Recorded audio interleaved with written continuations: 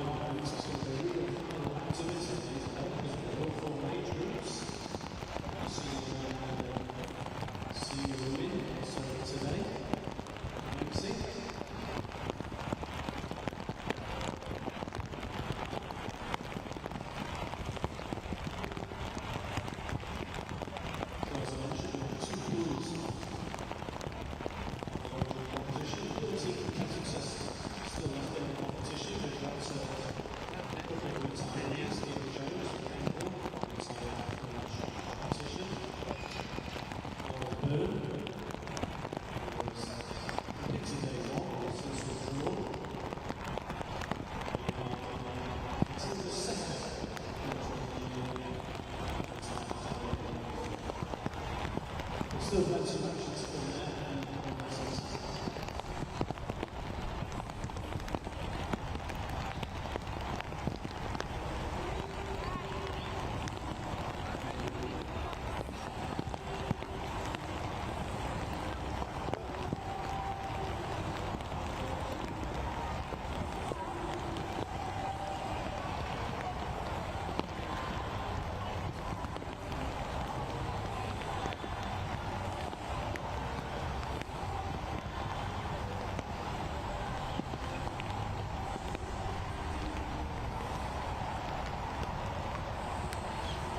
As I mentioned, our first individual competition,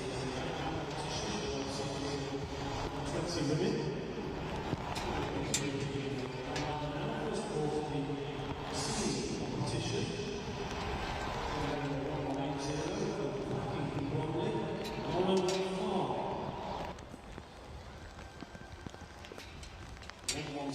From Harrow AC, Lucy O'Dell. Also from Harrow AC, she'll be wearing 1176, Freya Jones. From Crawley, wearing 1179, Katie Mackison. And completing the lineup from Birchfield Harriers, wearing 1178, Izzy Hattie. So that's the line for the seniors competition. The under-20 competition, European places to be grabbed. 1154 from Burton AC is Isabel Fellows. Then we have 1141 from Kingston upon Hull, Beth Moody. Thames Valley Harriers, 1148, sure to be one of the main contenders today, Harriet Court. From West Cheshire, 1149, Harriet Wheeler. And completing the lineup from Winchester, number 1156, Jessica Howard. So good luck to all the competitors in the javelin.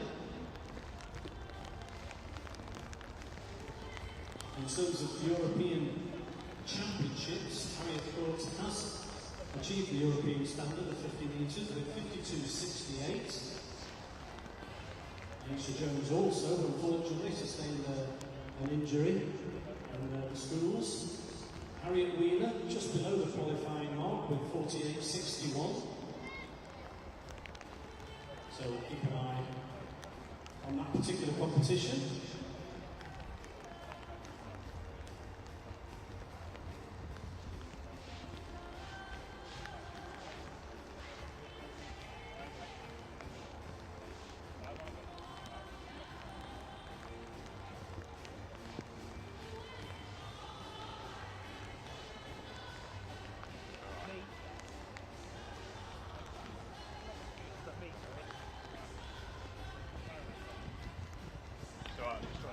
Space for my laptop. Just trying to create some space for my laptop. Yeah, exactly. Yeah. You know, I went to got married to French. Oh, lovely. Congratulations. So both of them are due to start at 9:30. Four tiers of cheese.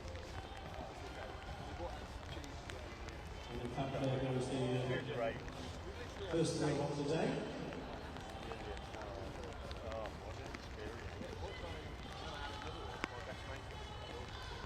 So a bit of the Spanish, yeah.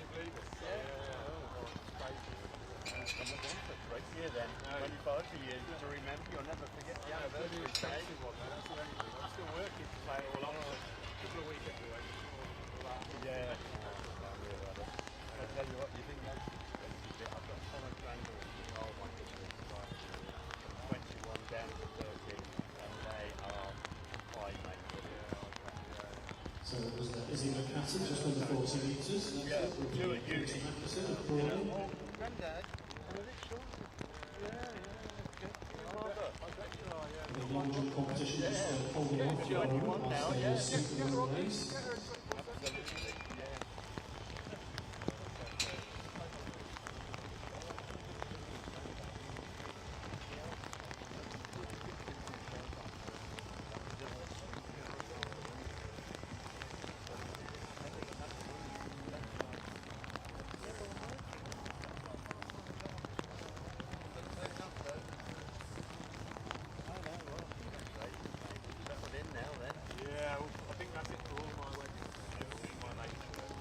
Local, are they just down the road? Yeah.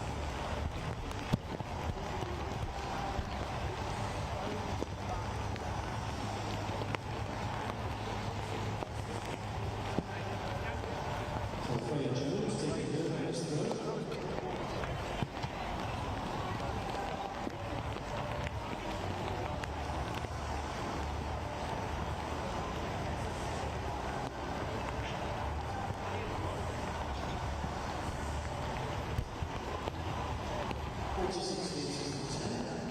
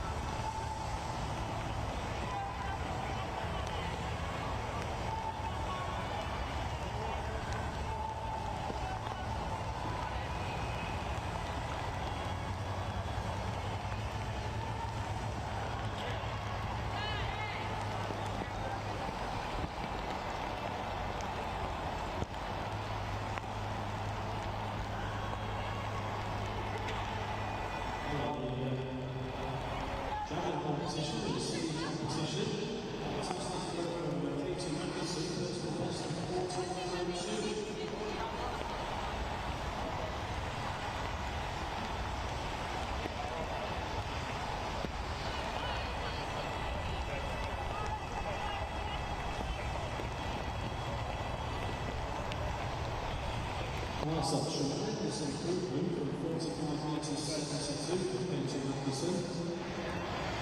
We would that rather disadvantage driving for us, as much as we would have thought.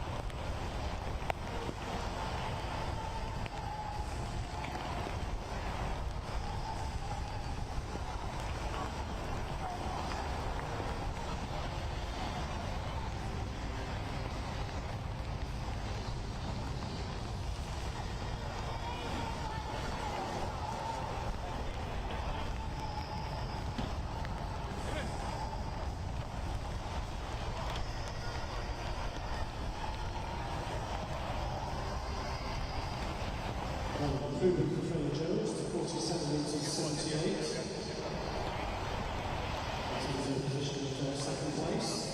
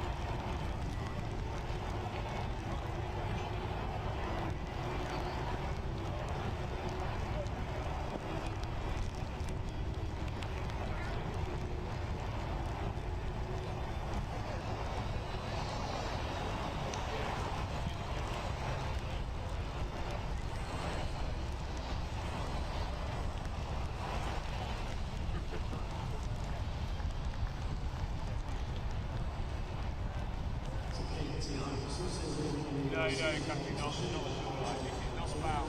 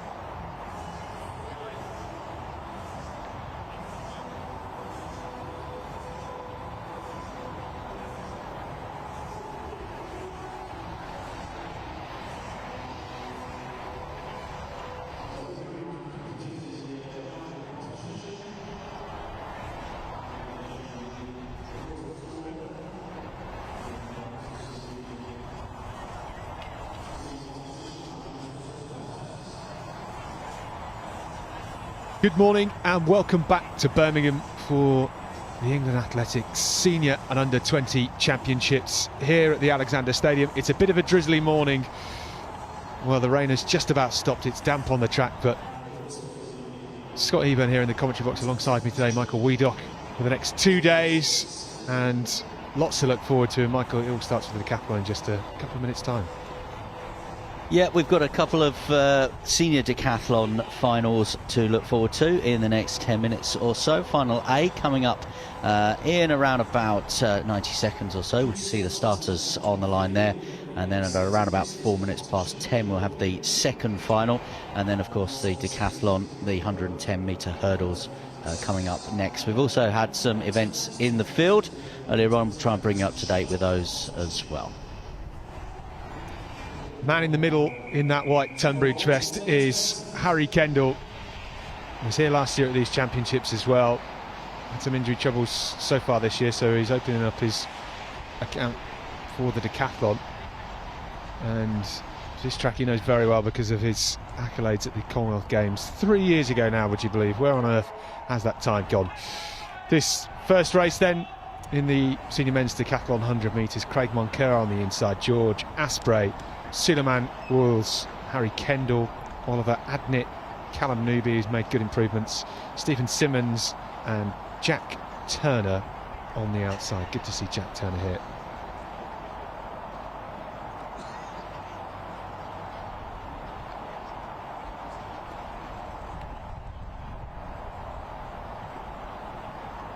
The rain has stopped. The wind was favourable yesterday. And the senior men's decathlon is underway. Good start by Adnett and a bit of work to do for Turner on the outside. Kendall starting to surge through, but it's Jack Turner on the outside that's coming through in that Exeter vest. A 10.88, 1.9 metre per second wind, almost perfect, and that's a great way to open the day for Jack Turner. Yeah, terrific start for Jack there, the Exeter Harrier, as you say. Time of 10.88, his season's best is 10.73, just outside of his PB time as well, of 10.56, and the first points on the board in the first event there. Slower than some of the others out of the blocks, but really came through in that second phase of the race, and great start for Jack. Yeah, Jack's been based in the US for the last couple of years, plying his trade there. Has developed really nicely from the juniors to the seniors, and 2 years ago scored 8,011 points, that hallowed barrier, and we've had a couple more go over that this year as well. We're having a bit of a regal year in terms of British decathlon, but the time officially given is 10.88 seconds. Just trying to see where Harry Kendall came on that. 10.95 for Harry Kendall, I think he'll be pretty pleased with that. And it was Simmons in 11.05 in third. So getting ready then for this second final, the 100 metres of the men's senior decathlon. And you can see there on your screen our competitors: Dante McNichol of Durham University in lane 2, William Reid, City of York in 3, Remy Weinbrecht of the Highgate Harriers in 4, Alistair Mackay of East Lothian in 5, Cal McLennan of Basingstoke and Mid Hants in 6, Stephen Bates, Nuneaton Harriers in 7, Dan Richardson from the City of Sheffield and Dean Athletics Club in 8, and Evan Campbell in lane 9. Will lane 9 be successful again in this second final of these 100 metres men's decathlon? We've talked a little bit about the weather and the conditions, and in the last half hour it has been pretty heavy rain, and you'll notice, of course, the track, there's a few different sort of puddles there. A bit of a puddle there just in lane 9 in our picture at the moment, but the good news is it appears to be brightening up at the moment. Yeah, it's nice. We should have a bit of sunshine, I don't know, around about 5 p.m. this evening, just as we're wrapping up proceedings here. Crossed. So we are hopeful. It's sometimes deceptive, isn't it, Michael, in these stands? We both spent a lot of time in stadiums, but it can sometimes feel so much colder in the stand than it does on the track. I remember going to the London 2012 test event for the Bucks Championships, and it was about 5 degrees in the stand, but you stepped onto the track and it was about 15 or 20, so it wasn't too bad, but in the stand it can sometimes feel horrible. So just to confirm, Jack Turner 10.88 then in that first final. Harry Kendall 10.95 finishing second. So 872 points for him. Turner 888 points, as we've said. Stephen Simmons 11.05, 850 points. So getting ready now for this second final.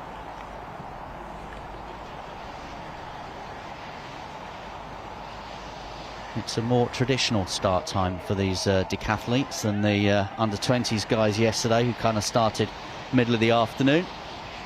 And if you know your traditional track and field programs, you'll know these multi-eventers normally start fairly early on in the program, fairly early on in the morning.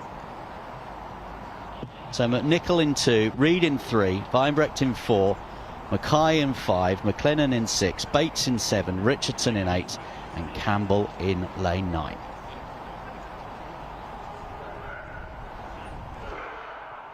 And it was a decent start actually there in lane 2 for McNichol, and Reid did well as well. And it is those two, McNichol and Reid, going head to head at the moment, and just trying to get there. It was, I think, William Reid, although over on this near side as well, again coming from lane 9, Evan Campbell really dipped on the line there too. Yeah, it's close, isn't it? Good flurry.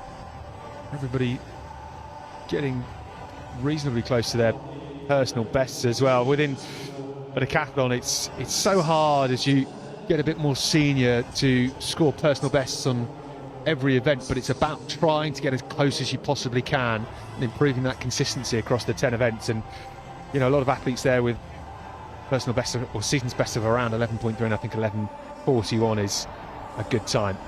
We're still awaiting the official confirmation there of who actually got across the line first. As we said, there was 2 or 3 dipping. We have got a big screen on the infield, and I think it's just popped up with the result now. Yeah, there it is. So it was William Reid, and we said that McNichol and Reid were going head to head. McNichol in the end was dipped out of it because of Reid. It was of the City of York for the time of 11.41. Weinbrecht 11.46 in second, and Mackay finishing third, time of 11.52.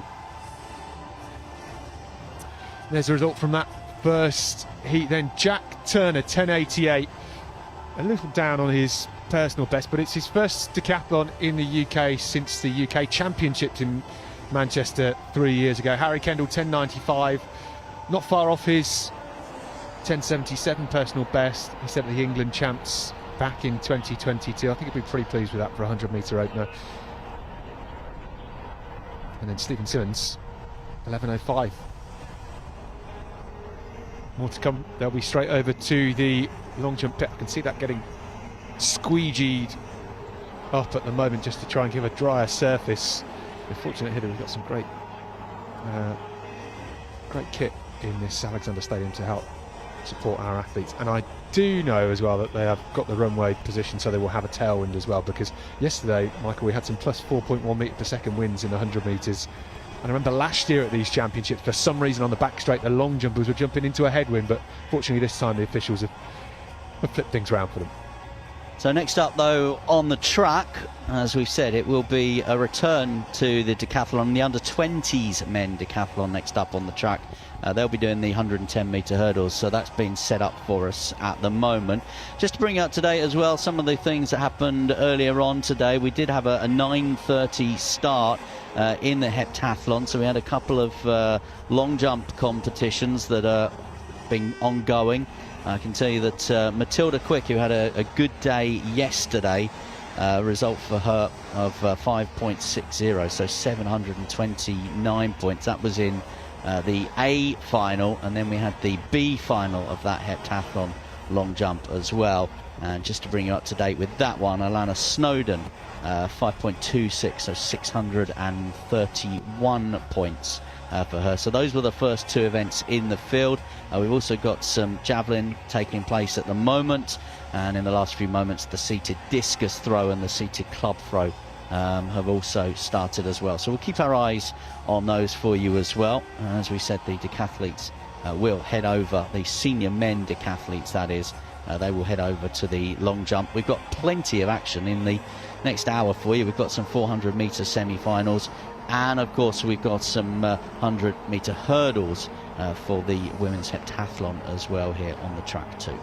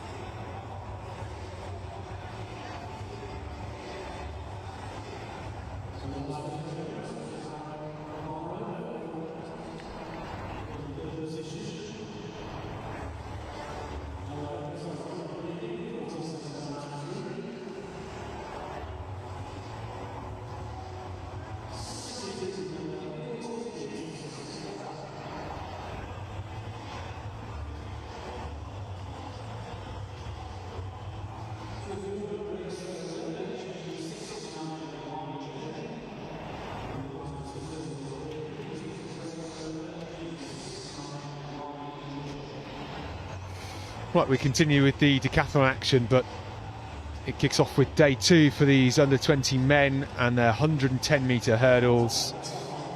We had a big finish yesterday for Sam Newton. Sam Newton, who is going very well at the moment and leads score with 3,723 points. He's at 40 points ahead of Will Alexander. So he's going well at the moment.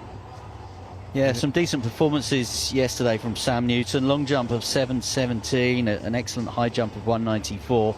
Finishing the day, finishing I think second, it was 50.95 in the 400 metres as well. So that saw him as the overnight leader. So Sam Newton will be in lane 7. So you'll see him there wearing bib number 1232. Remember, we don't have a athlete in lane 1 here, so we've got Luke Pickler in 2, Alfie Carter in 3, Tom Bennett 4, Kieran Boomista Reid in 5, William Alexander in 6, Sam Newton in 7, and Ryan McCaffrey in lane 8, the Sail Harrier.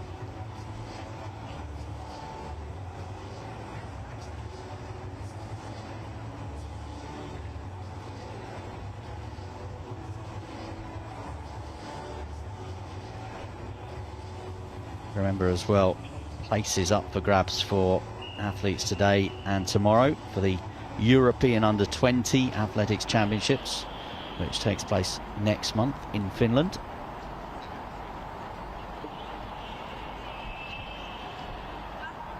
So again, we're going to have what they refer to as the A final and then the B final for this men's Under 20s decathlon. So you would imagine the leading contenders will be in this race here as they go down to their blocks now. And eyes, as we said, will be very much on Sam Newton in lane 7. Pickler in 2, Carter 3, Bennett 4, Boomista Reid in 5, Alexander in 6, Newton in 7, and McCaffrey in lane 8. And away cleanly there as well. And in a really good start there from lane 4, here's Bennett, who's just clear of the field now. And if he finishes as he does, strongly, he takes the victory, and takes the victory very well there. A time of 14.47 for Tom Bennett, the Taunton Athletics Club athlete. And that is a personal best time as well, because his best performance ahead of this one, 14.52. So, yeah, he shaved a little bit off that. Yes, great way to start. He was in good form yesterday, ran well in the 400 to round off the proceedings, and yeah, I think 14.47, you can't ask for any more, can you? If it's indeed confirmed as a personal best, we'll wait for the official result to come through on that, and does just give him that slight advantage, and we'll see what happens as they go into the rest of the field events for this afternoon, because it's going to be a long afternoon now for them before they get to the 1500 later on this evening. And the 1500 is very much near the end of our programme today to wrap things up. Yep, so Bennett confirmed 14.47, Alexander in second 14.77, McCaffrey, the Sail Harrier, 15.04 in third position in that A final, and the B final will be coming up for you in a couple of moments. Here they are. Yeah, so in this one, 6 athletes. Adam Byrne, Southport Waterloo on the inside. Then we've got Reece Page from Tunbridge. So many great multi-eventers. We keep talking about it from Tunbridge. They do so well as a club. Nathan Brassington of West Cheshire. Sam Licorice of Northampton Joe Stone, another Tunbridge lad. And Zach Fern from Team East Lothian up in Scotland. Just having a look where Sam Newton was in that first heat. Sam Newton, 15.14 seconds. That's just outside his personal best, so a great result for him. And again, that will help his points total at the top of the leaderboard at the moment.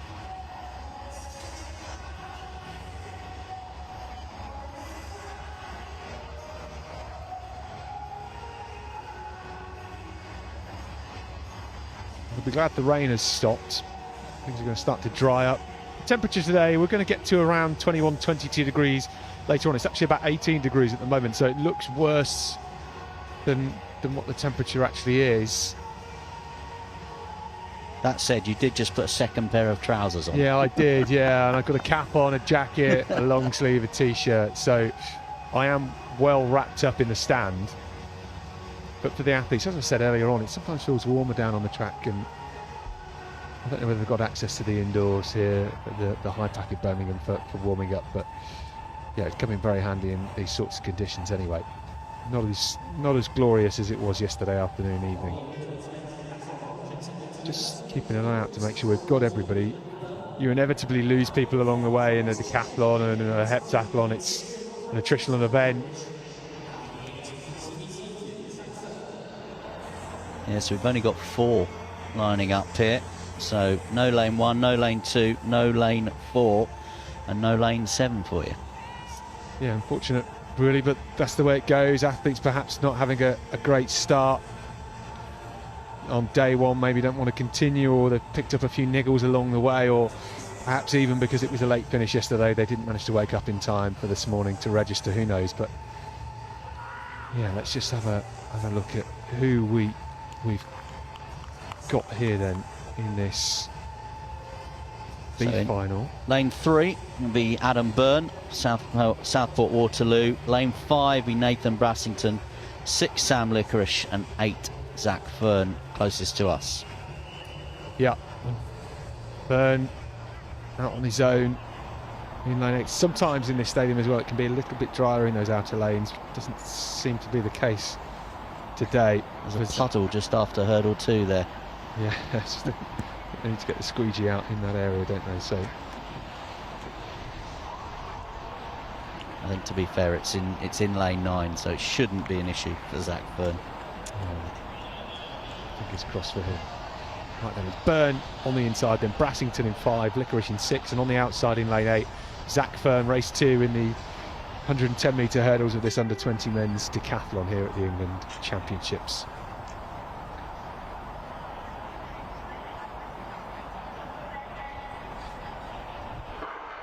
Good start on the inside from Byrne. Licorice now into his running. Brassington just pushing him on the inside, and Licorice just starting to find that rhythm, but Byrne is still pushing on the inside, and Licorice just starting to edge away over the final barrier through the line.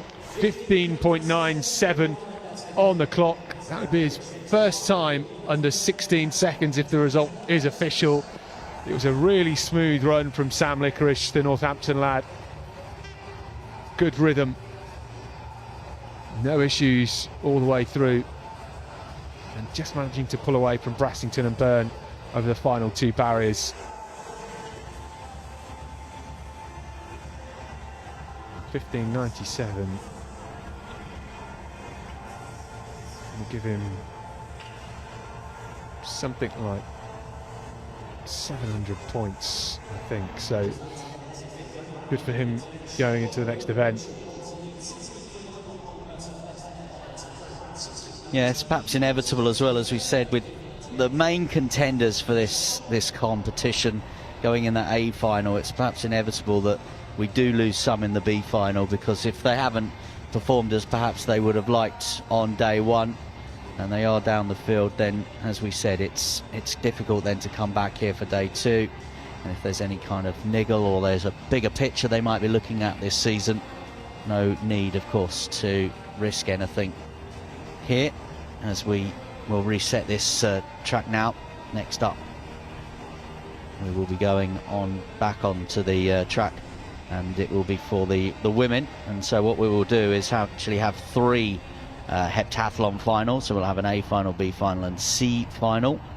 First up at 10:30 will be the women's A final. So this is the senior women. So again, starting today their competition, and as we said, there'll be three finals here over the 100-metre hurdles. Yeah, that comes up in about 7 minutes' time. Good lineup as well for the senior heptathlon field. Ellen Barber going in this too, and so Lauren Evans, the Welsh athlete Lauren Evans, one of those athletes who competed for Wales at the 2022 Commonwealth Games on this track. She finished 7th in the heptathlon then, so good to have her back here, and we'll be on the track with that in just a few minutes' time.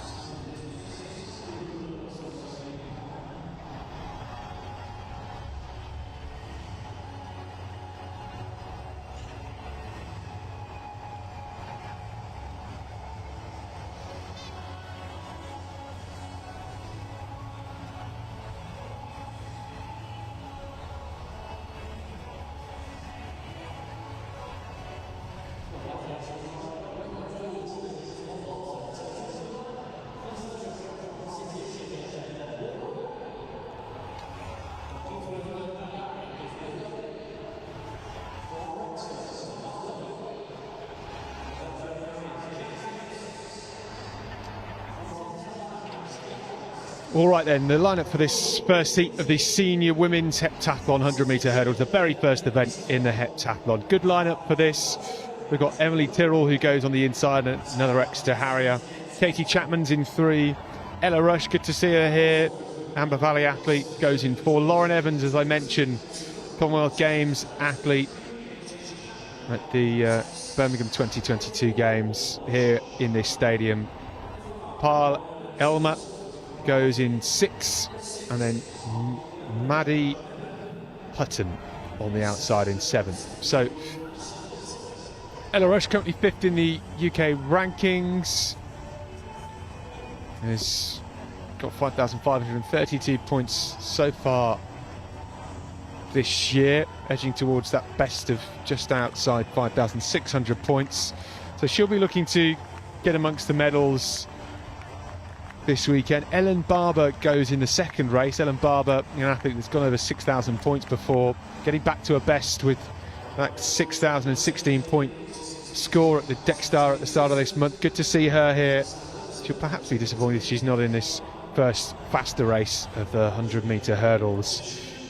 So the athletes who stand behind their blocks will be getting in the way very shortly, and we'll head throughout the day, concluding with the 200 metres later on. It's a long old programme for them today. The 200 metres are, well, one of our last events today, and we'll see them at around about 6:15, I think it is, on the programme. Yeah. 6:07, the 200 metres for this senior women's heptathlon. So just waiting for the final couple of hurdles to get set up. It's a swarm of volunteers and stadium workers here doing a fantastic job making sure all those hurdles are meticulously aligned. These events as well, of course, they are only able to go ahead with the support of our wonderful volunteers, our officials, coaches as well, and parents that bring our junior athletes to these competitions. And of course, these England Championships are as well powered by Citroën, who are England Athletics' new headline partner, showing England Athletics and the Personal Best Foundation are sustainably powering our next generation as well. So great to have them with us. The Personal Best Foundation as well, you can find more about that on the England Athletics website, and Citroën are helping roll out the benefits of athletics to young people around the regions. It's another terrific event for Birmingham as well, and of course this stadium will stage the British Championships next weekend, a return after being at the regional arena by the Etihad in Manchester. And we had the Keighley Classic, which was a brand new event on the calendar indoors earlier on this season as well, also held here in Birmingham. Alexander Stadium, as you'll know, home of the very successful Birchfield Harriers as well. And it's great to see this blue track that was laid, and the renovation of this stadium as well for those Commonwealth Games that you mentioned. And it was just this week that the year to go to the next Commonwealth Games. And some of these athletes that we're going to see on display here today, I'm sure will be targeting a place representing England, representing Wales, Scotland, Northern Ireland, one of the home nations at those games, which are now less than a year away. Athletics, of course, in Glasgow, going to be at Scotstoun, not Hampden as it was in 2014. Lauren Evans in this first race, one of those athletes that will fancy her chances of going to those Commonwealth Games next year. She wears 1, 2, 1, 3 on her bib. So it's Tyrrell on the inside, then Chapman, Rush, Evans, Elmer and Hutton.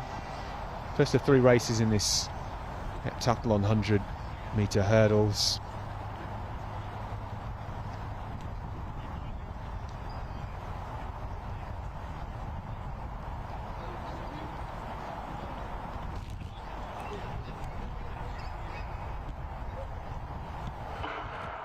Away cleanly, great start from Evans.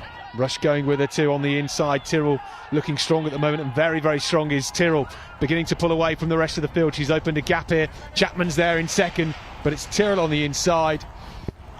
13.45, the time on the clock in front of us. The clock on your screen did not stop for whatever reason, but Emily Tyrrell doing exactly what her Exeter Harrier clubmate Jack Turner did in the 100 metres for the decathlon, in taking a storming win in the first event. Yeah, really showed excellent shape, excellent form and excellent composure all the way through that race, Emily Tyrrell. And Tyrrell has got a best of 13.8 hand time, 13.90 electronic time. So if that is confirmed, that is a monster personal best for Emily Tyrrell. We were looking towards the likes of Katie Chapman and Lauren Evans, the two Cardiff athletes that finished almost joint in second there. We'll have to wait for the official result, but Emily Tyrrell, a barnstorming run and a great way to kick off her account here at the England Champs. Yep, so we will have two more finals now for these women for the pentathlon, so we will go to the B final next up. So just to bring you up to date with the B final and who's going to be on the start list for this one, as the athletes are just down there completing some of their warm-ups now. In lane 2, Lucy Woodward, 3 Niamh Davenport, 4 Lily Holt, 5 Ellen Barber, 6 Keris Lee and 7 Anna McCauley. Field events continuing as well, but we'll keep our focus in the next few minutes on the next two events on the track, where the first points will be awarded in this pentathlon now. And you know, I hate to be too British about it, but we are talking extensively about the weather today, and the weather is rapidly improving, which is good news for these athletes as they continue their programme of events through today and tomorrow. And as Scott's been saying, it's a long day. After 6 o'clock this evening there will be in those 200-metre events. So yeah, a lot of time to kill and a lot of action to come.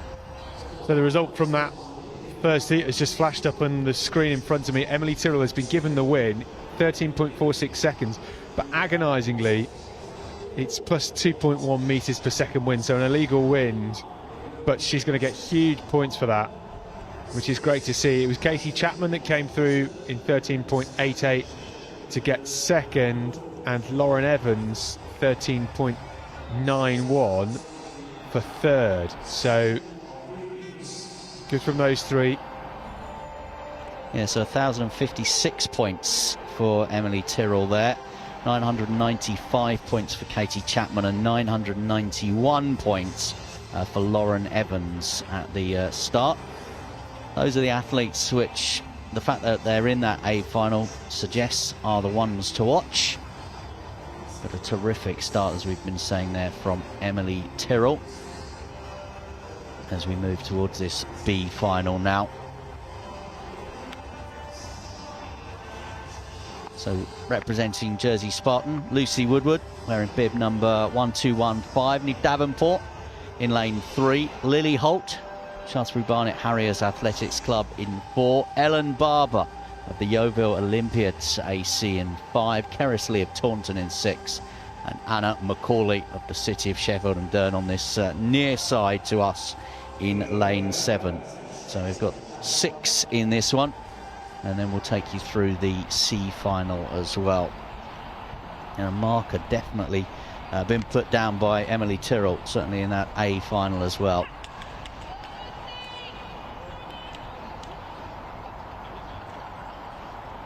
Athletes called to their blocks for the start of this women's senior heptathlon, and a second group of athletes on the track now. Last moment of focus there for Ellen Barber, wearing 1209. Just a look at that first hurdle, the barriers in front of them. And it was a good start actually by Barber, a really good start as well, and she is showing terrific form again here. Barber it is who clears the final hurdle and dips across the line as well. It's a clear win for her. 14.08 is the time on your screen from the athlete there from the Yeovil Olympiads Athletics Club. Smile on her face, she's happy with that.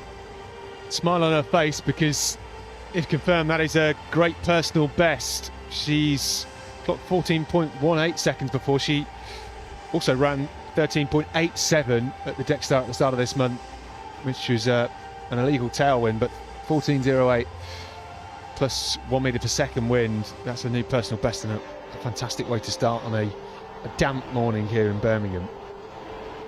Yeah, it's interesting, all the athletes straight over to their boxes to try and get their tracksuit tops and their tracksuit bottoms on, just trying to keep warm ahead of their next events. We'll confirm, obviously, all of the final results from that B final in a couple of moments, as we now have the athletes coming onto the track for our C final. So Barber 14.08, Davenport in second 14.31, Macaulay the City of Sheffield club finishing third, time for her of 14.46. Personal best as well for Niamh Davenport by 100th of a second, so great for her. She is an under-23 athlete, somebody that with 5,470 points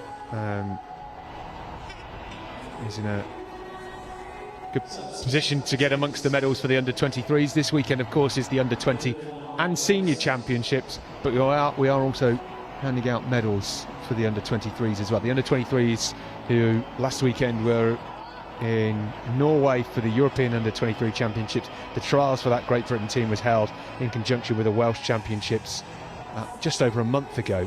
So, but there is a chance for under-20s to get selected for the European Juniors, which is being held in 2 weeks' time. It starts on the 7th of August, so a quick turnaround if they do make the team, and only the top one from these trials, assuming they have the qualifying standard set out in the selection policy, is guaranteed a place. Still one more race in this heptathlon 100 metre hurdles to come. 6 athletes in the lineup going through their final preparations. These are the athletes that have the slower personal best coming into this competition. In the multi-events, the races are seeded, so everybody's more competitive and gets a chance to compete against those with a similar ability. And Amy Kennedy of Glasgow Jaguars goes on the inside. She's got a best of 15.01 seconds. Sophie Doherty goes in lane 3. Then Scarlett Whittaker has got a personal best of 14.6 seconds, but has only run 15.35 this year. That's why she's in this third race. Alana Fashanu goes in 5, Hannah Payne is in 6, and then Brooke Dunlop goes on the outside in lane 7.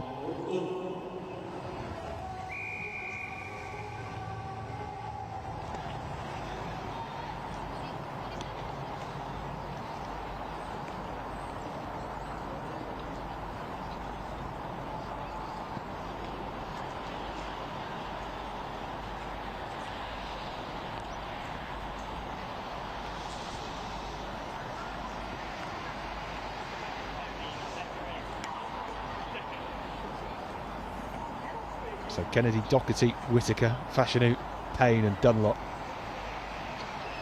Third race of the 100 metre hurdles in this senior women's heptathlon. Nice start on the inside. Kennedy gets out well. Fashanu through the middle, just going a bit vertical over the barriers, and now from Sale Harriers, Scarlett Whittaker in those red shorts starting to power on through. Can she challenge Kennedy? It's Whittaker coming through, and Whittaker just gets there. 15.07 on the clock. That would be a new season's best if confirmed. Did well to come on through over the final 4 barriers and put the pressure on Amy Kennedy that started so strongly in that pink vest of the Glasgow Jaguars. Yeah, Scarlett Whittaker, season's best before today, 15.35. A PB of 14.63 for the Sale Harrier. I noticed when she came out, she spotted someone in the crowd and She had a big grin for them and a big wave, and she'll be absolutely thrilled and delighted with the way she has started this heptathlon here today as well. Those are the moments that are good to see, isn't it? You know, if you can smile before a race, I think it shows you're relaxed and definitely helps from a performance perspective as well. So it's good to see.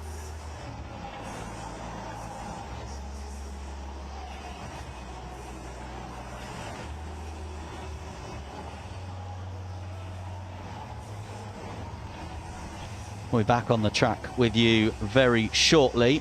We've got 400 metres to come for you. It's women's under 20 action, and again we'll have 3 semi-finals for the women, and then it will be the men's under 20s just after 11 o'clock this morning on the schedule, and we will have 2 semi-finals for you there as well.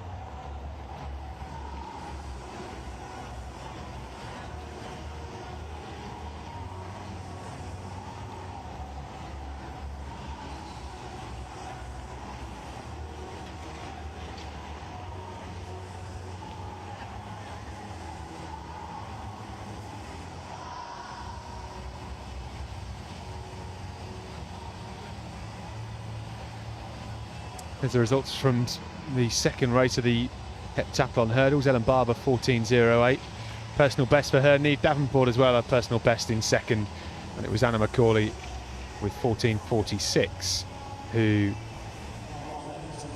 got third in that race. On the overall point scoring, it's Emily Tyrrell that sits at the top with 1,056 points, then Katie Chapman 995, Lauren Evans 991, and then Ellen Barber 967, so about 100 points behind Emily Tyrrell. But Tyrrell did of course have that slightly illegal tailwind plus 2.1 metres per second, and she massively stepped up with a huge run over the 100 hurdles. More to come from those athletes later on.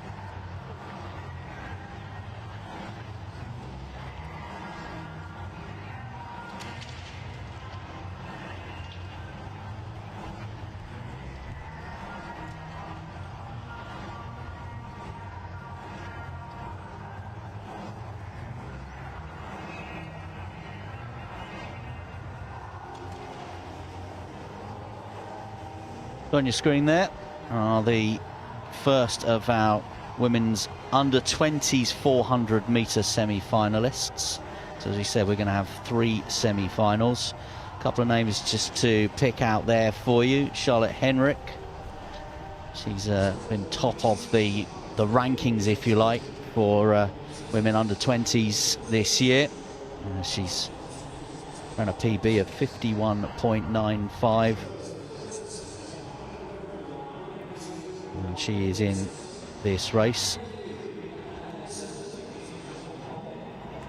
Of course, if you want to look a little bit further afield, you can't really get beyond the achievements of Phoebe Gill. Terrific middle distance runner from St Albans, who was at the Olympic Games a year ago at the age of 17.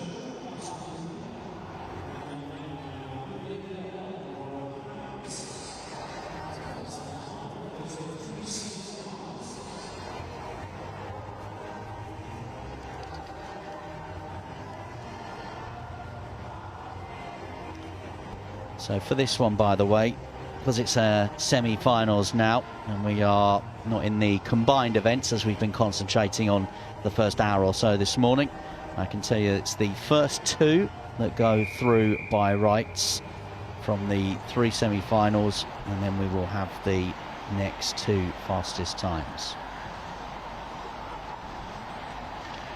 So in lane 2, Monica Davidson, 3 Ella Henderson, 4 Daisy Walker, 5 Lauren Abbott, 6 Charlotte Henrik, 7 Mary Taylor, 8 Shilo Omotosho, and 9 Olivia Bell.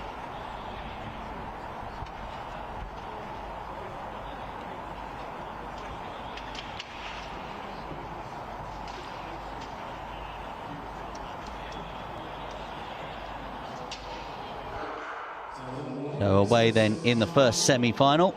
First 2 to qualify by rights, as we say.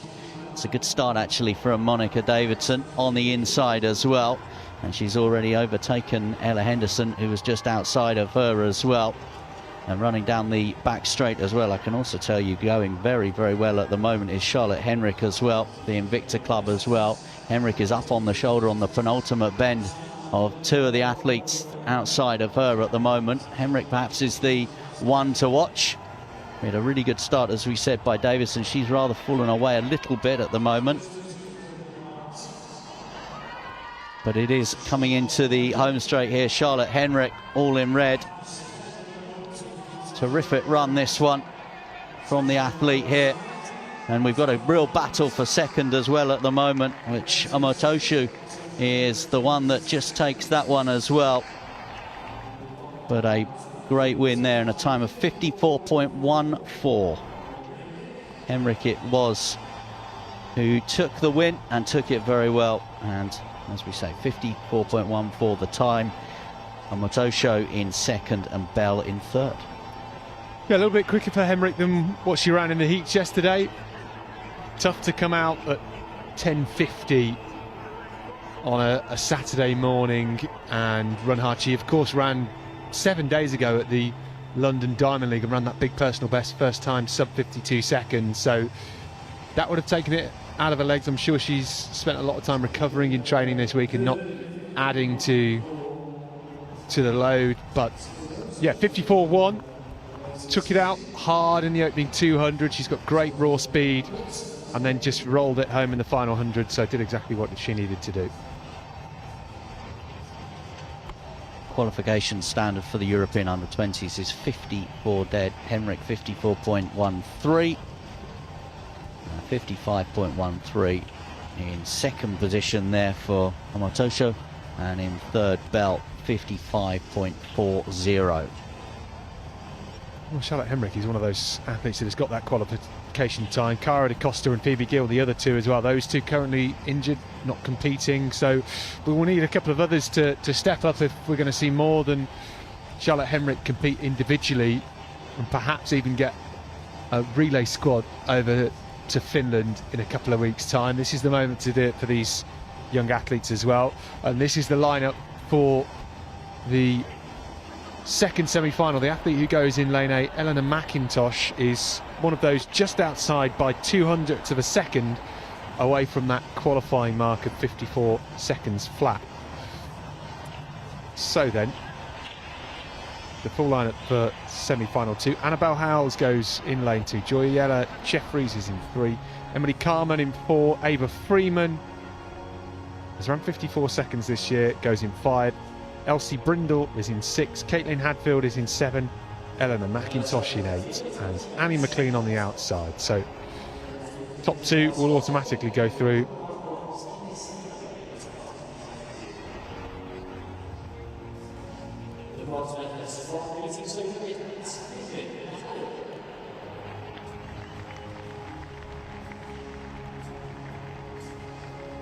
the England silver medalist from Peterborough, that North Kent.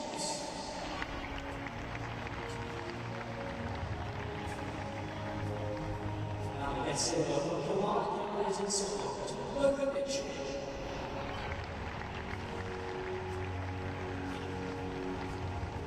Now the gold medalist from Johnson. That's 1676, we can have a 10-39 shot champion.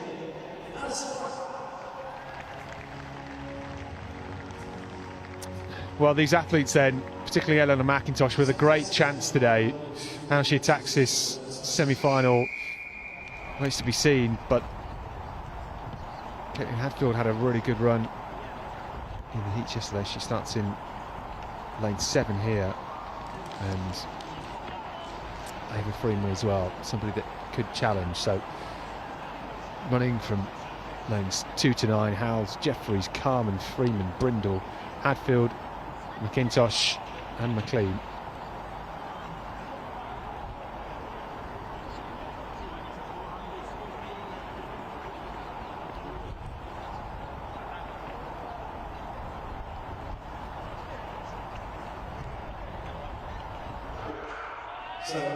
Away they are, strong start from McIntosh, already starting to close that gap on McLean in lane 9, and 2 lanes inside. Brindle has started very strongly too. She's ran a best of 55.07 as her best and starting to motor, but now Hadfield into a running in that white vest of Derby. At the halfway point then, McIntosh just about has an edge. Where is Ava Freeman at the moment? She'll finish strongly over the final 150 metres. But it's with McIntosh coming into the home straight. She has a few metre lead. The others starting to chase her down here. Hadfield with some work to do. So does Brindle, so does Freeman, and Freeman now just starts to charge. She moves into second place. Hadfield perhaps just fading backwards, but it's McIntosh at the front, strong all the way through, 54.91. That's a good run, a composed run. She never looked phased, and she finds her way into the final later on this afternoon, and she'll be joined by Ava Freeman of Birchfield in that black strip, who was patient in the opening 250 metres and showed good strength in the final 50. So time 54.91. McIntosh has run a 54.02 this season. 54 dead is the qualification standard for those European Championships in Finland that we've spoken about. Importantly though, here today she has secured the place in the final. The top 2 automatically go through, and then we will await the next 2, of course.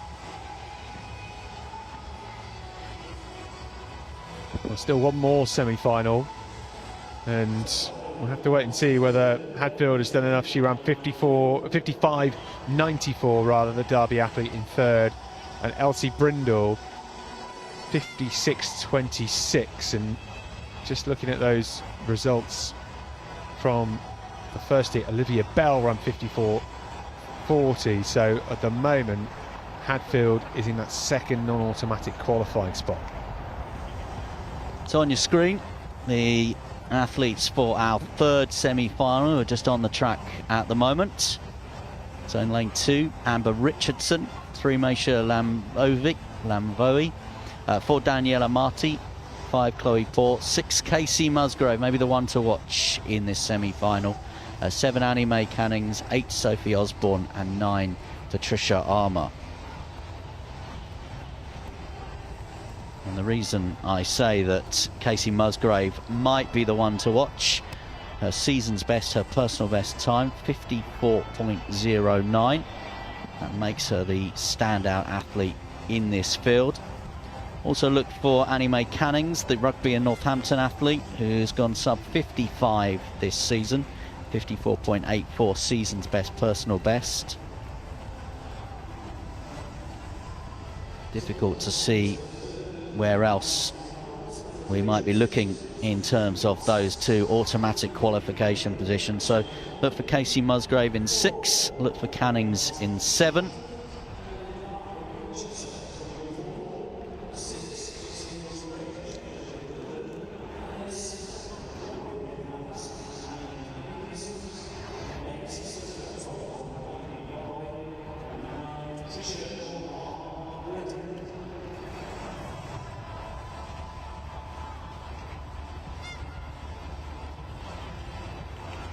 Musgrave is actually the last one to come back to her blocks there, wearing the orange spikes.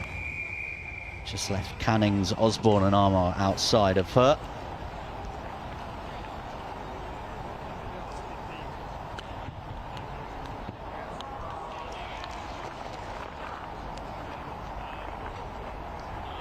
So athletes called to their blocks again. Once again, Musgrave, the City of Sheffield and Durn athlete, is the last one to take her position and settle.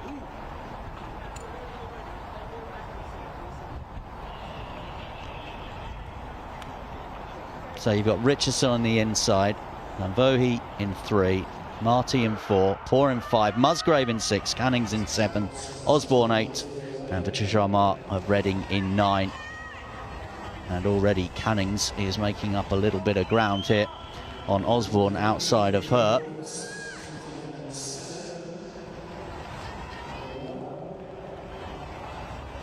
And Cannings, as we head towards that penultimate bend at the moment, has overtaken both of the athletes outside of her at the moment.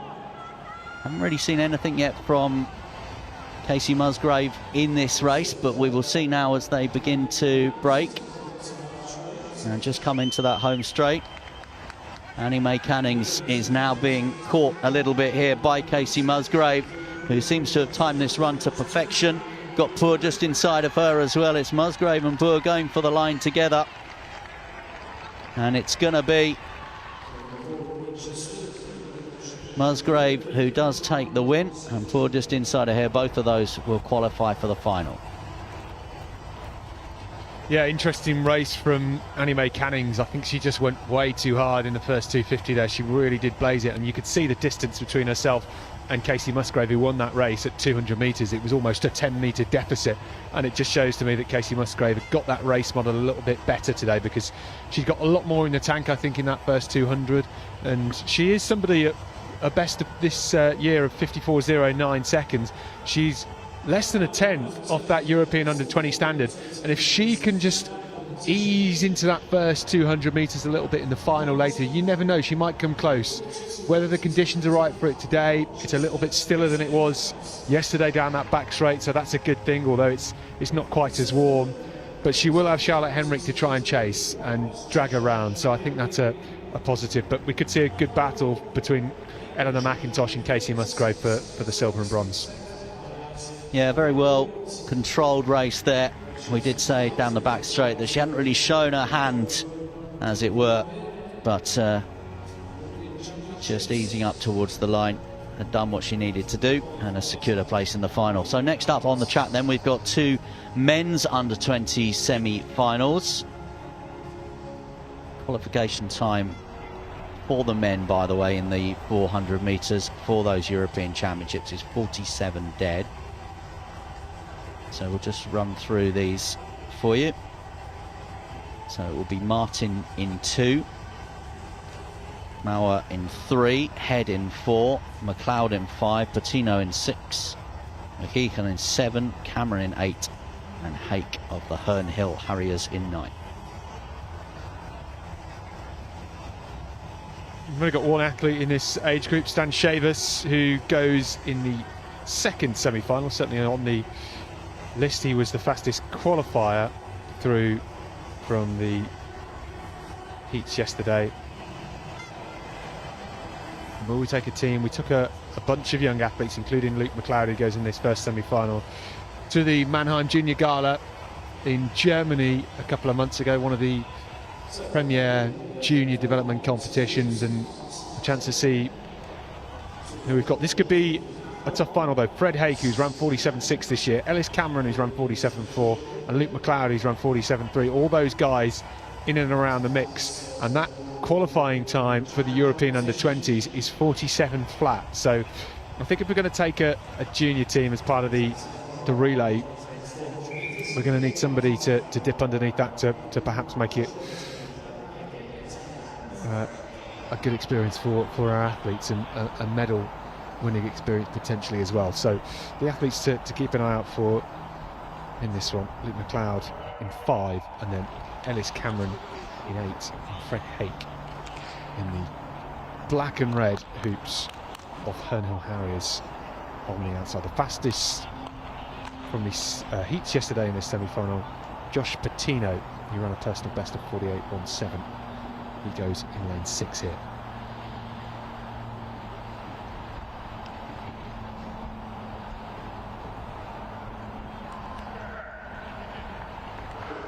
First of two semi-finals in the under-20 men's 400 metres, and Grant McEachen in the light blue of Cumbernauld already starting to surge, and Luke McLeod in the blue of Scotland has already surged past Josh Patino in that yellow vest of Liverpool, and McLeod here is flying, and a couple of lanes inside of him Sam Mower is starting to move as well, and Mower having a good run here, just surging past Head, but at this 250 metre point it is Luke McLeod that leads. Ellis Cameron with a bit of work to do, so to Fred Hake on the outside, but it's McLeod that leads in the home straight here. What has Patino got left? He's starting to close rapidly here. Cameron in second. It's only the top three that will get through, and it's McLeod that wins this one. 48.40 seconds. Cameron in seconds, and Josh Patino coming through in third. Fred Hake just missing out on those top three spots. He's going to have a nervous wait over the next 5 or 6 minutes to see whether he can get one of those time qualifiers through to the final.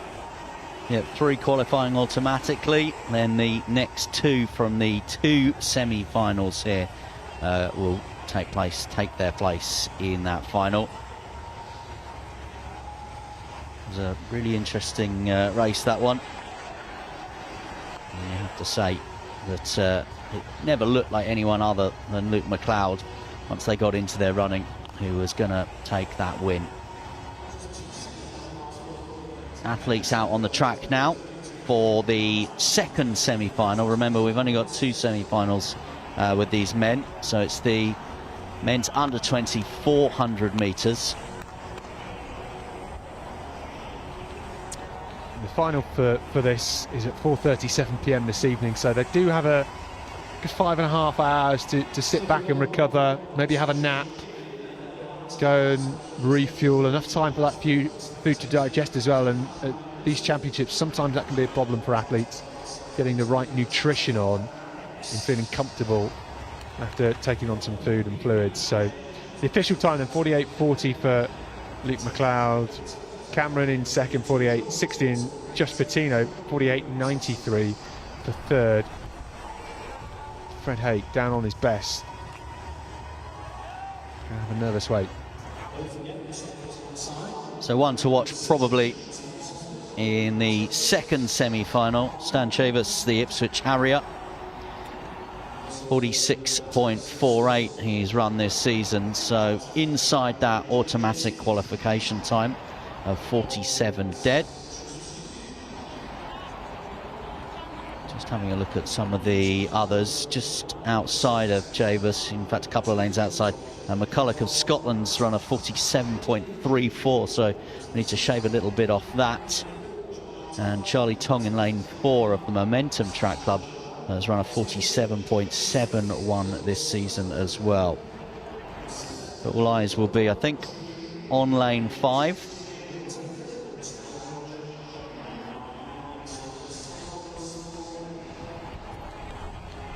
And that will be Chivas Ipswich Harrier in the dark vest and shorts.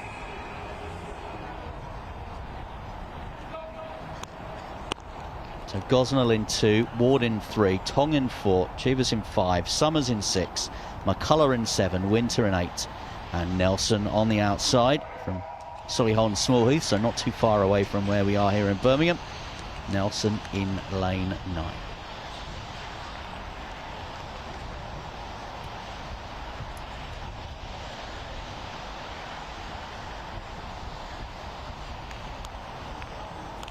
Again, Chivas just taking a little bit of time to settle, as did McCulloch actually as well.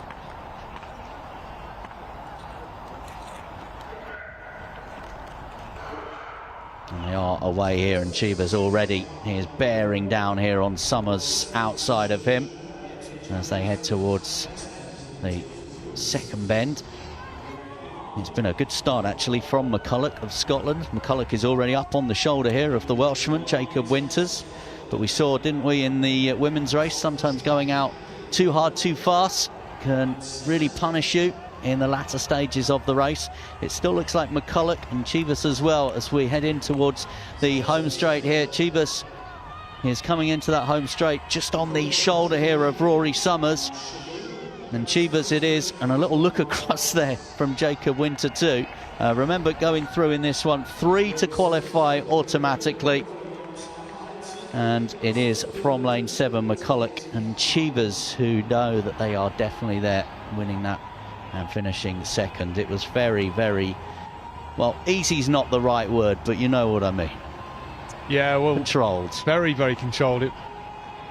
It's sometimes more painful when you go 2 seconds slower than your best in it than it is when you run flat out, and you've got so much in the tank there. He could have really blazed through in the final 50. He just didn't need to, did he? So interesting what that means in terms of lane draws. I don't think he'll mind either way really, but he does like to finish strongly. He started to improve his race model this year and is rewarded with some quick times as a result. This is the result from the first semi-final of the under 20 women's race. It was Charlotte Hemrick 54.13 seconds and Charlo Omatosho 55.13. Those two automatically through to the final. So the race we just watched, 48.62 McCulloch's winning time. Chivas 48.74, and finishing in third position and also securing his place then is Jacob Winter into that final as well. Winter with a time of 48.99. Our next race on the track is the senior women's 400 metres. 2 semi-finals. That's in 8 minutes time. Indian King, Lauren Rule going in that one. More on that to come.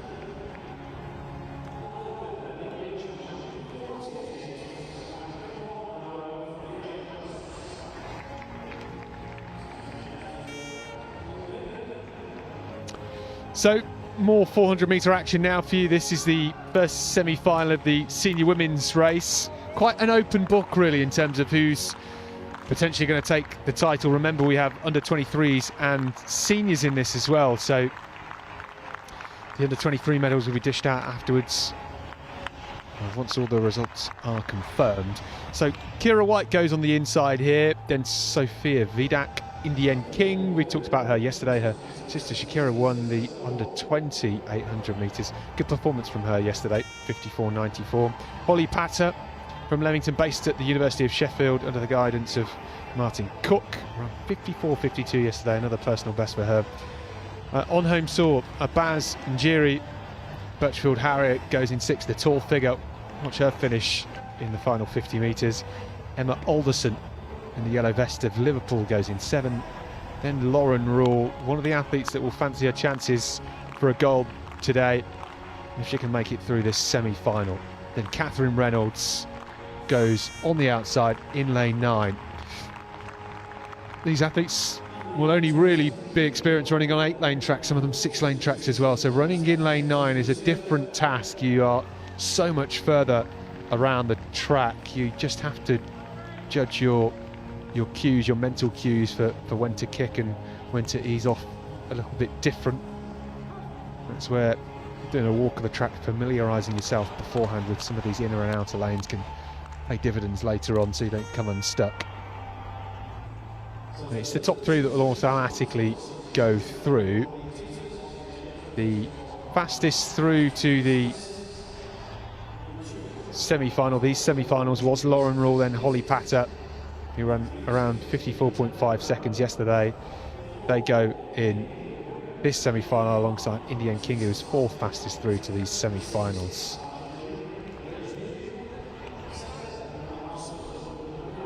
Going to be tough. Could see 5 of these 8 athletes head through to the semi-final. Through to the final rather, excuse me. This is the semi-final, of course. The final for this event is at 4:42 this evening. Again, another decent recovery period for these athletes.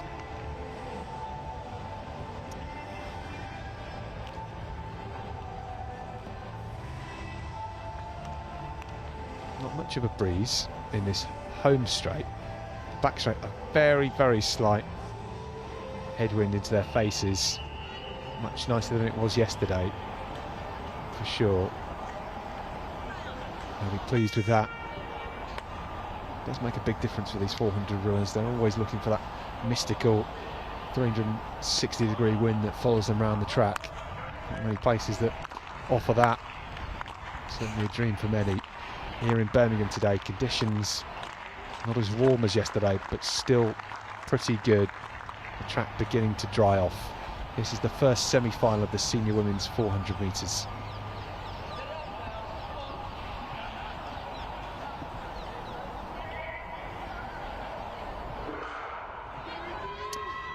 Away they go. Well, Lauren Rule, the fastest through to the semi-finals, goes one in from the outside and is already breezing past Catherine Reynolds and trying to drag along Emma Alderson alongside her as well. Indian King under some pressure at the moment.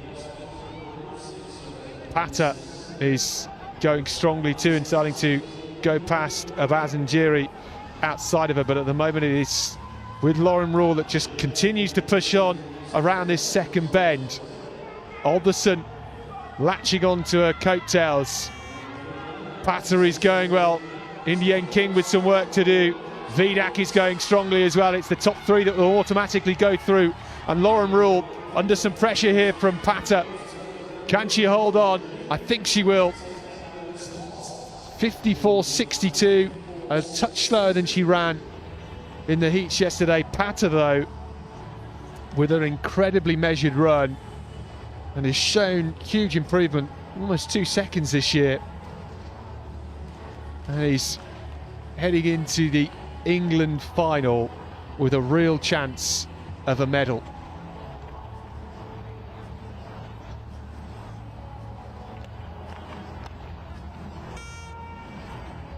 We'll have to wait and see the results flash up on the screen in front of us to confirm who finished in that third spot. Indian King, I think, was out of it. So was... And Jerry came through with a terrific run in the last 50 metres or so, I think, to claim that third spot. Very tall, imposing figure as well. Came streaking past 3 or 4 of competitors. Well, I said she finishes quickly in the final 50 metres, and she proved me right. So good to see she makes the final.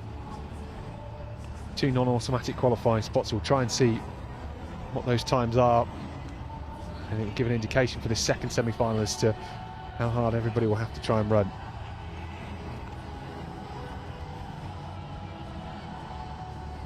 So we've got athletes out for this second semi-final, and I'm just having a look down at the track. I don't think we have Rebecca Williams in lane 2 here.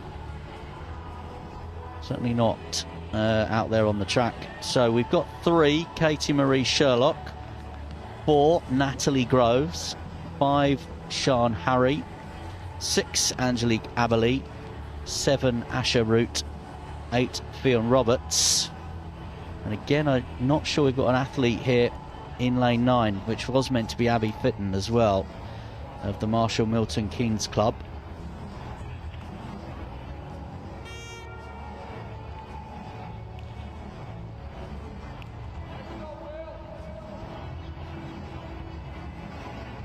So Sian Harry has run a 53.82, the Belgrave Harrier, this season in lane 5. She is the fastest in the field. Reminder, as we said, 3 to qualify. As we've got the confirmed results from that first semi-final there, and it was Njeri who finished 3rd in a time of 55.59. Hatter in 2nd, Rule in 1st position, so those 3 qualify automatically for the final.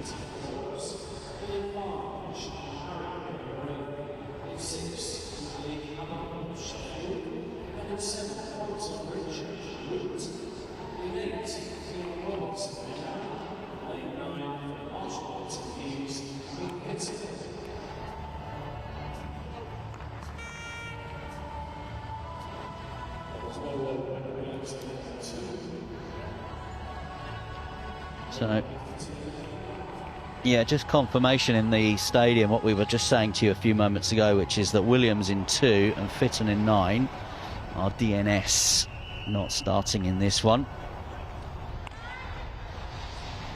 So Sherlock in 3, Groves in 4, Harry in 5, Aberley in 6, Root in 7 and Roberts in 8.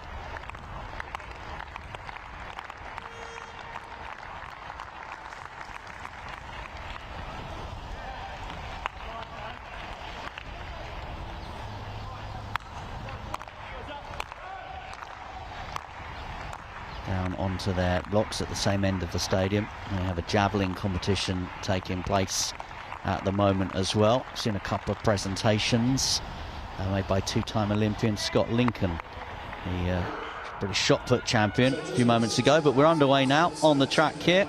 The second semi-final of the women's senior 400 metres. 3 to qualify automatically, plus the next 2 from across the 2 semi-finals. And it's pretty even down that back straight at the moment. No one has really made any significant impact on this race. If anything, at the moment, it looks like Sian Harry is just going up on the shoulder here of Angelique Aberley of the City of Sheffield Club just outside of her. And it is Harry, Sian Harry, in those familiar socks, who coming into the home straight now. As we see the break, it's Harry and the 2 athletes outside of her, which is Roberts and Root as well. Harry's got a lot to do, and it's going to be Fionn Roberts here of the Menai Track and Field Club who's going to be tracked here. Harry is going to come through and recovers to take 2nd. So it's Roberts and Harry and Root, who I think there are the top 3. That was a very impressive run from Roberts. Maybe she would have been a bit disappointed that Fitton didn't start outside of her in lane 9, but it didn't seem to faze her. She ran such a measured opening 200 and then really did show her strength in the final 150. And she didn't look like she was flat out. She seemed to have so much more to give, and I just wonder if she can push a bit more in the opening 150, just how quick she can go. She has run 53.5 seconds before, so almost a a second quicker than she won there. But yeah, another athlete that is going to be in and around the medals come the final. Yeah, 54.44 there for Roberts. Harry, and then Root, as we said, in second and third position. Harry's time 54.74. Root's time 54.92. So just looking at that, Aberley has done enough to make the semi-finals with a 55.17 finishing in fourth, and so does Groves, because Natalie Groves ran 55.47, which is quicker than Catherine Reynolds and Sophia Vidak in that opening semi-final. So they've been rewarded with a spot. So 5 out of the 6 in that second semi-final make the final later on, which is good to see.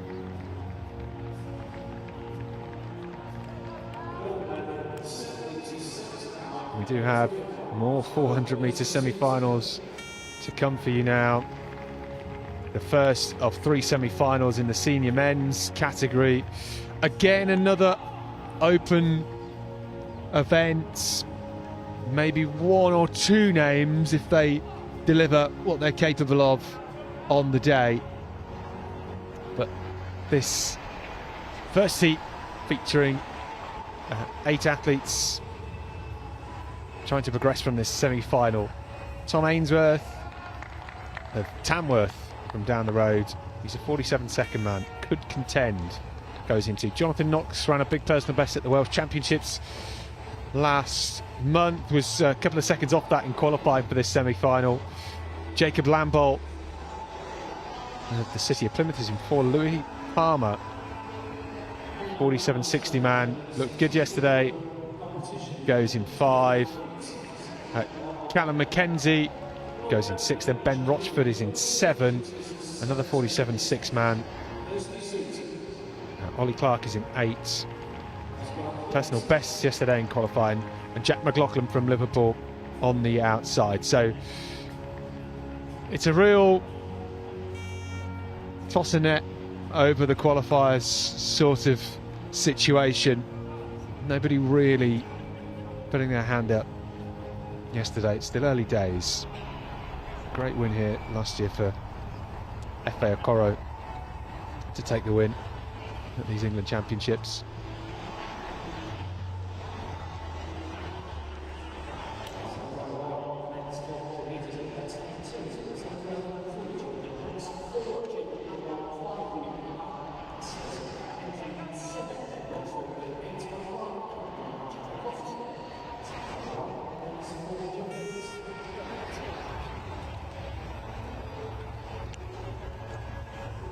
So then, semi-final 1.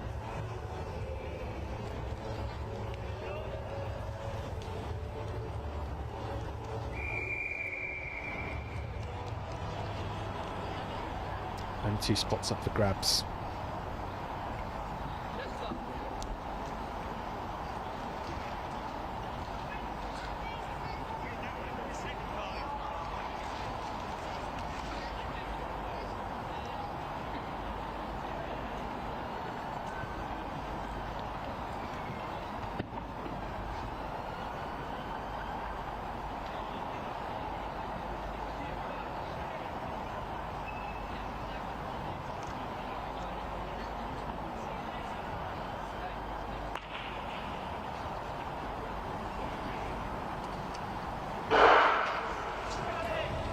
Where they go, McLaughlin on the outside, pushing it hard in the opening 100 metres. He's absolutely flying here. Rochford in lane 7 just starting to ease past Clark now, and Callum McKenzie just rhythmical as it stands. It's fairly even at the moment. Lambold starting to close down on Palmer as well. Palmer will finish quickly over this second 200. But what about McLaughlin on the outside for Liverpool Harry, as he's shown his cards in the opening 300 here, and will come off into the home straight with a narrow lead ahead of Ben Rochford, who's starting to press on, and here comes Palmer as well, starting to surge. Can Rochford hold this one through the line? It's only 2 spaces guaranteed. It's going to be Rochford from Palmer. 48.10 seconds on the clock. Second there, the two to go through. It's not a particularly quick time, 48. but it's a spot in the final for Ben Rochford of Shaftesbury Barnet Harriers and Palmer from Blackheath and Bromley, who left it quite late to make his move, finding his way into second spot and joins Rochford with one of two automatic qualifying spots. Very close for Mackenzie and McLaughlin. McLaughlin really did lead them round in that opening 300 and just pushed with the pace. See those results flash up on the screen here, and it was 48.10, the official time for Rochford. Palmer 48.27. These guys are all capable of running quicker than this. Their absolute best. Mackenzie 48.35. Third, so he'll have a nervous wait to see if that's going to be quick enough.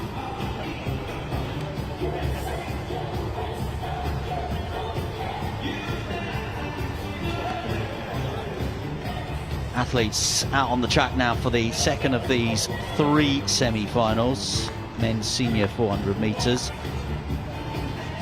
As we've heard, two to qualify by rights, plus the next two across the three. Samuel Nash in 2, Higgins in 3, Overall in 4, Pamphili in 5, Agnamel in 6, Hockley in 7, Lawton in 8, and Purves in 8. Representing the Glasgow Jaguars club. Pamphili, who's got the season's best time, a PB he's run this season as well, 46.39. Maverick Pamphili. So just keep an eye there also on Thomas Hockley of the Harrow club as well, who's run a 46.82 this season, also a PB time for him. So Matthew Agnamel of the Havering club, Maverick Pamphili running for the UK Armed Forces.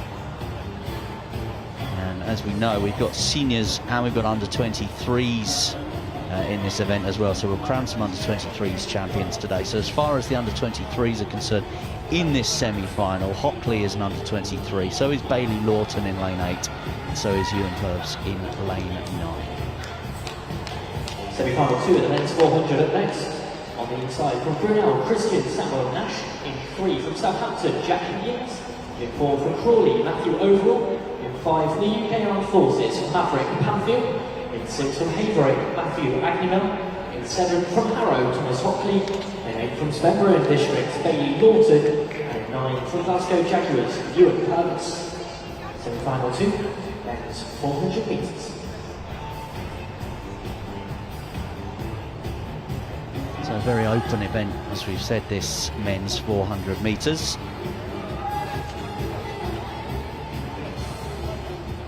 You are just joining us on this Saturday morning. We're at the Alexander Stadium, Birmingham, for the England Athletics Senior and Under-20s Championships, Senior Para Championships as well, and the Senior Combined Events Championships. But our focus at the moment is on this men's senior 400 metres. We're in the second of the three semi-finals. Samuel Nash going in 2, Higgins in 3, Overall in 4, all in black. Outside him, Pamphili in 5, Agnamel in 6, Hockley in 7, Lawton in 8, and Purves of Scotland on the outside in lane 9.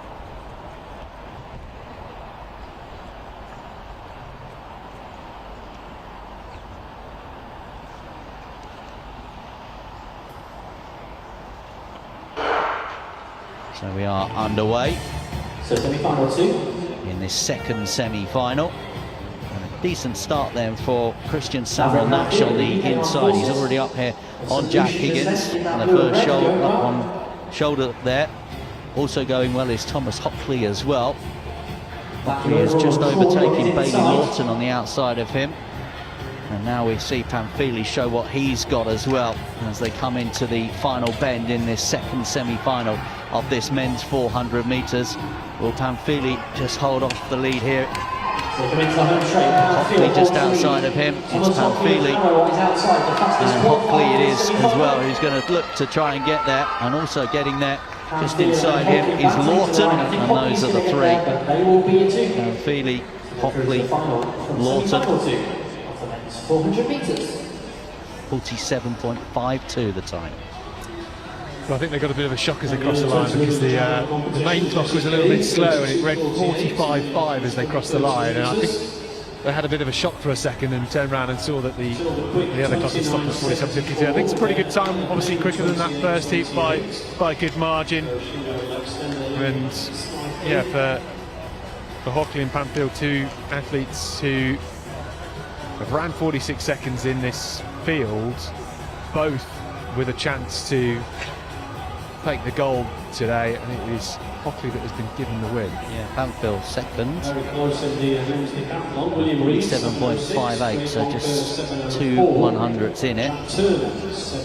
Hockley from the Harrow Club, and then Lawton third. So those are the three to remember qualify automatically. Lawton will have to sit and wait. A few nervy moments for him. 7:14 and Harry Kendall 7:09. Yeah, Lawton and Agnew both quicker than the third and fourth spots in that first heat, so they are in a good position at the moment.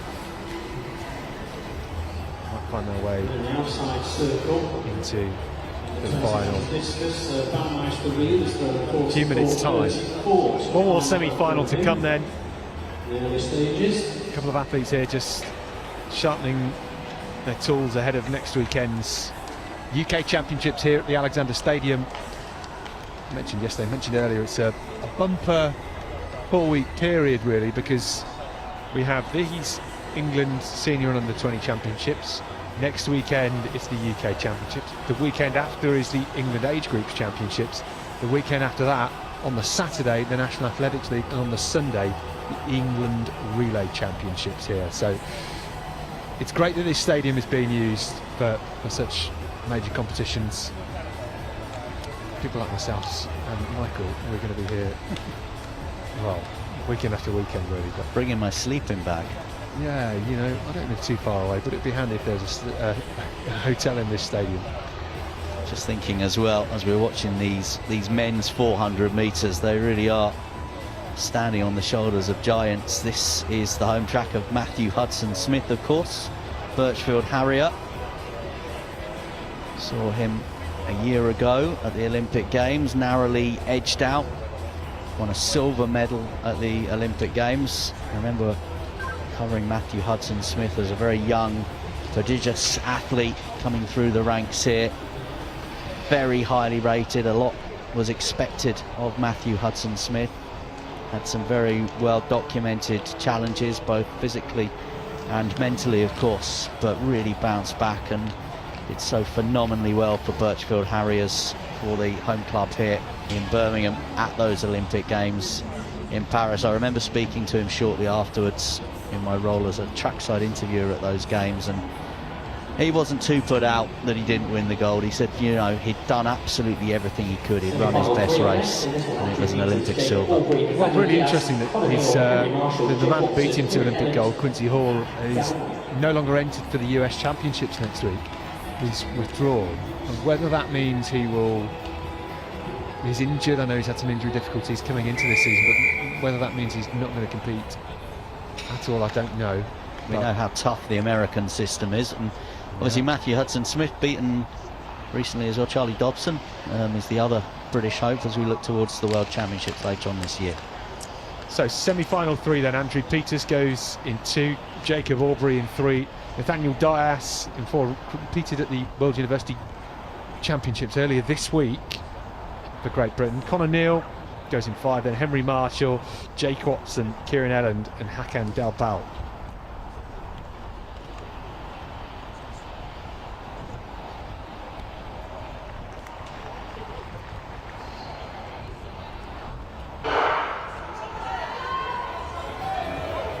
So semi-final 3. Good start. Man to watch here, Connor Neal in the back of Harrow from lane 5. A couple of lanes outside of him, Jake Watson is starting to pass Elland and Dalbal. And Watson is somebody that has the credentials to make the final here, but will need to keep pushing on around this second bend. Neal at the moment didn't look at his absolute best in qualifying yesterday. How much has he got left in the final 150 metres? Henry Marshall of Tunbridge in that white vest in the middle, starting to surge through here, and he now finds himself in the lead with 60 metres to go. Neil is pushing hard, Watson is fading, Ellen is coming through. Here comes Conor Neil though. Neil's going to take semi-final 3, 47.85. That's a good run, stepped up from his heat run yesterday. And I think he's dragged along Henry Marshall as well, who positioned himself perfectly coming into the final 100 metres. And he gets that second automatic qualifying spot.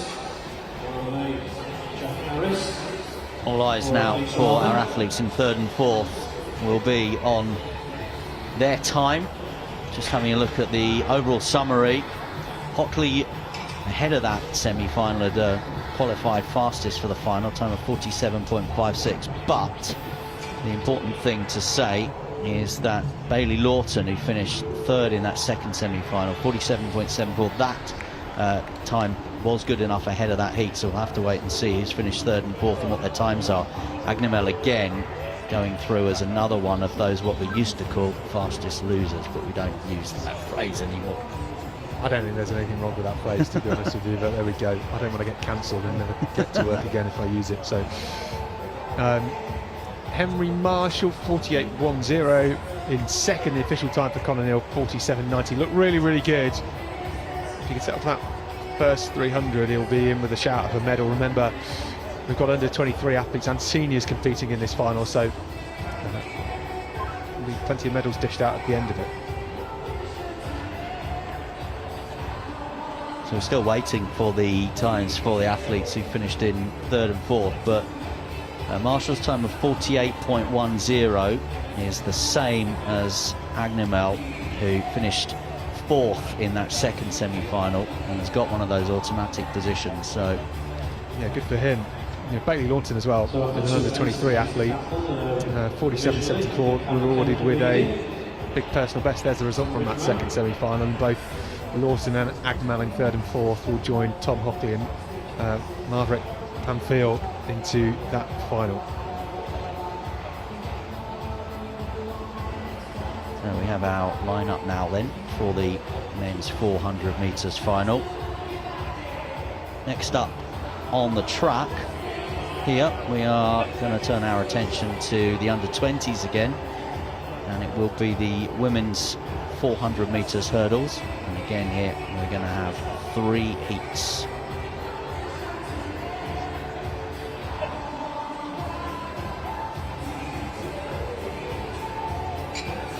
We'll have a little bit of a pause in proceedings whilst the track is set up.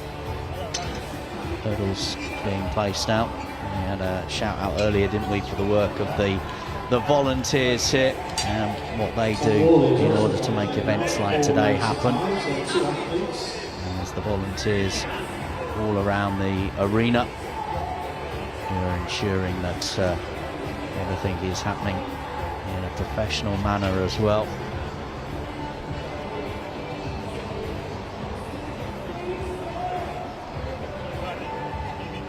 We'll be back very shortly then for those 400 metre hurdles. Just to update you with what's happening in the field, the senior pole vault competition for the men is underway. The bar is currently at 4 metres 95. You can see that on our dedicated field stream from here inside the stadium. And we've got Jack Phipps going in this one, as well as Rowan May too, so those both clear at 4 metres 80. Jack Phipps has failed his first attempt at 4 metres 95. Thomas Wally is over at 4.95 as well, so we've got 5 seniors in that one and 3 under 23 athletes.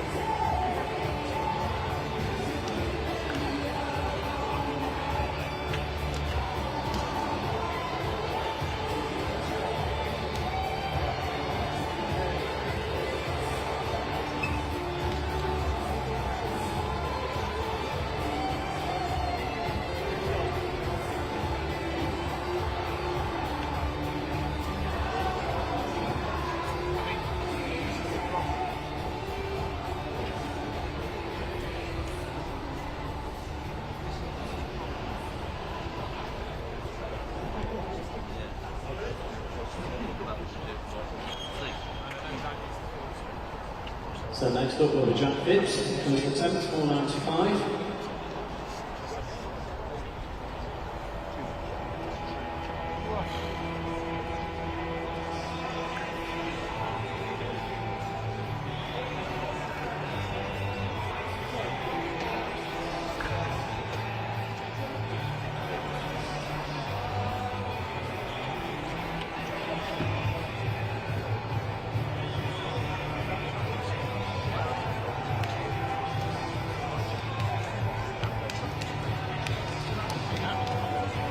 So now on the second attempt. So Jack Phipps is about to have another crack at 4 metres 95 in this pole vault. Jack Phipps, such a great competitor. He is rapid as well over the sprints too. So going at 4 metres 95, very difficult for the vaulters, can be dangerous too in the wet conditions. It's only damp, it's not rain now for an hour or so. I think certainly drying up. The temperature here in Birmingham around 18 degrees at the moment. So second attempt for Phipps at 4 metres and 95. 100 metre hurdles. The hurdles just going out. For the ladies.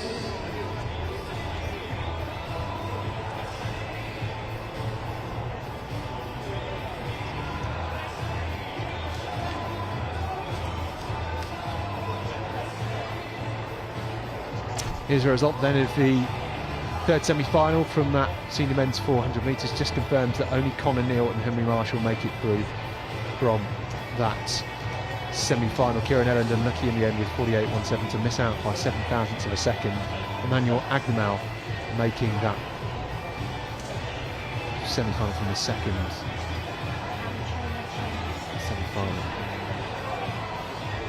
Daniel Dias in fifth. A busy week for him. Quicker today and yesterday than he ran at the World Universities earlier in the week.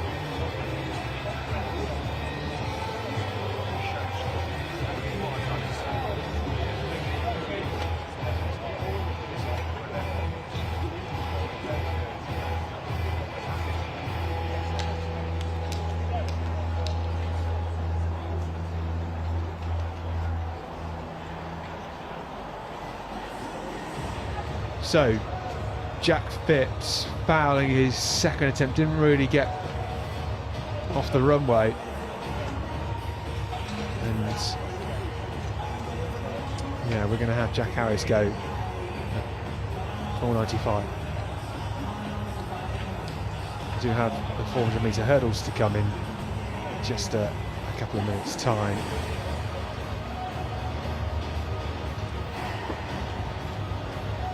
Just to run through that pole vault competition and where we are, by the way, with it. If you're following someone, we've got Angus Bowling, who's failed 3 failures at 450.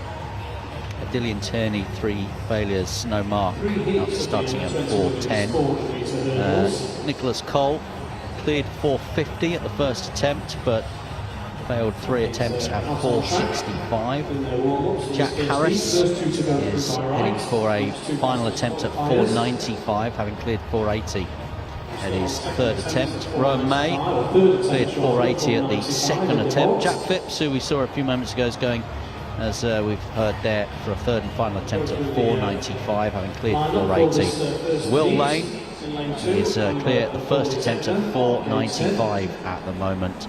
But it's Wales' Thomas Wally, who has cleared 4.80 at the first attempt and then cleared 4.95 at the first attempt as well. And in 5, Louisa Birch from the City of York.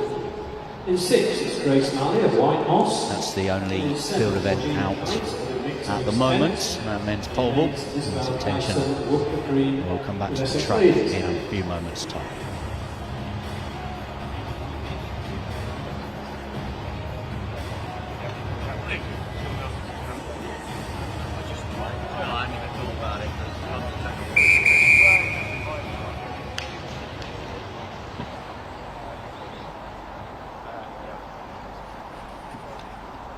So here we go then, heat 1 of the women's 400-metre hurdles. So we're under 20s, Macaulay Zeckner in 2, Wilson in 3, Kendrick in 4, Birch in 5, Malley in 6, Kite in 7 and Kyson in lane 8. But I don't think Kyson is a starter. We haven't got a lane 9 hit, but there was no lane 9 entered. The block's just out there at the moment. So just to let you know, 2 to qualify automatically, plus the next 2 in these 400-metre hurdles. And a really good start by Arabella Wilson, the Thames Valley Harrier, who's already overtaken 3 of the athletes outside of her at the moment. It's a terrific start from Arabella Wilson, who's really powering and motoring down that back straight at the moment. She's showing some terrific form there. Also on the outside, I can tell you that Kyson's going well as well, but there really is no one to touch Arabella Wilson. If she can just keep concentration here, this should be her heat for the taking. Arabella Wilson with 3 more hurdles to complete here. He is 10-12 metres ahead of the athlete just outside of her, which is Gracelyn Kendrick of the Blackheath and Bromley Club.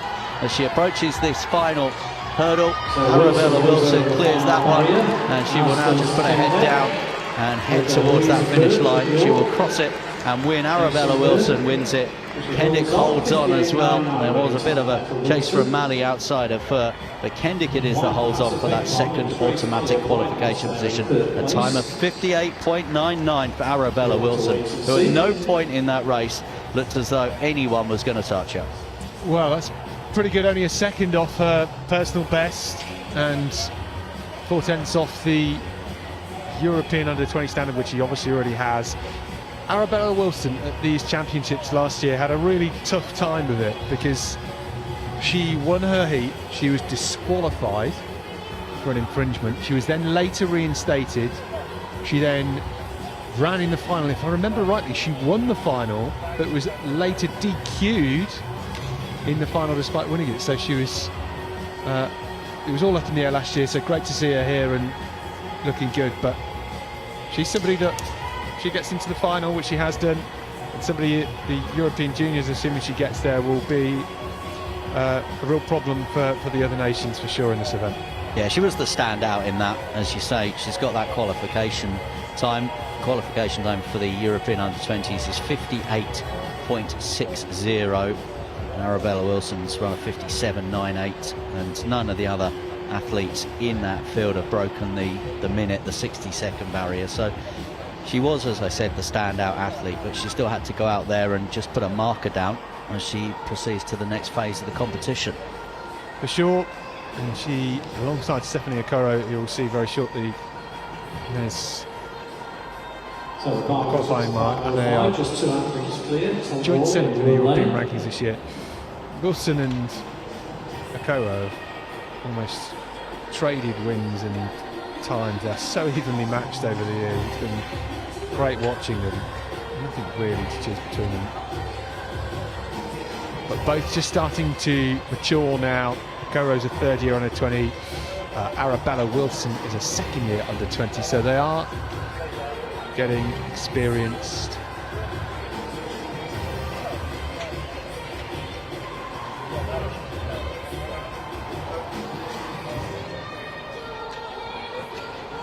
Second heat, beach string, Stephanie Okoro. Louise Grenfell goes in lane 2, Emily Kelly in 3, Amber Bloomfield in 4, Sonia Chechik goes in 5, Jasmine Hatch then, Stephanie Okoro in 7, and then Neris Tullet in 8.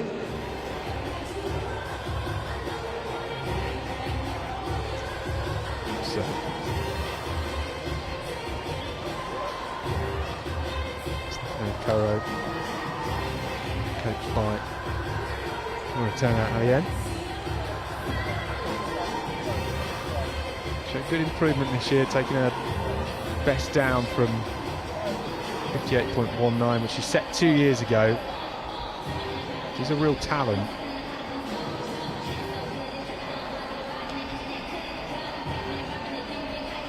Second at the International this year, Okoro. Jack Harris just on the pole vault runway, the bar now up to 5 meters and 5, going through those first attempts. Will Lane fouling his first attempt. Still waiting for Rowan May to rejoin the competition. Jack Phipps failed his third attempt at 4.95, so he is out of the competition. He currently sits in third, but I think he can still come away with a medal here because of the 23s involved in the competition. We'll have to wait and see. It can get all a little bit complicated at times. From Windsor, Jasmine Hatch, and in 7, Stephanie Okoro of Havering, and in lane 8 from Woking, Neris Tullet.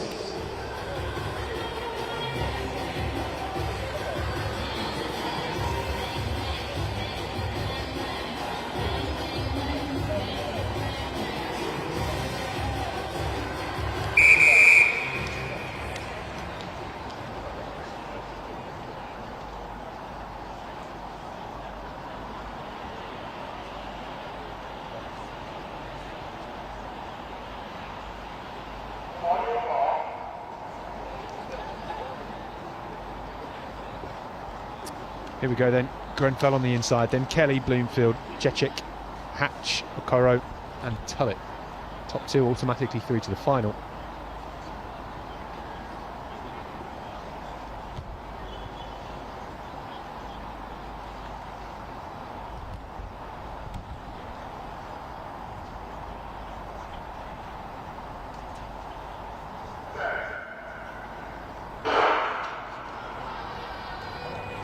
Away then, Tullet on the outside.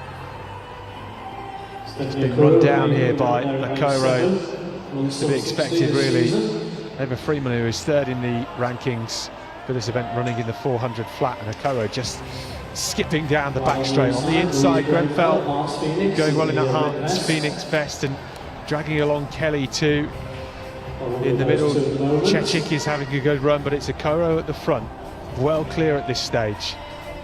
And it will stay that way as they're coming to the home straight. Okoro looking very composed. Grenfell doing a great job on the inside, putting herself in a good position.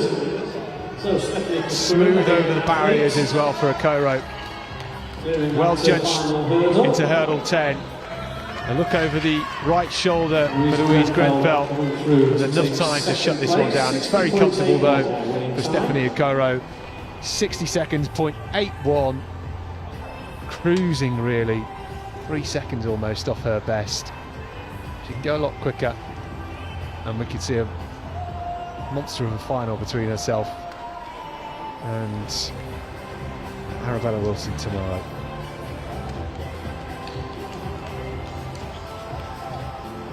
Got one more heat of these women's 400 metres under 20s to come for you. Athletes just coming onto the track now in the aftermath of that one. Second attempt. On the pole vault, at the moment. We've got Will Lane from the city of Sheffield attempting his next height of 5:05. He failed his first attempt. Take a look at him here.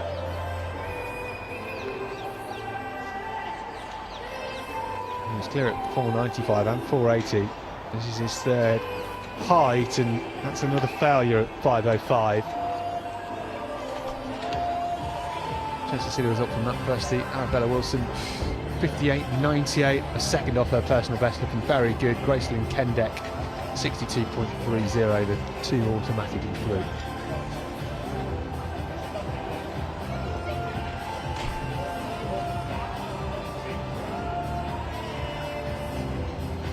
So third heat of the women's under 20 400 metres hurdles. Line 2, Lucy Chapelhow. 3, Lily Noble. 4, Sophie Lisk, only one in this race that's run a sub 60 seconds. 5, Julia Newman. 6, Evie Aitchison, and in lane 7, Senna Gorvet.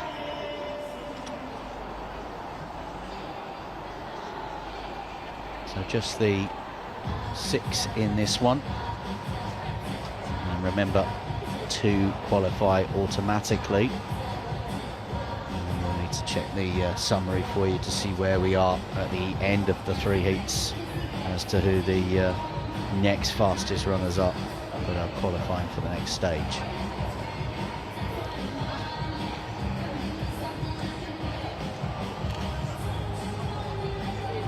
So these will go straight into a final tomorrow. Sophie Lisk, I mentioned, has run a 59.90 this season. Second in the Welsh Senior and Under 17 Championships in Cardiff earlier on this year. Also second in Swansea at the Welsh Under 20 Track and Field Championships as well. So the lineup for this third heat, we have see her in action in Loughborough at the International there, and the Bucks Outdoor Championships at Sport City in Manchester too. And anyone in this race get close to Sophie Lisk. Lily Noble, who's just inside her, has run a 1:00.16 from the D-side club. So Lily Noble in 3 might be one to watch as well.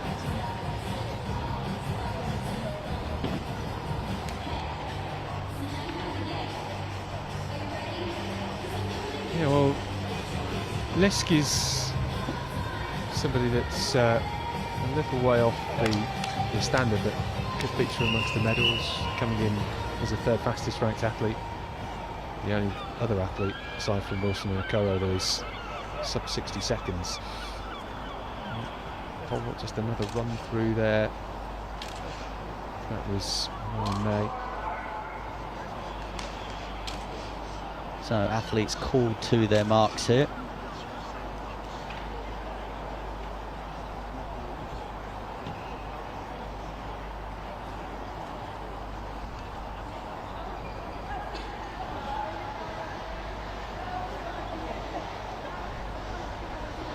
So Chapelhow in 2, Noble in 3, Lisk in 4, Newman in 5, Aitchison in 6, Gorvet in lane 7. And they are underway here. We're watching Sophie Lisk clearing that first hurdle and already overtaking Julia Newman outside of her, and now Lisk down that back straight here. Oh, there was a little stumble into that hurdle, and she's just lost a little bit of pace and a little bit of ground there on the athlete outside of her, which is Newman. Newman is up now, and Aitchison's going well on the outside. As they come round that penultimate bend, Noble and Lisk. So coming into the home straight, and it is Sophie Lisk. So it's Sophie Lisk who's just recovered from that little stumble. Lisk just inside of her is Lily Noble. Those two, no one can get close to them at the moment. All Sophie Lisk needs to do is clear that final hurdle, which she does, and she has secured her place in the final of this women's under 20s 400 metres hurdles. She is through to the final, Sophie Lisk, and she will be joined there by Lily Noble. Time of 1:02.80. Well, she almost came unstuck on the penultimate barrier, didn't she? I thought she was going to get breezed past because she stuttered so much into it, but she was so far ahead. She had more than enough time just to cruise between hurdle 9 and 10, and then she got hurdle 10 with no issues. Did really well to regather herself. We see so many athletes get unstuck. We saw it last year here on a couple of occasions too. So yeah, great work from our athletes in the under-20 women's 400. Will Lane, the two owners so far. Senior women are up next.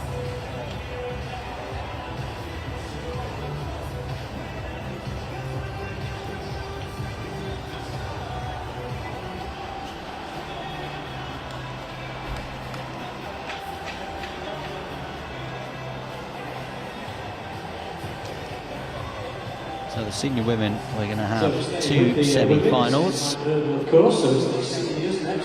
On your screen, just confirmation of Stephanie Okuru's time and confirmation that her and Grenfell have qualified for that final. Or non-qualifiers.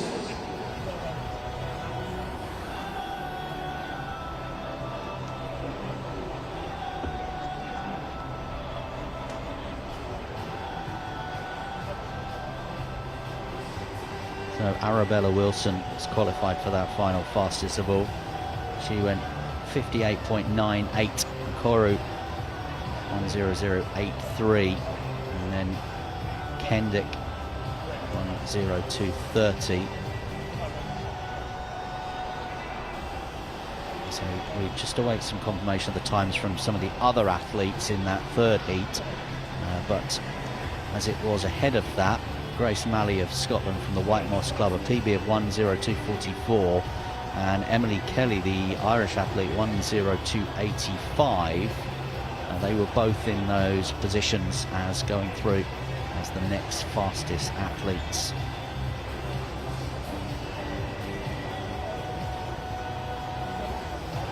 So let's take you through the first of these senior women's 400 hurdle heats. We've got Amelia Briggs-Good, under 23 athlete, going in lane 2. Then Meg Willis from the city of Norwich in 3. Hayley McLean, who's had so much success at these championships in the past. She was second here last year. And then Maddie Turner's in 5 outside of McLean. Amy Christian in 6 from the Isle of Man. In 7 is Teresa Iannatelli.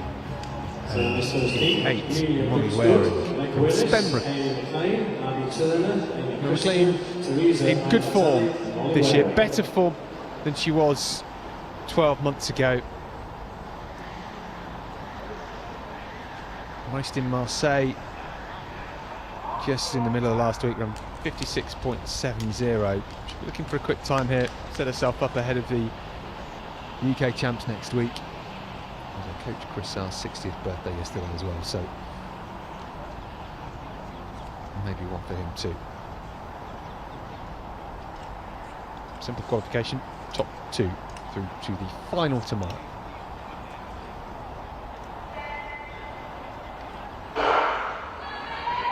Briggs-Good, Willis, McLean, Turner, Christian, Iannatelli and Waring on the outside. And Iannatelli already just starting to breeze past Waring. Briggs-Good is going well at the moment, really lovely technique over the barriers. We've had Meg Willis come to a stop. Didn't look like she clipped the second hurdle, but didn't fancy that one. McLean though at the front is way clear at the moment over the halfway stage, starting to drag along Maddie Turner as well. Briggs-Good still running strongly and committed over this first 250 metres, but McLean with a clear lead here has enough time to shut it down and relax. Smooth hurdling technique, she's so experienced, all that experience coming through when you come over the final couple of barriers, and it's Hayley McLean that will take this one by 15 metres, 58.26. It's Briggs-Good coming through for second, and Iannatelli coming through for third in the end.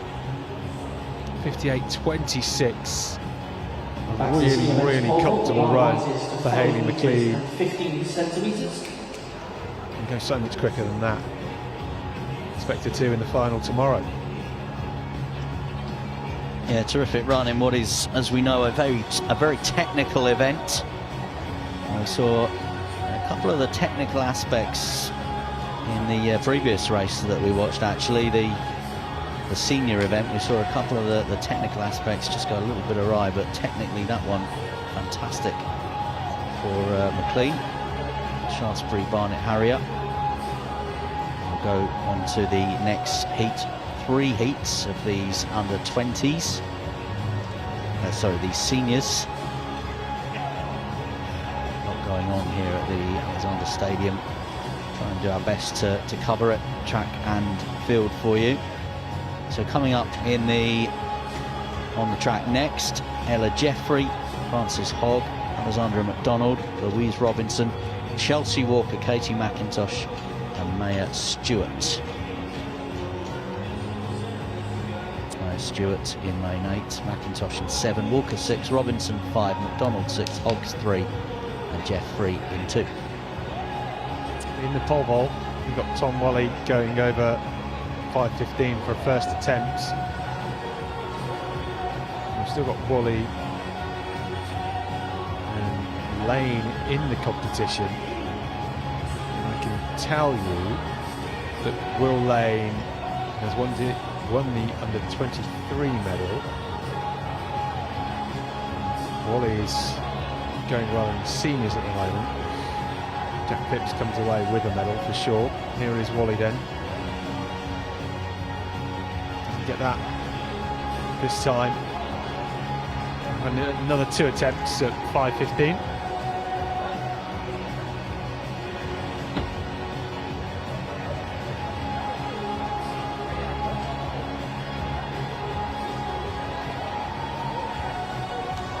So McLean won the previous heat of these 400-metre hurdles. Is good in 2nd position. And Telly, or the Swindon Harrier, has finished 3rd, and we'll have to sit and wait whether that will be enough to secure a place. So again, into the final 2 automatically, So and then the next 2. In lane 2 we have Ella Jeffrey of Harrow.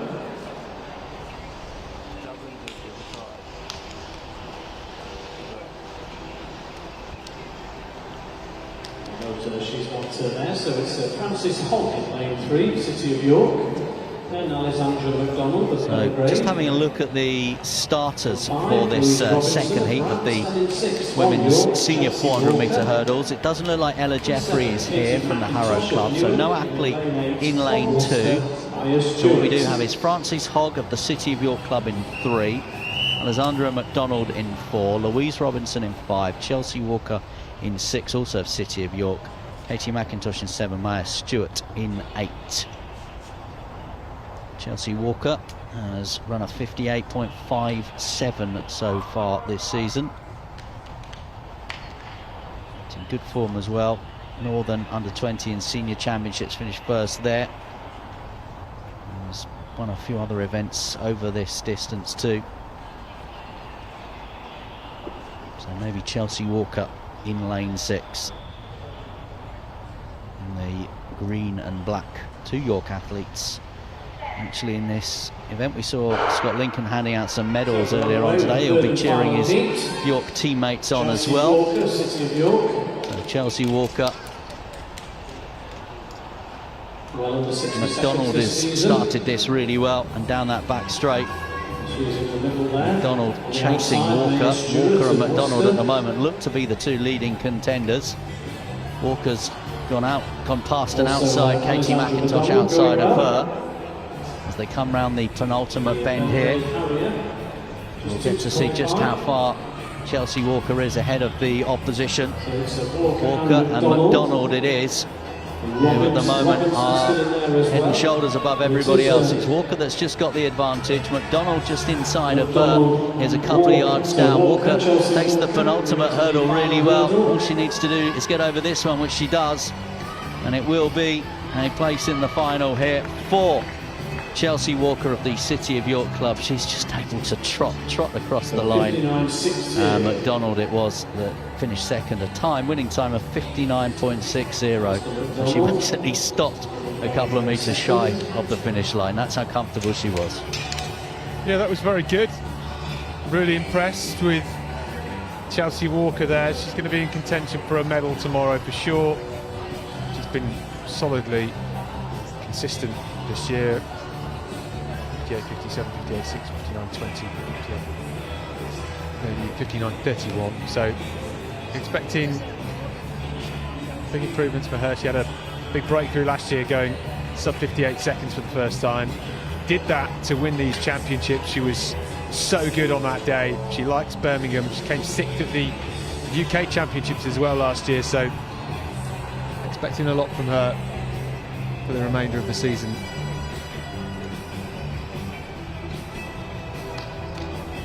The result from that first hurdles heat, 58.25 for Hayley McLean and Amelia Briggs-Good going through as well. Tom Wally there in the pole vault as well, just seeing him with a 5:15. Again, he's going to have one more attempt at 5:15. Rowan May is out of the competition, so is Jack Phipps, and only Will Lane can challenge for the win now. He has one more attempt at 5:15 or so. So just before we head to Heat 3 here, which we'll bring you in a moment, just a reminder, Ionatelli and Turner were the two athletes in the two fastest runner-up positions. So Turner 1:02.61, Ionatelli 1:02.05. So 1:02.61 was the time, or is the time. The athletes in Heat 2 and Heat 3 need to challenge.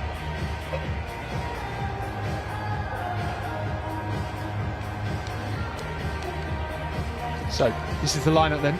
On the inside into, it says on your screen the graphic under 23. Well, this is the senior race and it includes under 23, so it's not a lie, but not quite the whole truth. Stephanie Fisher is on the inside, Rebecca Weeks in 3, Holly Aldridge is in 4, Catriona Scott in 5, Molly Swingler and Sophie Ellis and Jolie Bideway. And in lane 8, Jolie Bideway, Kingston and Polly.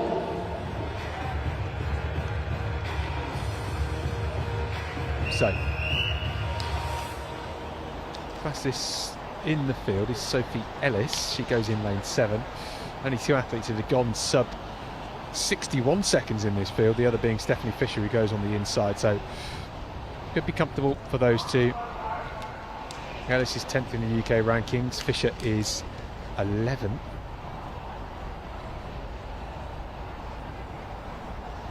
Expect to see these two at the UK Champs next week. A great opportunity for them to get amongst the podium.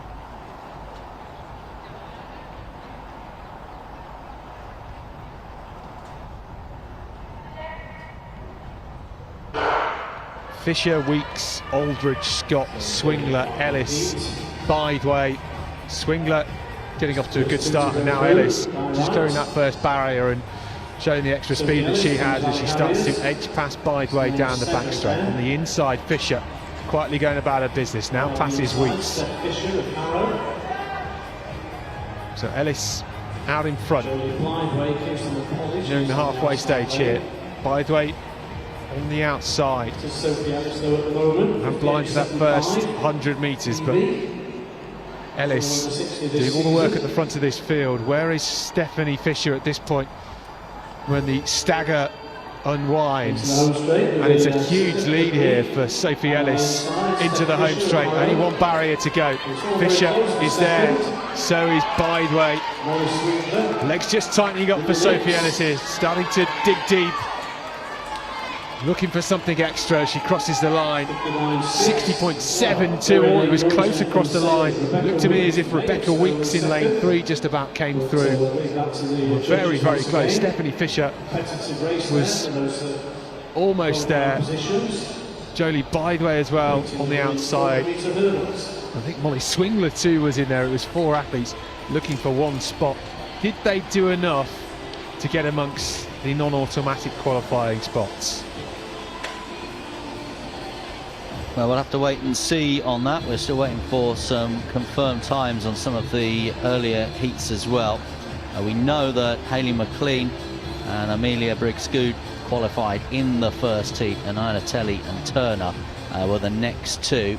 We also know that Chelsea Walker and Alexandra McDonald from the second heat qualifying there by rights. But we await and see who will be joining them in the final. We'll bring you up to date on that just as soon as we can. So we'll have some more 400-metre hurdles action for you in a few minutes' time.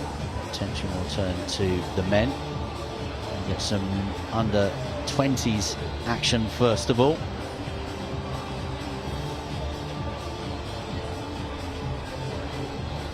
So we'll have 3 heats in that men's under 20s.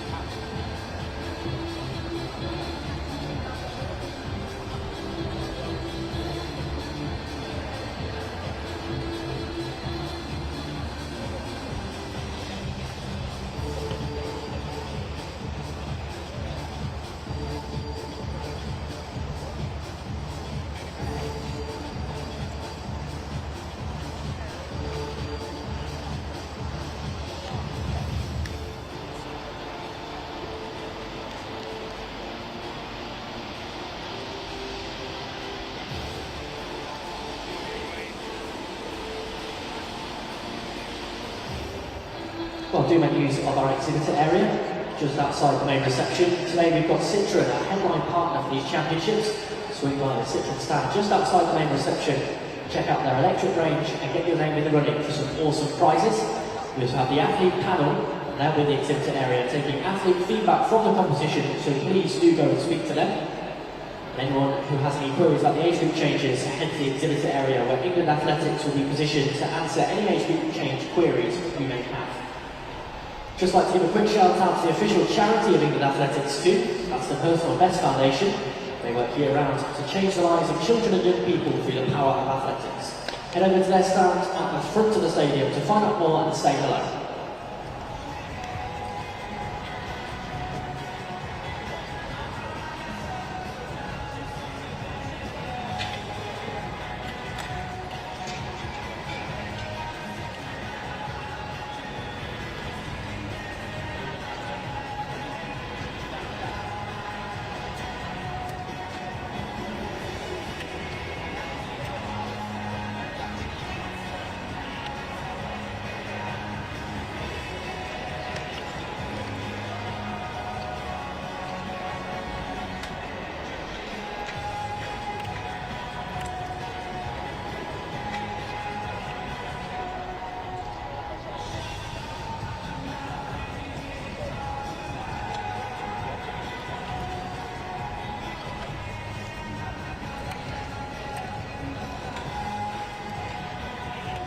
So seeing some of the results from earlier on just run through on your screen at the moment.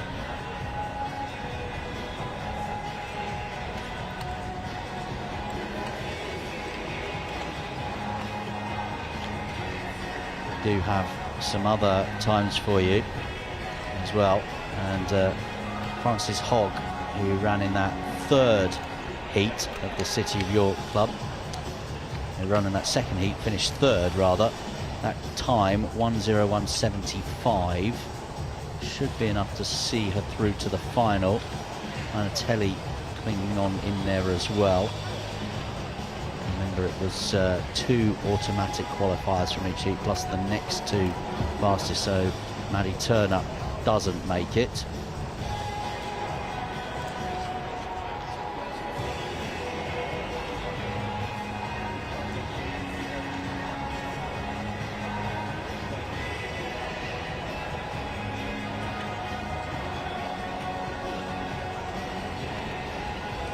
Well, we're just seeing the results come through for that third heat of the senior women's 400 metre hurdles. Sophie Ellis 60.71, Rebecca Weeks 62.84, the official time. So I think that means we don't see anybody from that third heat go through as a non-automatic qualifier, because Frances Hogg and Teresa Iannatelli both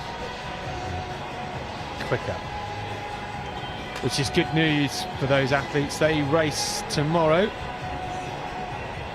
The final for the 400 metre hurdles tomorrow is at a leisurely 1:17 p.m, so they've got over 24 hours. Usually these hurdlers are experiencing like 10-15 starts or something on a Sunday for the final, so it's very, very good for them.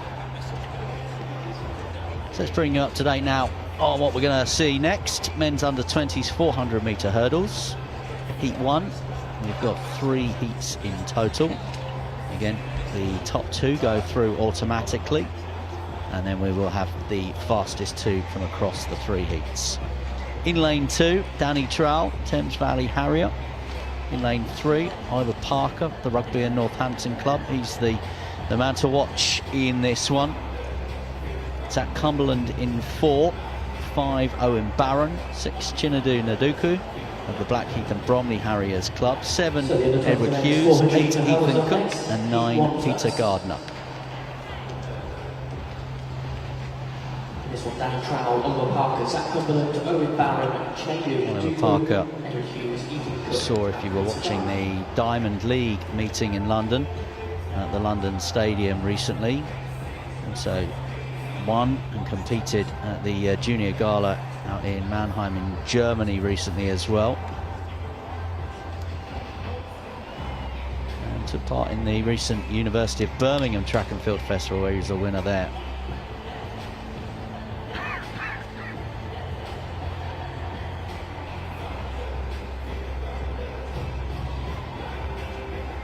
So what we have at the moment is the athletes on the track, 8 of them, and then we have 8 more sat on school-style benches just at the bottom of your picture, ready to go for the next heat. As the starter calls for the attention.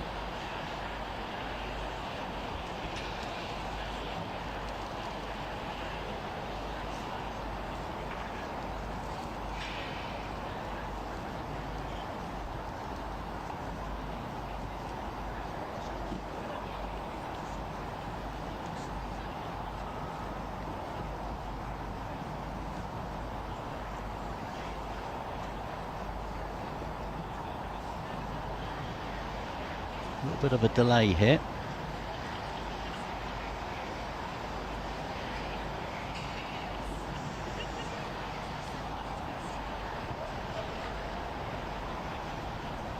A quiet air of expectation across the Alexander Stadium.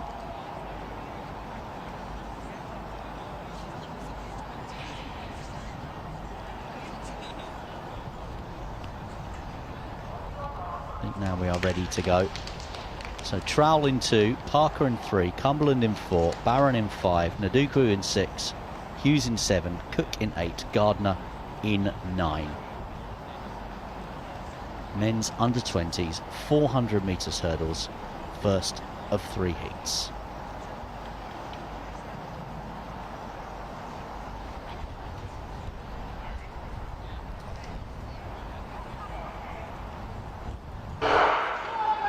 After what was a little bit of a delay at the start, we are underway. Edward Hughes of the Chelmsford Club has made a good start in that one. Also making an excellent start, as expected, is Oliver Parker, who's already gone past 2 athletes who's running this race in lane 3. So second athlete on the inside, Oliver Parker, showed some terrific form down that back straight at the moment. The athlete who also started well that we mentioned, Hughes, has just slowed up a little bit, but it's Parker, as we'll see the stagger unfold in a couple of moments' time, who looks to be way ahead of the others in this race at the moment. So Parker it is. Oliver Parker of the Rugby and Northampton club, who is well clear at the moment. He looks as though he's going to qualify. He's able even to have a little look across there. So it is going to be Parker who's just able to slow things down a little bit. Hughes will cross the line as well in lane 7 for Chelmsford, and those two will qualify. Parker's time 54.73. Yeah, it was very good. Good to see him now in front. We've been delighted to equal his personal best last week at the London Diamond League National Race. So he is second in the European Under-20 rankings this year, which is great for him.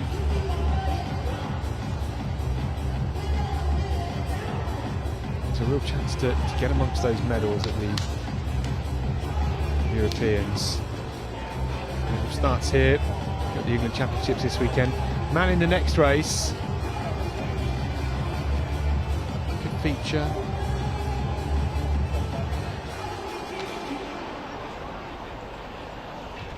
Got Nicholas Maxigowski and Chin West as well.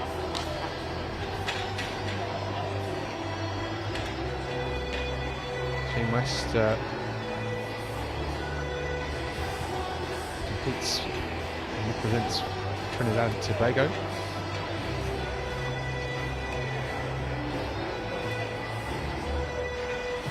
It's the World Under-20 Championships last year, so no European juniors for him, but he is here competing. This is of course an Open Championship. He's based in the UK, so he represents a British club.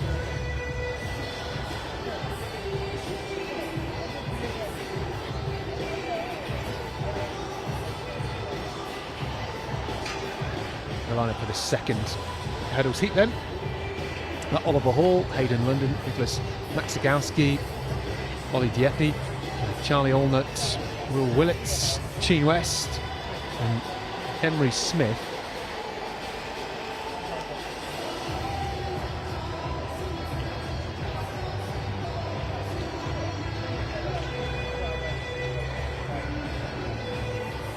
Such a strong event this year from a male perspective in the UK.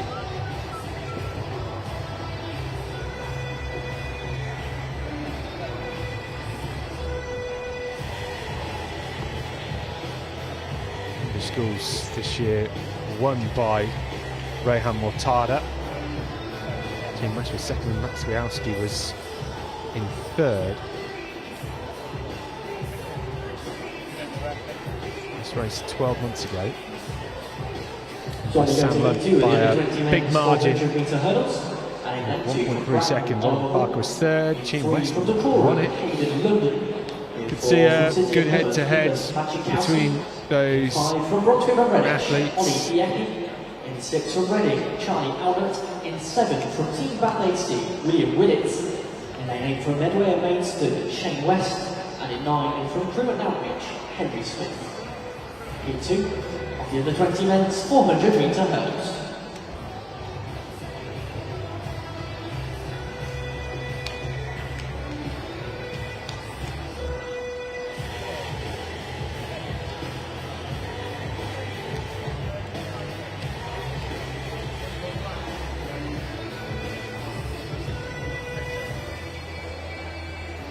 So top 2 will automatically qualify for the final tomorrow.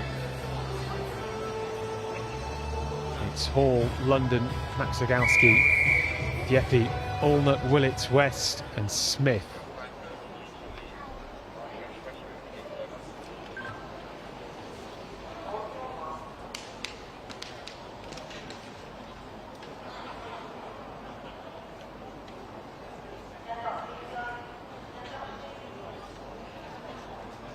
Athletes stepping up from their blocks. Oh, I just think that Hayden London there, maybe his block just slipped out of position as he walked over them.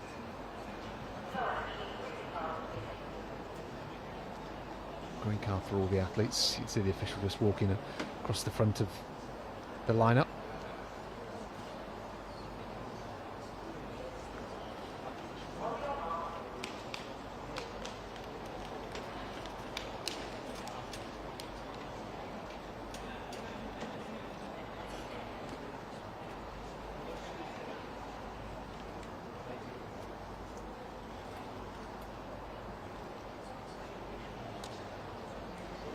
So Hall, London, Maxagowski, Dieppe, Allnutt, Willits, West and Smith.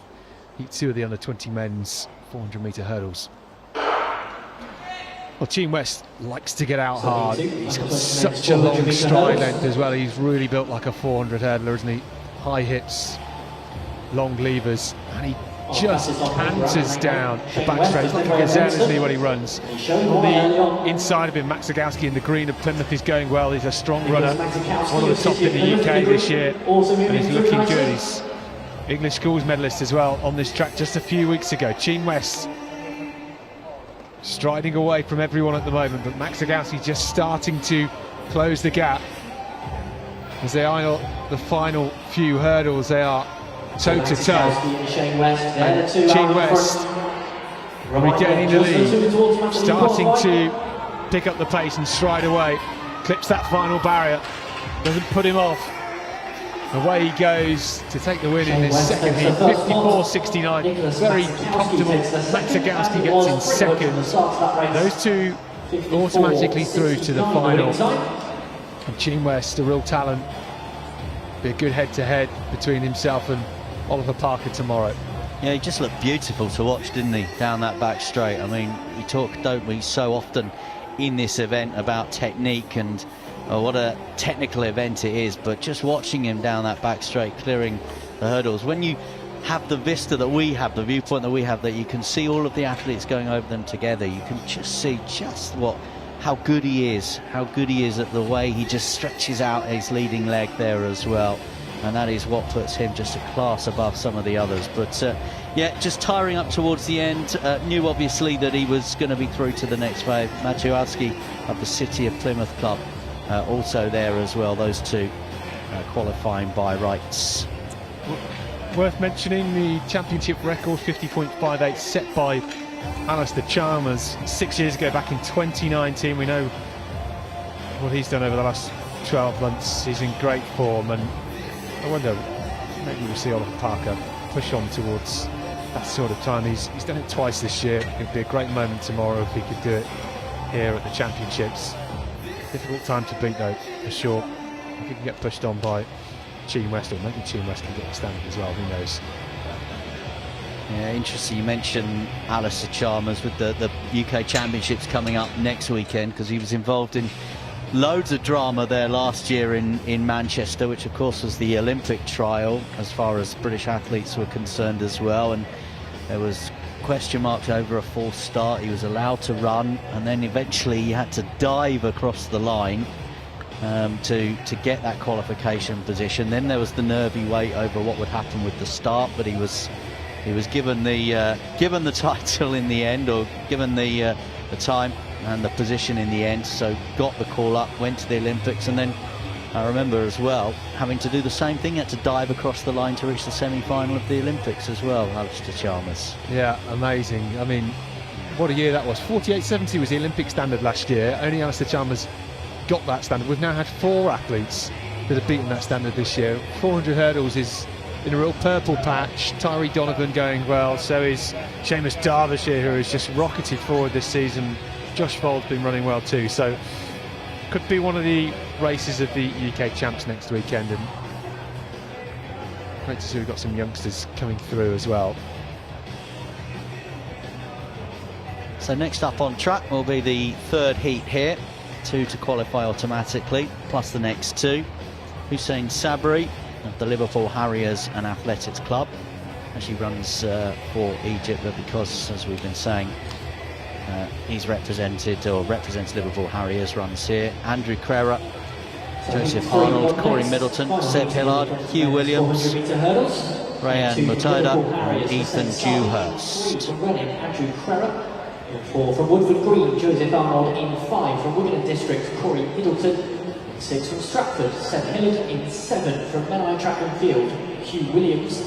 In 8 from Blackheath Bromley, Rayan Matada. And in 9 from Tirchenale AC, Ethan Dewhurst. Heat 3 of the under-20 men's 400-metre hurdles.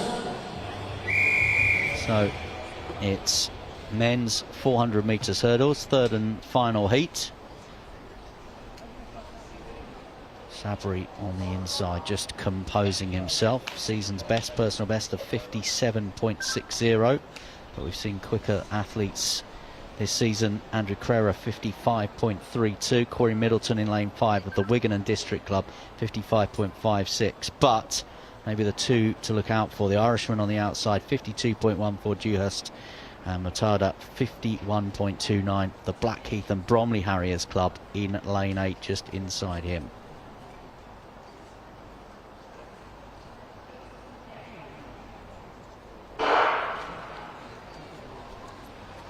In fact, we haven't got Dewhurst in this race. He is a DNS, but it is a terrific start here from Matada as well. He's already gone way ahead of the athletes behind him. Matada again showing some terrific form and a great stride pattern down that back straight at the moment. Matada it is, who's got no one now outside of him to try and chase down. He's very much having to run his own race here. He's like an island in a huge ocean. But as he comes into this home straight, we'll see just exactly what his advantage is. He just stumbled over that one slightly, Matada. And then some of the other athletes are just coming back in to join him, but you do feel that Matada's just running within himself at the moment. He's had a little look across and he can see the other athletes trying to get there, but Matada, you would think, has done enough here. He knows he's done enough. He will qualify and will get into that final. And the athlete who finishes second in lane 3, Andrew Crerar of the Reading Club, it's a 55.53 time for Matada, who walks straight off the track, goes and picks his kit up, and he's satisfied with a job well done. I mean, that was so easy, wasn't it? Again, like Team West in the previous heat, just so graceful. It was like practically bounding. You know, I say it's like a gazelle. It really is just so fluid and wonderful to watch. Fantastic running. Almost too easy, because it's sometimes painful for athletes when they have to run slower. I mean, that was 4 seconds slower than he ran at the English Schools Championships just a couple of weeks ago on this very track when he won the gold. So that's the result from the previous heat. Team West 54.69, and then Nicholas Matsagowski from the City of Plymouth 55.47. Those times, let's see them through. No questions. Eppie and Cumberland at the moment from the first two heats in the positions as far as the fastest runners-up are concerned. So Ollie Dieffy's time of 55.64, a PB actually, who ran in the second heat, finishing third. 55.64, maybe enough to see him through. Cumberland ran in the first heat, also finished third, 56 dead for the City of York athlete. We'll wait to see what some of the other times are now from that third and final heat, to see if anyone can overtake.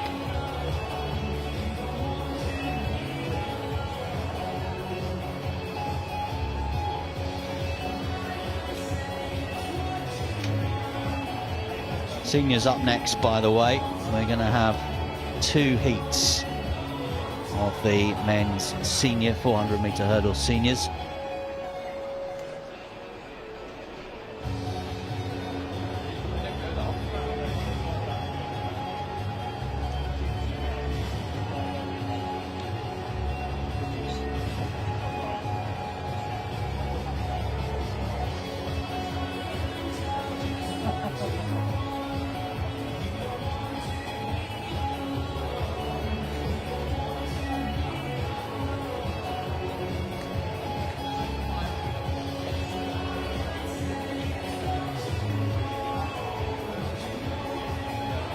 So it will be Dieffy and Cumberland who will qualify in the 2 fastest runners-up positions, because Middleton's time finishing third, 56.26, not good enough to overtake Cumberland's time of 56 dead in the under 20s 400 metres hurdles.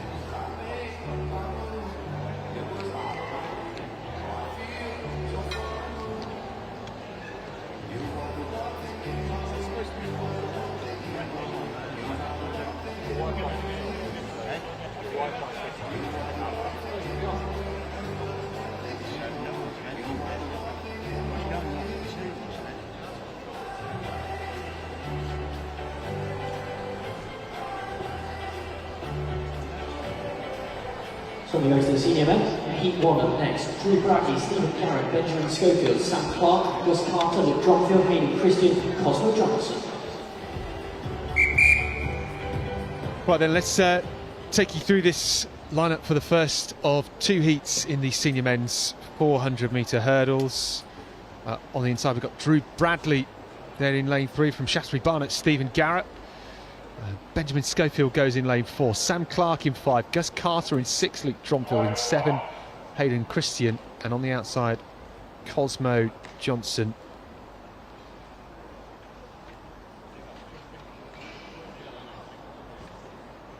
Healthy qualification, Steve Garrett, who goes in lane 3, World Masters silver medalist last year. Fastest in the lineup this year, Sam Clark, who goes in lane 5.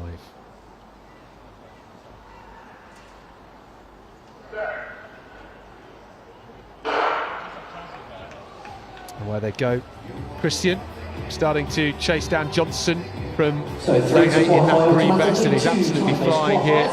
On the inside, Drew Bradley getting out well at the moment. But it is Sam Clark, perhaps as expected, that has got the advantage here, as he's already breezed past Carter and now starting to move past Dronfield as well. Garrett going well toe-to-toe with Bradley on the inside lanes. But Clark has the advantage. Christian going well from lane 8-2 in the green. And Christian, not much to choose between himself and Clark as they come into the home straight. But here comes Clark with the surge. Inside of him, Schofield going well. It's Clark that will take the win here. Powers his way down the home straight. 52.50 for Clark. Good win for him. Schofield coming through for second. And then Hayden Christian, the man who came through to take the 3rd spot.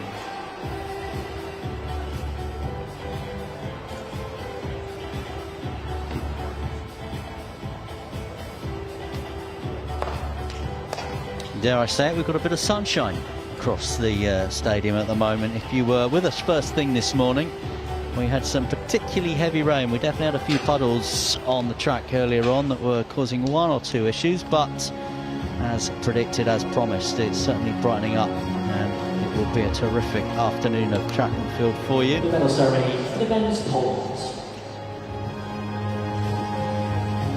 The bronze medalist from Birchfield Harriers, from Thames Valley Harriers, Jack Harris.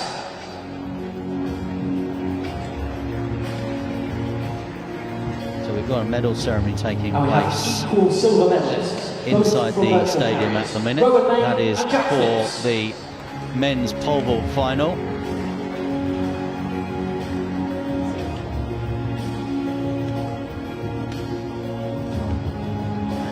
The England gold medalist from City of Sheffield and Durham, Will Lane. So Will Lane, out of your picture, receives his gold medal.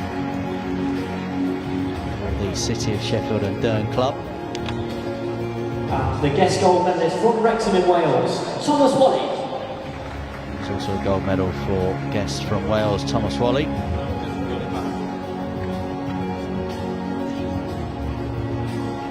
Your medalist for the senior men's pole vault.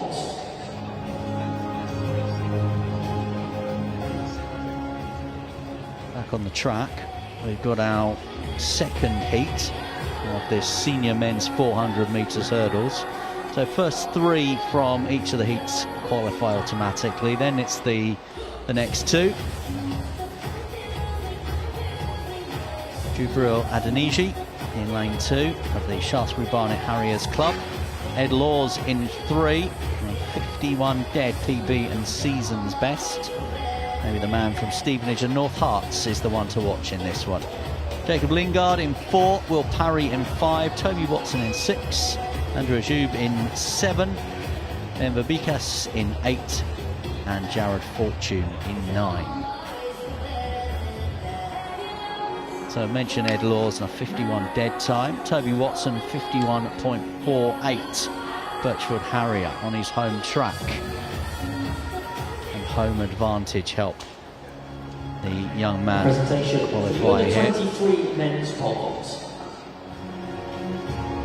The silver medalist from Peterborough and Lean Valley, Angus Bowling.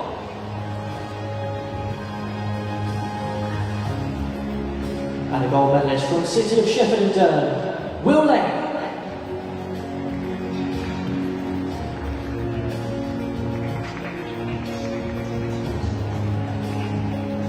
Your under 23 men's pole vault medalists.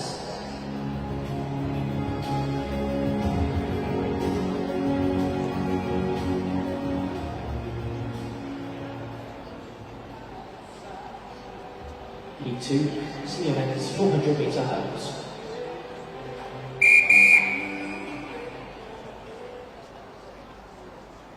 So here we go then with this second heat, men's senior 400 metre hurdles. Adeniji in 2, Laws in 3, Lingard in 4, Parry 5, Watson in 6, Ajuba 7, Vervigas in 8, and Fortune on the outside in lane 9.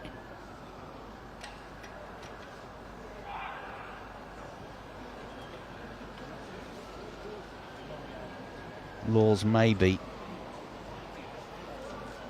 the favourite in this race, wearing the orange and the black of the Stevenage and North Hearts club. So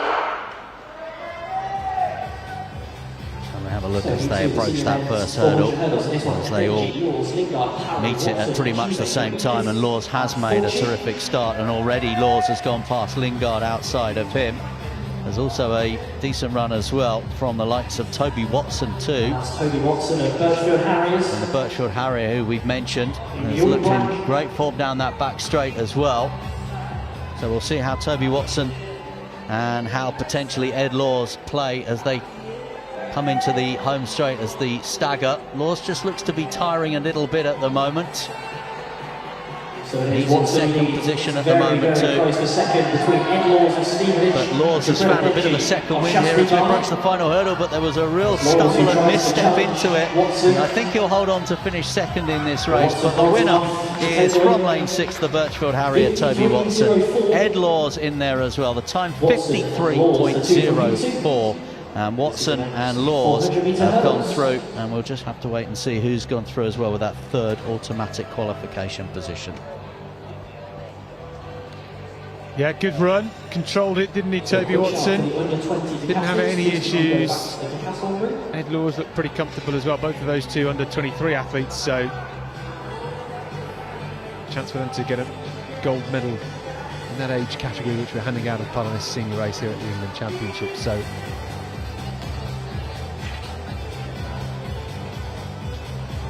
yeah, Laws had done enough in the first 350 metres or so. As we said, he did stumble just going into that final barrier, but had enough in the tank. And Laws and Watson, the two that we'd highlighted ahead of the race, delivered on the track here. So those were the two heats of the men's senior 400 metres, including, as we've just heard there as well, the under 23s race too. Described it earlier as being slightly confusing. It can be. We do have, with some of the medal ceremonies, have numerous golds being handed out. yeah, it is complex, not going to deny that at all. Yeah, makes it quite complex. We do have some shot put going on as well for the senior men's decathlon, which started this morning with the 100 metres. Harry Kendall is leading Pool A of that with 14:37. I think we've just seen Cal McLennan throw, I think.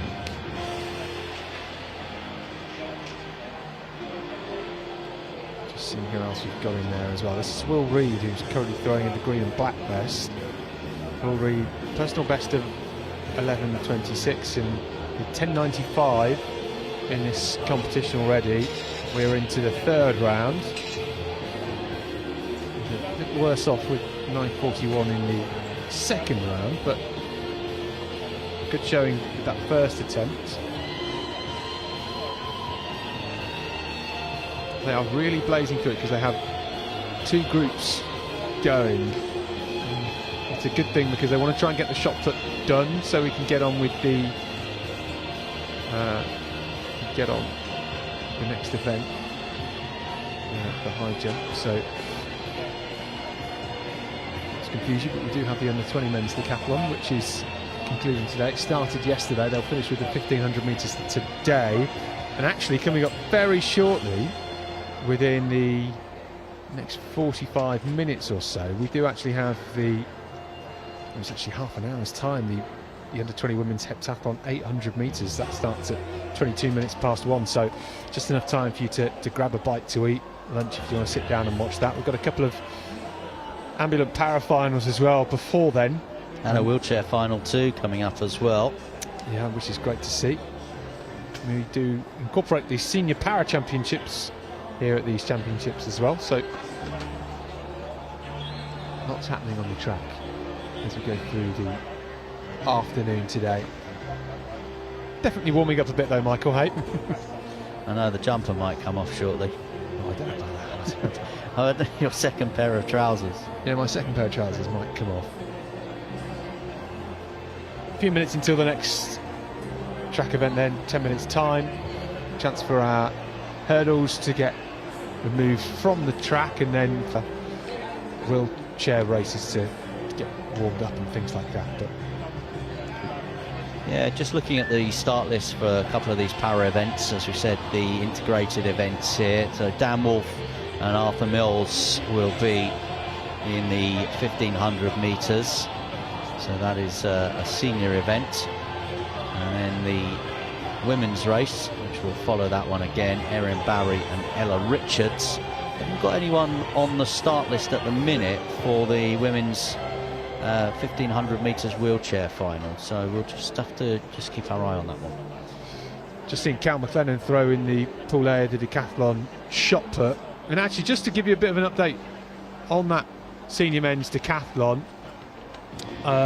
Harry Kendall leads that competition. He got out well in the 100 metres, then got 7:09 in the long jump to get 835 points, and he's got a 14:37 shot put at the moment to lead in that event. The leader of the long jump was actually Stephen Simmons, who currently sits in third place, 10 points back. So after after two events, there's only 10 points between the top three. It's Jack Turner who's in second, who long jumped 7:01. So it is bubbling nicely as we move to the high jump of the 400 metres later on this afternoon.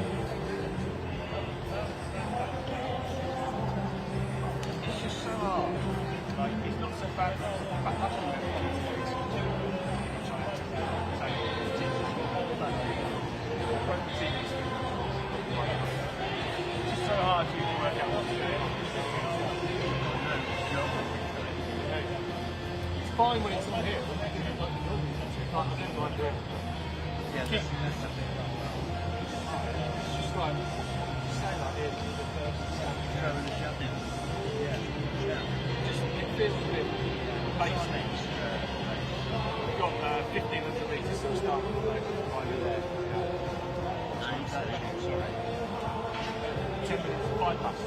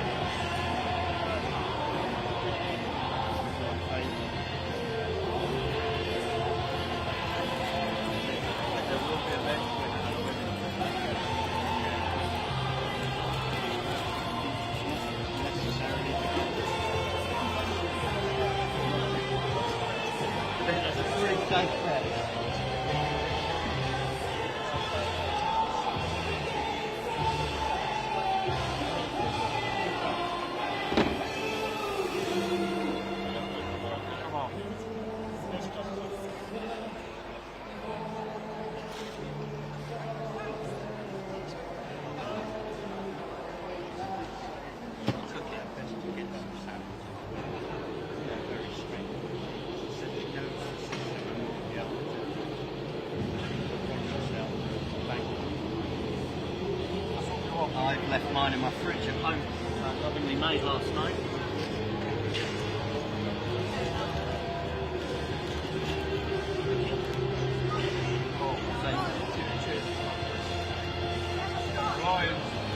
last minute try.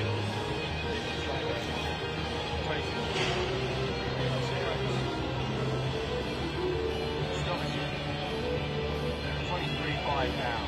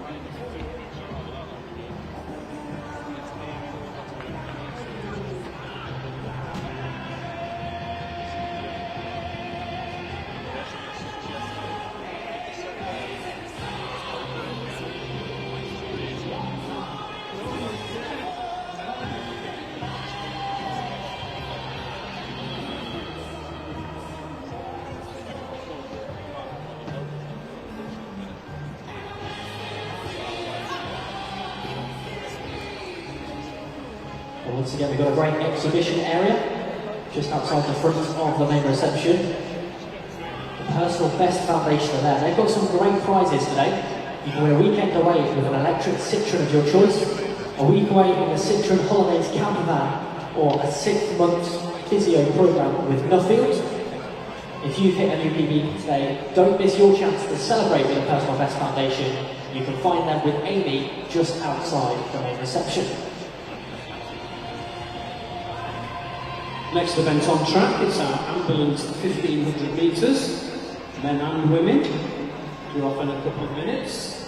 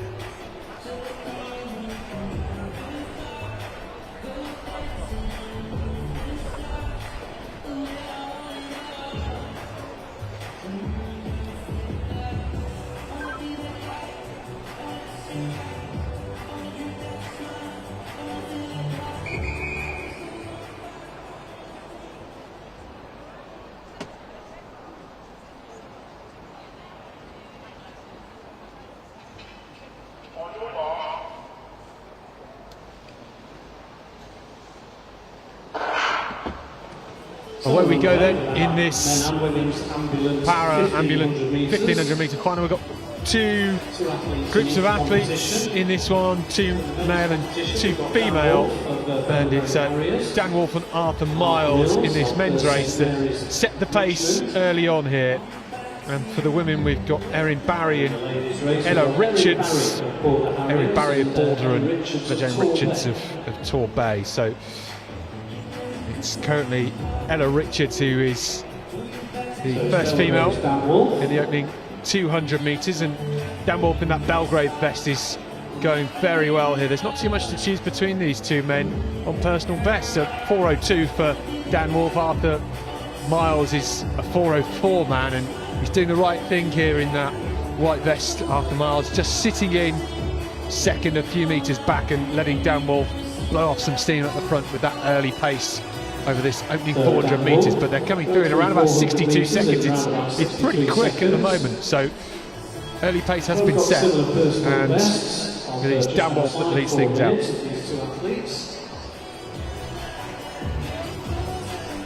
Arthur Miles at the moment just happy down that back straight, just to sit just a couple of yards back, as you say, very, very closely linked in terms of that PB time at the moment. So Miles of the St Mary's Richmond Athletics Club just tracking the Belgrave Harrier around at the moment.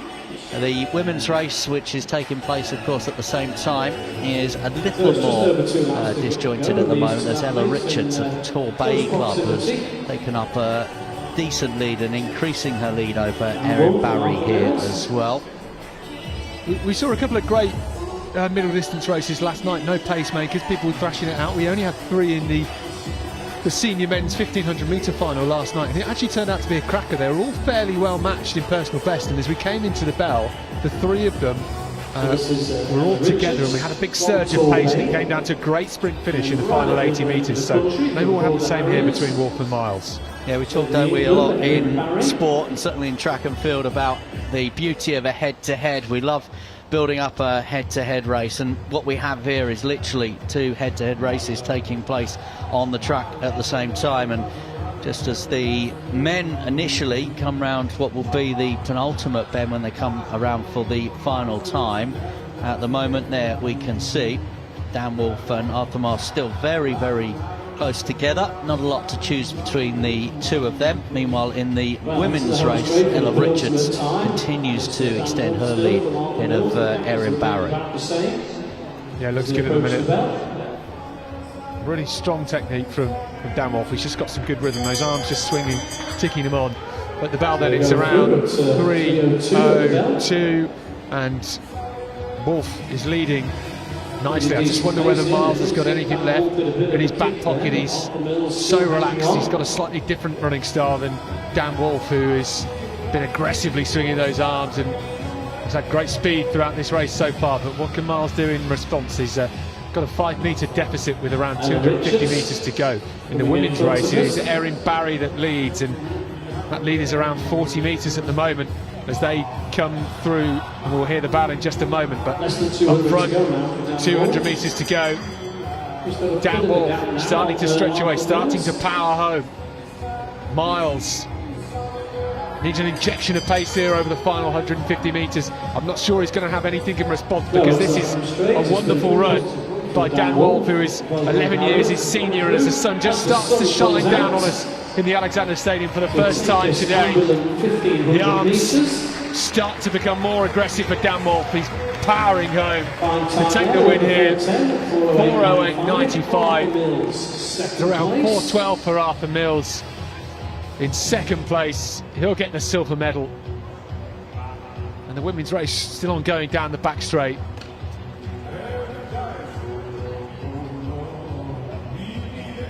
Erin Barry just some 40 metres back. It's Ella Richards that is leading this one into the final 150 metres. She'll be clapped home by all the supporters here with us at the Alexander Stadium.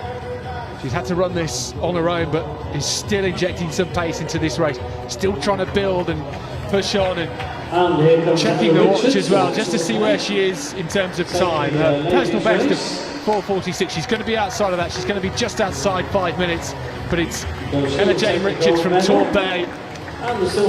Great run from her, around 5:05, and here comes Erin Barry as well, not too far off her personal best in that luminous orange Border Harriers vest. Great to see our power athletes, our ambulant athletes, getting a show here at the Alexander Stadium. So wins then for Daniel Wolf of Belgrave and Ella Jane Richards from Torbay. Yeah, and I wonder whether there's a bigger picture there for integration of more para events. We obviously saw some at the London Stadium as part of the programme for the Diamond League Day, and particularly remember here, of course, back in 2022, the Commonwealth Games as an event that is maybe struggling just to work out what it's going to be in the future, following the withdrawal of Victoria and Glasgow stepping up. Less than a year to go, as we've already said now, for the Commonwealth Games. Back to Glasgow, it's going to be 10 sports, just 4 venues. It's going to be a very small footprint. That is the new look Commonwealth Games, the new affordable Commonwealth Games after the high watermark of what they did here in Birmingham. But I think one of the things that I noticed with the programme of the Commonwealth Games, not just in track and field, but it's the number of para events. And I think that is the way that the Commonwealth Games can differentiate itself to what had become an arms race about struggling to be a mini Olympics. Do you understand? Yeah, no, I completely get it. I mean, the Commonwealth Games has always been like an inclusive games, hasn't it? It's always felt friendly, and I think incorporating those power events just gives it a different dynamic perhaps than what an Olympics does, which is the mega on steroids event. Well, I shouldn't probably use steroids to describe the Olympics because there's not much of that. But no, you know what I mean. It's the one that's all beefed up. It's the big fancy all bells and whistles, and the Commonwealth Games has a different dynamic to it. Yeah, I think the question marks moving forward, and who knows what will happen to the Commonwealth Games moving forward as we approach what would be the centenary year in 2030, and whether someone and the CGF, the Commonwealth Games Federation, say they do have people interested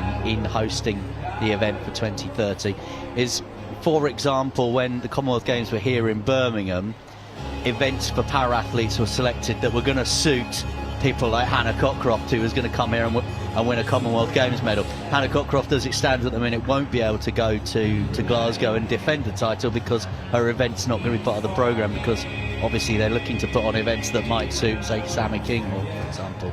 Yeah, absolutely. I think that's a good way of going. You know, we had a couple of amazing races here as part of the Paris with Emmanuel Oyinbo-Coker as well, like a great run there, and yeah, people supported it. You know, the celebrations are great, and I think if we do multi-sport games really well here, and we're going to get a taste of that in Glasgow next year. We're also going to see in Birmingham the European Athletics Championships for the very first time, and this next 4 weeks of events is really just starting to test this stadium ahead of what's to come in the next 12 months. Yeah, that European Championships, I think, will be an excellent opportunity for Birmingham, for this stadium, to showcase what it can do. It will also, I think, be, if needed, an excellent rehearsal event for showing world athletics what bringing a world championships and a world para-athletics championships back to London could do. Because, you know, any of us that remember 2017, and I think certainly the para, the IPC World event in 2017 was absolutely sensational in terms of the amount of tickets sold, the stands. The attendances were off the charts. And you speak to anyone that was involved back in those days, some of those names that will trip off the tongue, like, you know, Johnny Peacock or Richard Whitehead, others that were involved in para sport. You know, and of course we still hark back to the Paralympics in 2012, but things have moved on a lot, and we are 12 years on, and I actually do think that the para-sport, para-athletics will benefit from that little boost again. And that's not just me saying that, that's what people like Hannah Cockcroft say, is that we can't just always live off the 2012 thing. We do need to keep creating those big moments, and having integrated events like today helps in terms of that impact as well. Yeah, absolutely. Well, as you can see on our schedule, the next thing for us on the track in 10 minutes' time is the under-20 women's heptathlon 800 metres at the conclusion of that event. So we'll be showing that in around 10 minutes' time.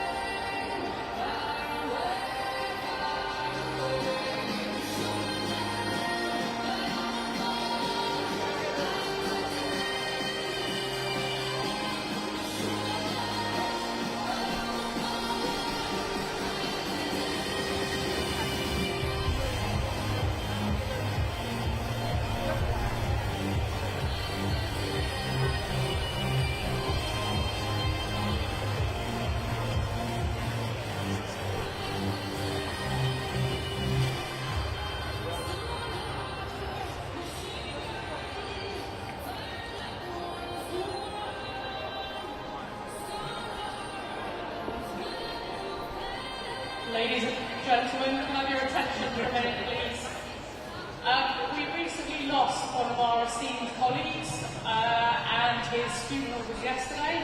So I'm going to hand over to one of our starters who knew him very well, to Kenny, who will say a few words, and then we will honour him with a minute's silence.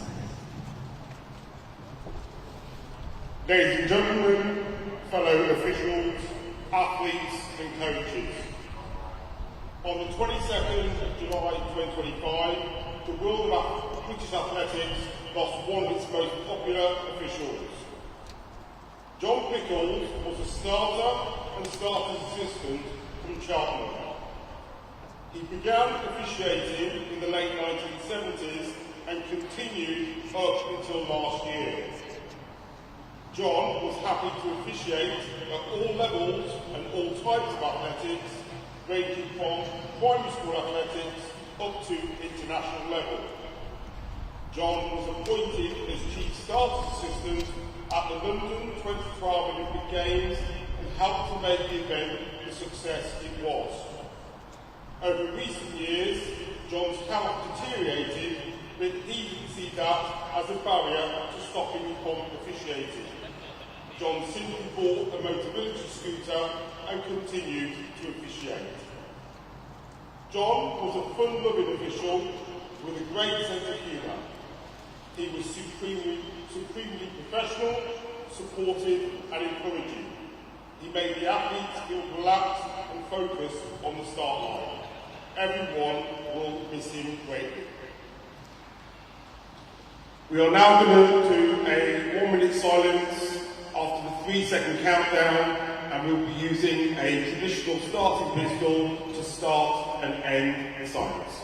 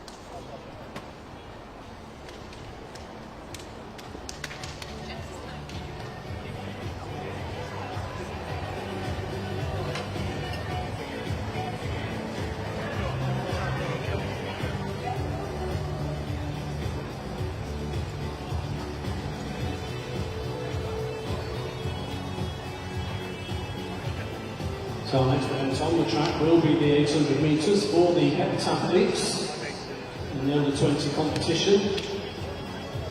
Currently led by Matilda Quick of Swansea with 4.338. Ina Payne in second on 4.172. And Hannah Wilson third on 3.843. So considerable gaps between the first three positions there.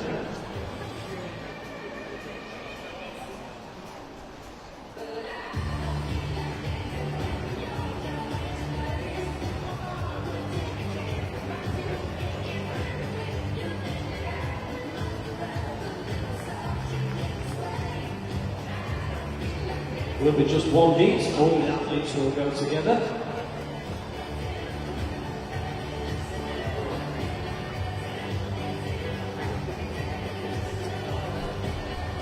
In the meantime, the senior women heptathletes high jump competition continues.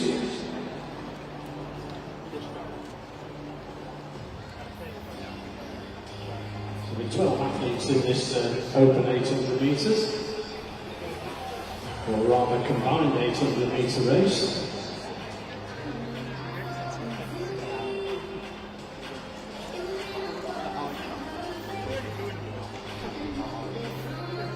Welcome back to coverage from the Alexander Stadium. In the last few moments, we've just had a tribute and a minute's silence here to a well-known athletics official, John Pickles, whose funeral was held this week, and that precedes what is the final event for the women's under-20s heptathlon.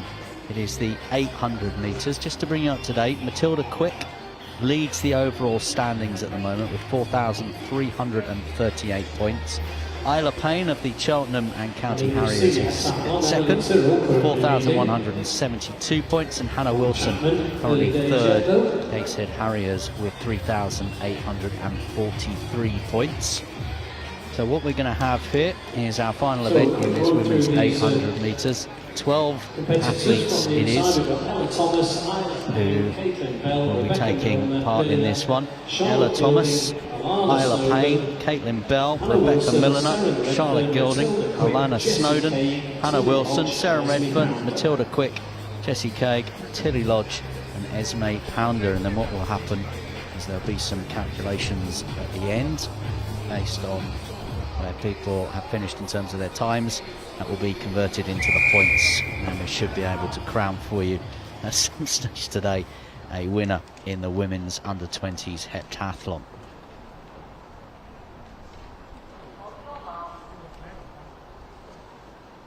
So Quick of the Swansea Harriers started with the win in the 100 metres hurdles, as we are underway. A third in the high jump, win in the shot put, third in the 200 metres, a win in the long jump, second position in the javelin. So we're underway then in this final of the women's 800 metres heptathlon then. May not be the case though for Caitlin Bell, the Norwich athlete. She's certainly gone off with vengeance. Caitlin Bell it is down the back straight, who has started this race really well. Rebecca Milliner of Exeter Harriers. Bell's PB over 800 metres is 2:23.28. Ella Thomas has a PB of 2:28.48. She's just being passed now by Tunbridge's Ella Thomas.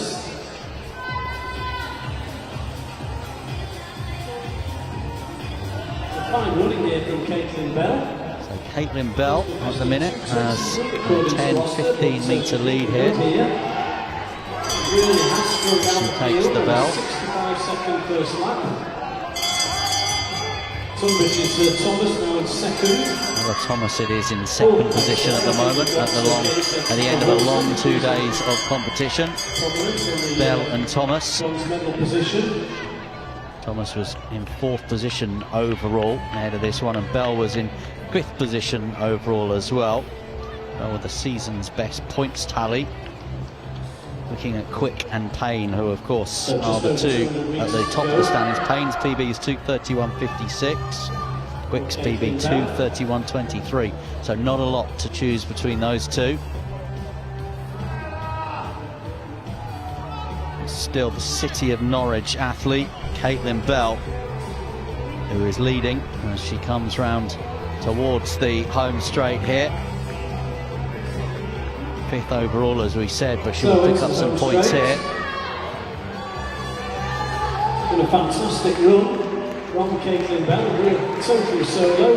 Caitlin Bell from gun to tape, literally, has won this race, and that will be converted into a points total. Yes, she does. 19.23. Then Hannah Wilson in second position. There to cement her bronze medal position, at least. Tunbridge's Ella Grace Thomas. Second position there. Group of athletes finishing. The likes of Hannah Wilson and others. We'll just have to convert those times into points for you, and then we'll be able to bring you some overall standings. But as we said, Matilda Quick who was leading and did well in that 800 metres as the athletes all slump to the track here. Great win for Caitlin Bell there, and that will be good for her points tally as well. 2:19.23 the time.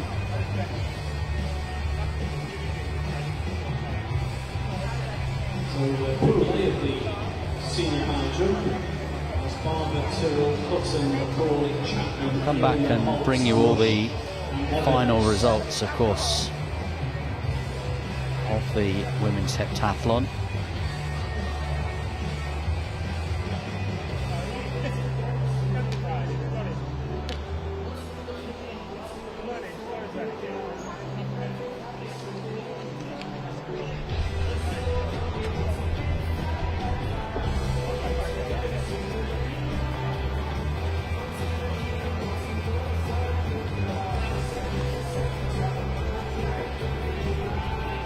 So Pool A, while currently at 1m60 and 1:51. So that was the under-20s women, their final event. The senior women have started today, by the way, and they are now going through their high jump competition.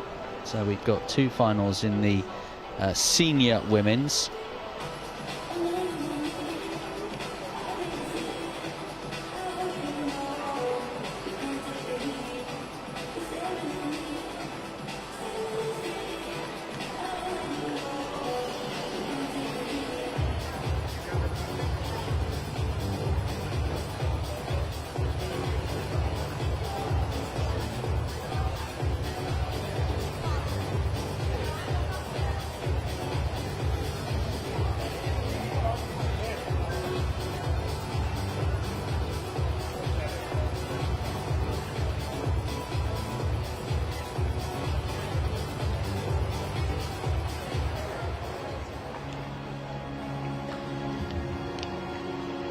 Next up on track, by the way, we will have a steeplechase final for you. It will be a men's 3,000 metre steeplechase final. 1500 metres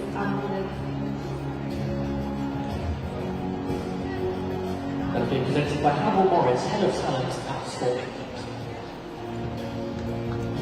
The silver medalist from St Mary's Richmond, Arthur Mills.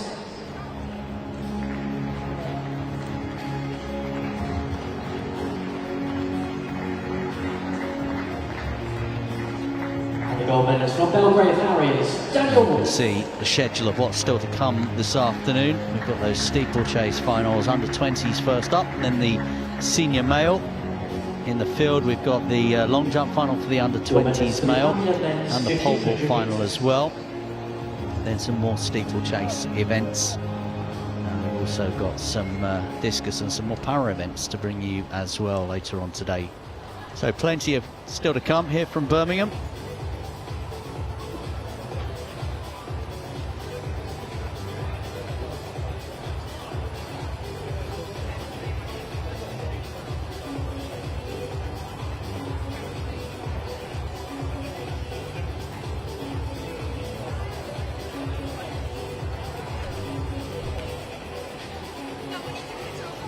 Bell it was that won the women's 800 metres there in the heptathlon. Wilson was second, Thomas was third, Payne finishing in 5th position, and Quick was down in 7th position.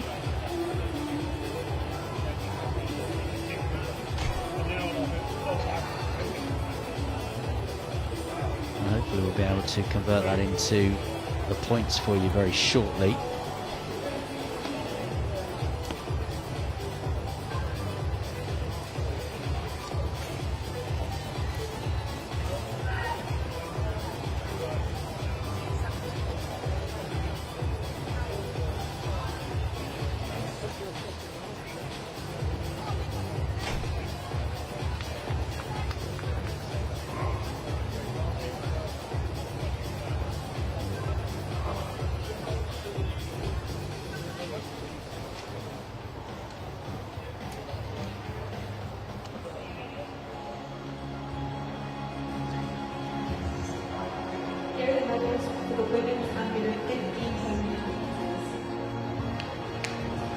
Second place from Border Harriers. So we do now have the points from that women's 800 metres. So Matilda Quick has 627 points, finishing 7th in that race, enough for her to take the top spot.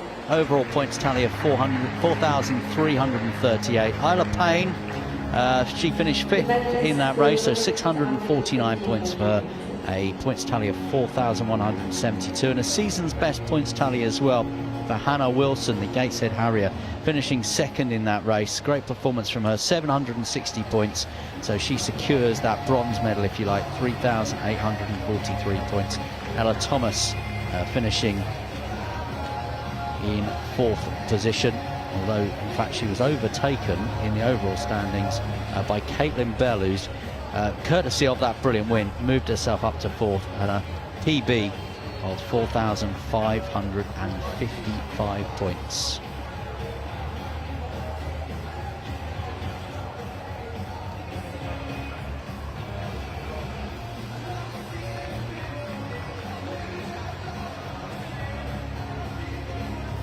So there we have it, the conclusion of the women's under-20s heptathlon. Our winner is Matilda Quick, 2nd Isla Payne, and 3rd Hannah Wilson.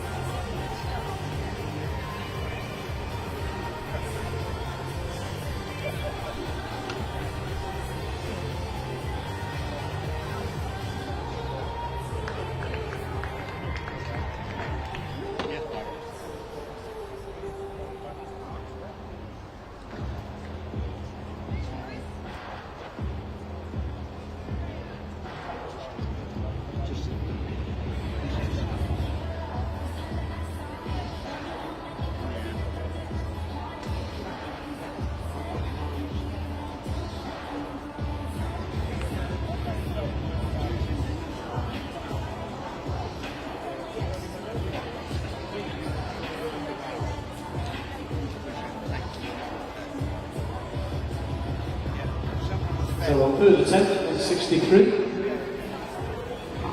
Then one on the track of the under 20 men's 3,000 metres steeplechase final next.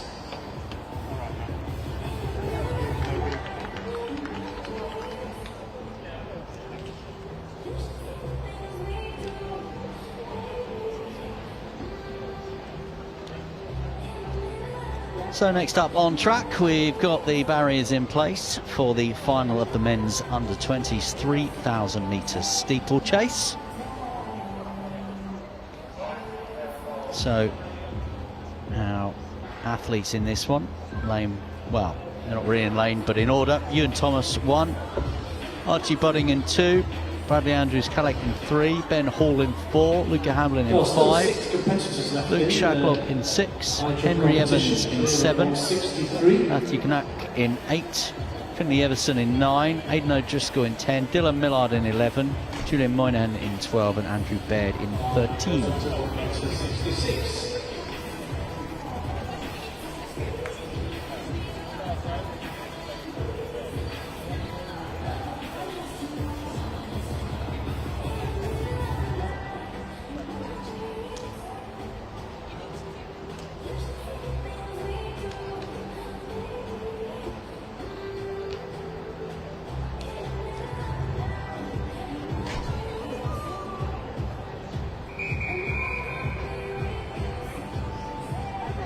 So the starters in this steeplechase race will begin over on the back straight, as we can see.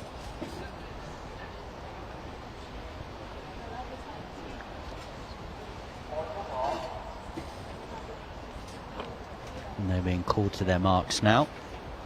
So this is the final of the men's under 20s 3,000 metres steeplechase. The 20 men's 3,000 metres steeplechase.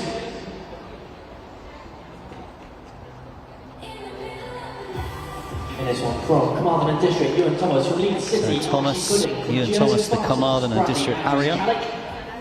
Archie Budding from Leeds City Athletics Club. From Jersey, Bradley Andrews Callagh. Ben Hall, the Horwich RMI Harriers. Luca Hamlin, the Aldershot Farnham District Club. Luke Shadlock of the Harrogate Harriers. Henry Evans of Cardiff Athletics Club. Matthew Knack of the Giffnock North Athletics Club. Finley Everson of the Basildon Club. Aidan O'Driscoll of the Woodford Green Athletics Club and Essex Ladies. Dylan Millard of Taunton. Julian Moynihan of the Ely Runners and Andrew Baird of the Inverness Harriers.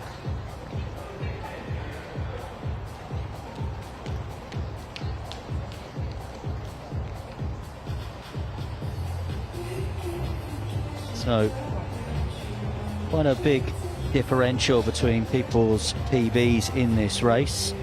The only athlete to have gone sub 9 minutes is Dylan Millard of the Taunton Club. He's wearing bib number 611. His PB, his season's best actually, is 8:59.69. These are quite a quick tempo being set.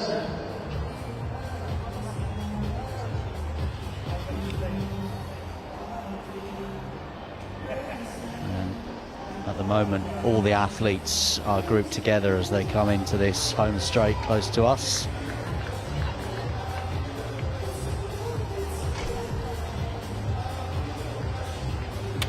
See a few drop off, I would presume, in the next few minutes or so. At the moment, Ewan Thomas, whose PB is 9:19.83, is just the back marker right now. That's Benjamin Hall of Horwich RMI Harriers on the front. 9:13.6 is best. Took a silver medal at the English Schools Championships last year. It is that's leading down that back straight at the minute. But still just anyone's race here. Just one athlete with the European under-20 qualifying standard, that's Dylan Millard of Taunton. That standard 9 minutes and 5 seconds. These were at 8:59.69.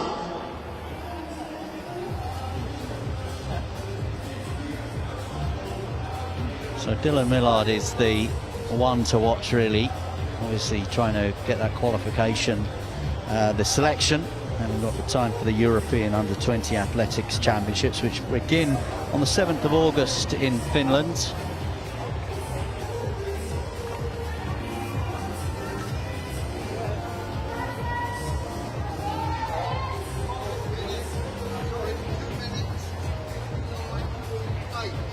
2 minutes 59.8. Decent lineup, isn't it, Michael? These athletes having to learn without a pacemaker here. Not too often you get a chance to compete in a highly competitive steeplechase field as well, and these youngsters going for broke really to try and qualify for the European Juniors.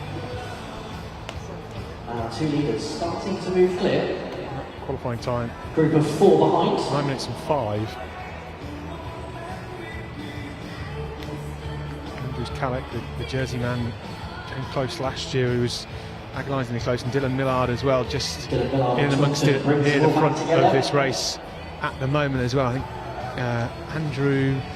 Andrews Callett is in 4th at the moment, the Jersey man, so not too far off the front. Yeah, this is the section of the race now as we head towards 4 laps to go, where things will begin to unfold for us. And we'll see some of those athletes whose TVs are not quite up, along with some of these drop off the back, but we've got 4, leading group of 4 at the minute. Trains over in Loughborough. Yeah, we've got Luca Hamblin in second there in that Aldershot Farnham district vest at the moment too. So, and here comes Andrews Callett, just starting to push the pace ever so slightly, getting towards the front of this one. We head down that back straight at the minute. Still very tough to call in terms of these leading contenders, these 3 or 4 that are there at the moment.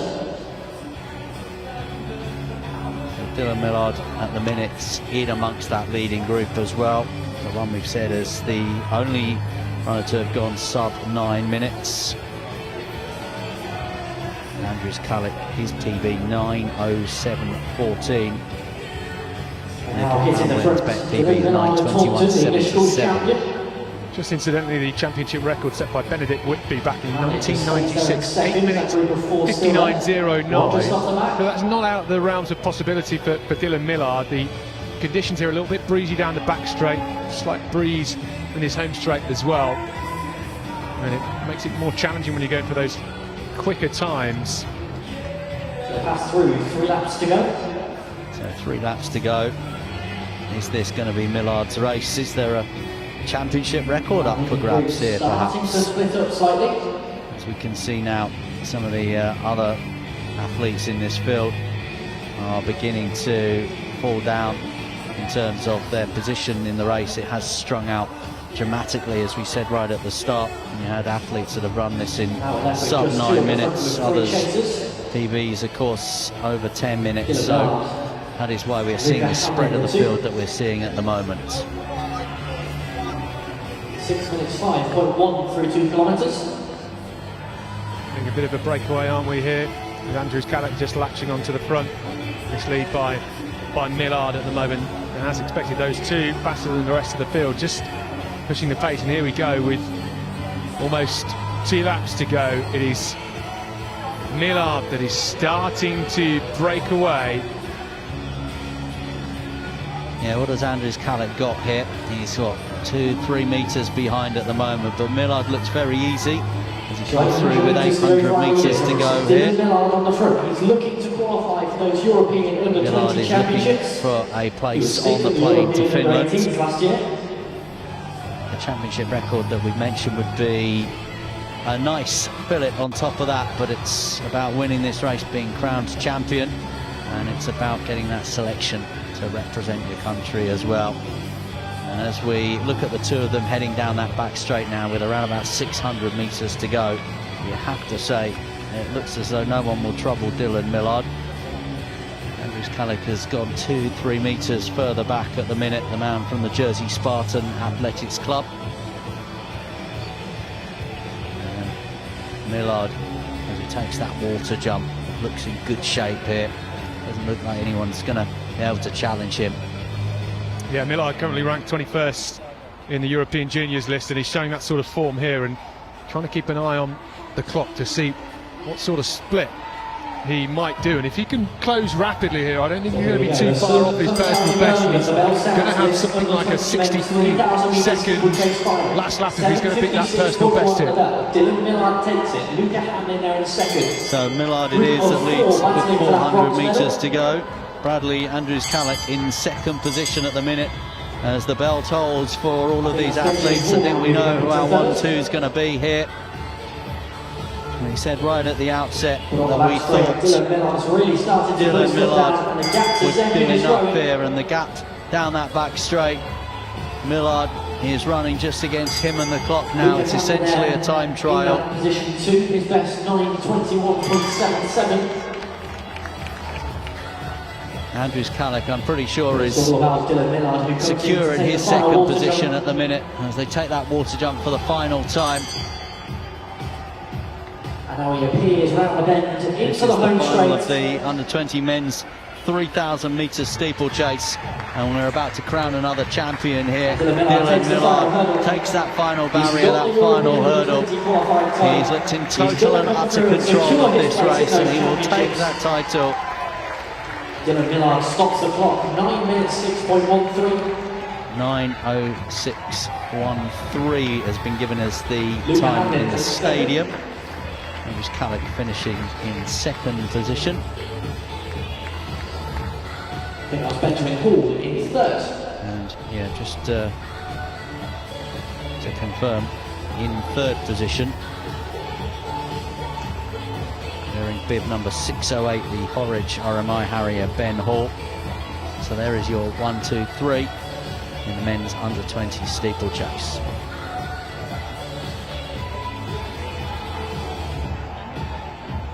Nice to have some sun down on us now as well, certainly warming up a bit. Got another couple of steeplechase finals to bring you shortly as well. So we've got the men's senior final and then the women's under-20s.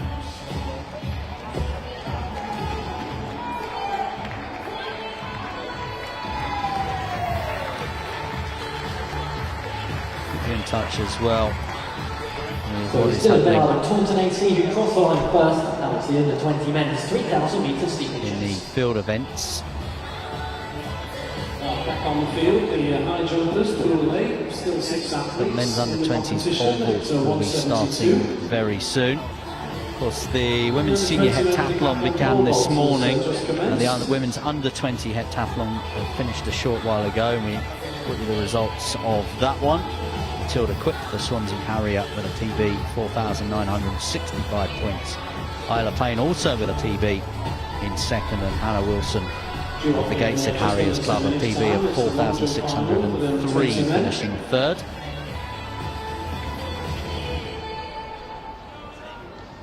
Well, we're in for a great afternoon of competition, aren't we? Coming up to the roughly halfway point in our programme for day 2 here at the England Championships. It's the seniors and under-20s, the Senior Para Championships, incorporating the CAU into counties as well.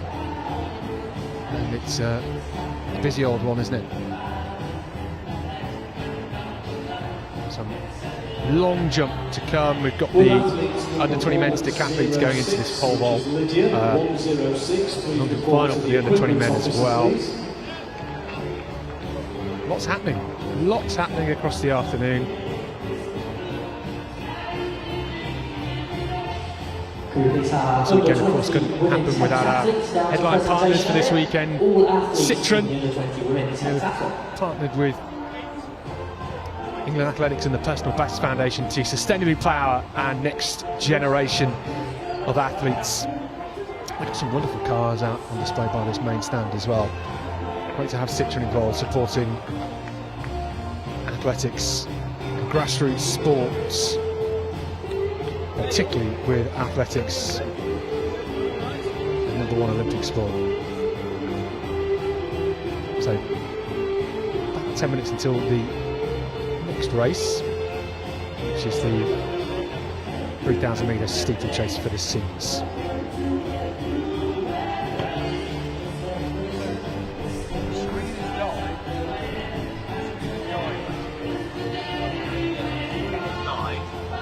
Well, if you look over to the back straight here, the 20 men's lock jumpers almost ready to get going, so let's run through the lineup.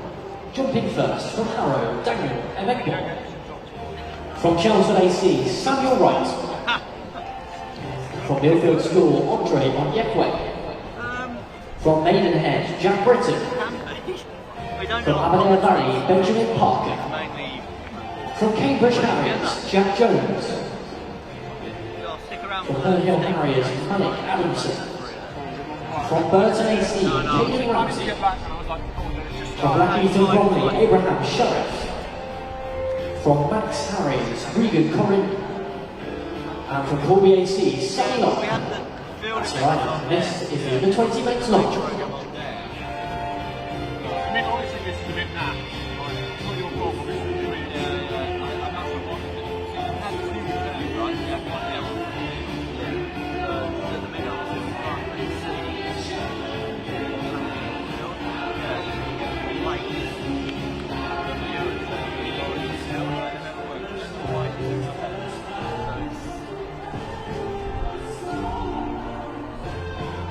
so I managed to make that bigger screen.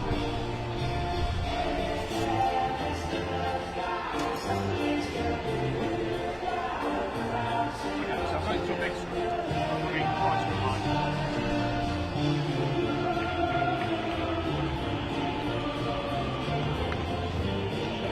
Anyway.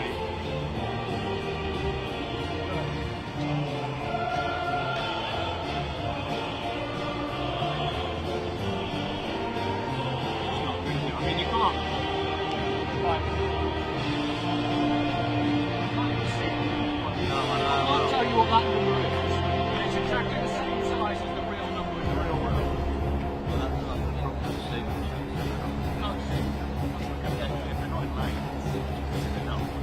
It's hard enough, like, it's okay if you go to the other, like,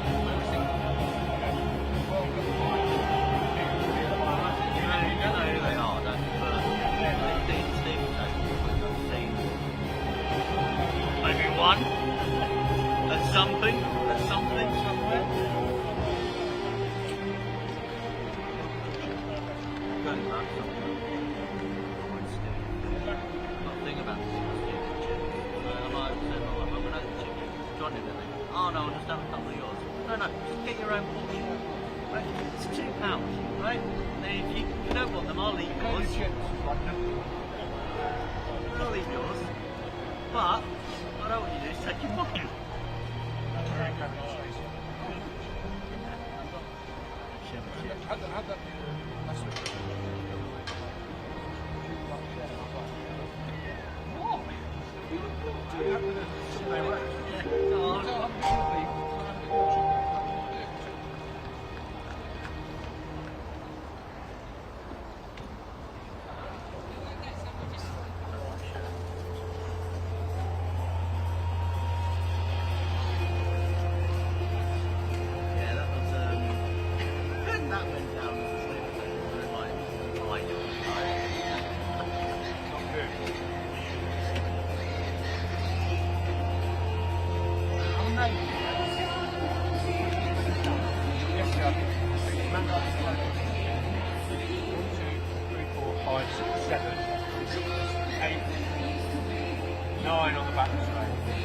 That's a box.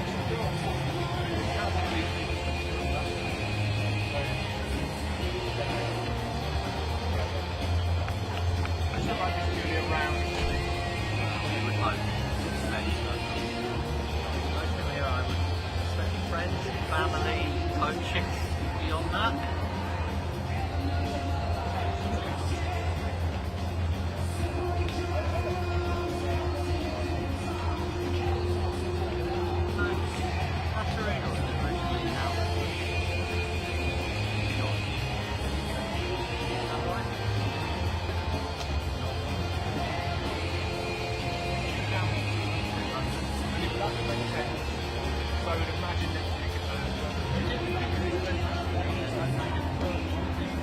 Double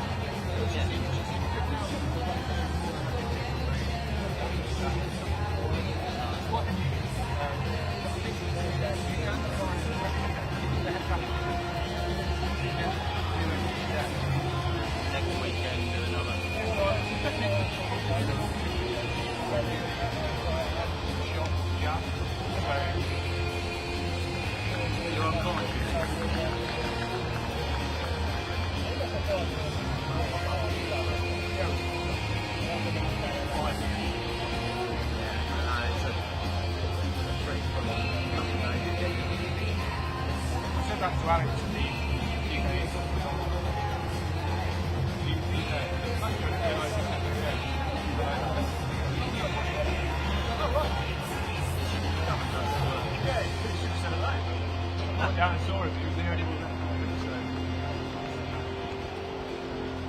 Yeah, because we already top score.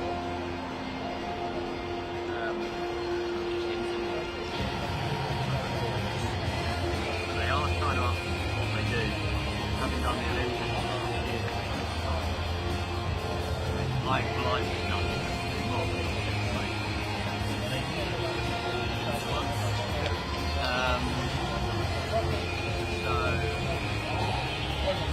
I don't know whether there was a conversation about whether they could do a couple of British championship races live, like, 100 metre live, yeah, a couple of events where there's a couple of So on the field attempts, 169 in Pula Gallagher competition. they've got the Lions done and done.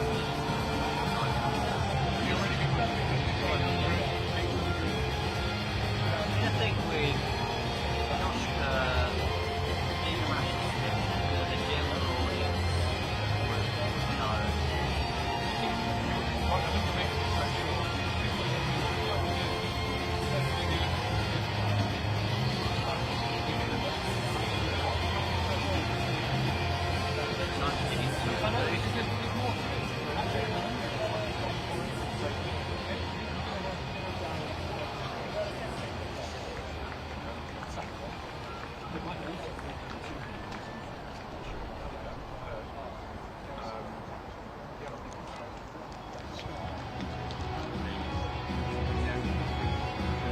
Next up will be the senior men's 3,000 metres steeplechase.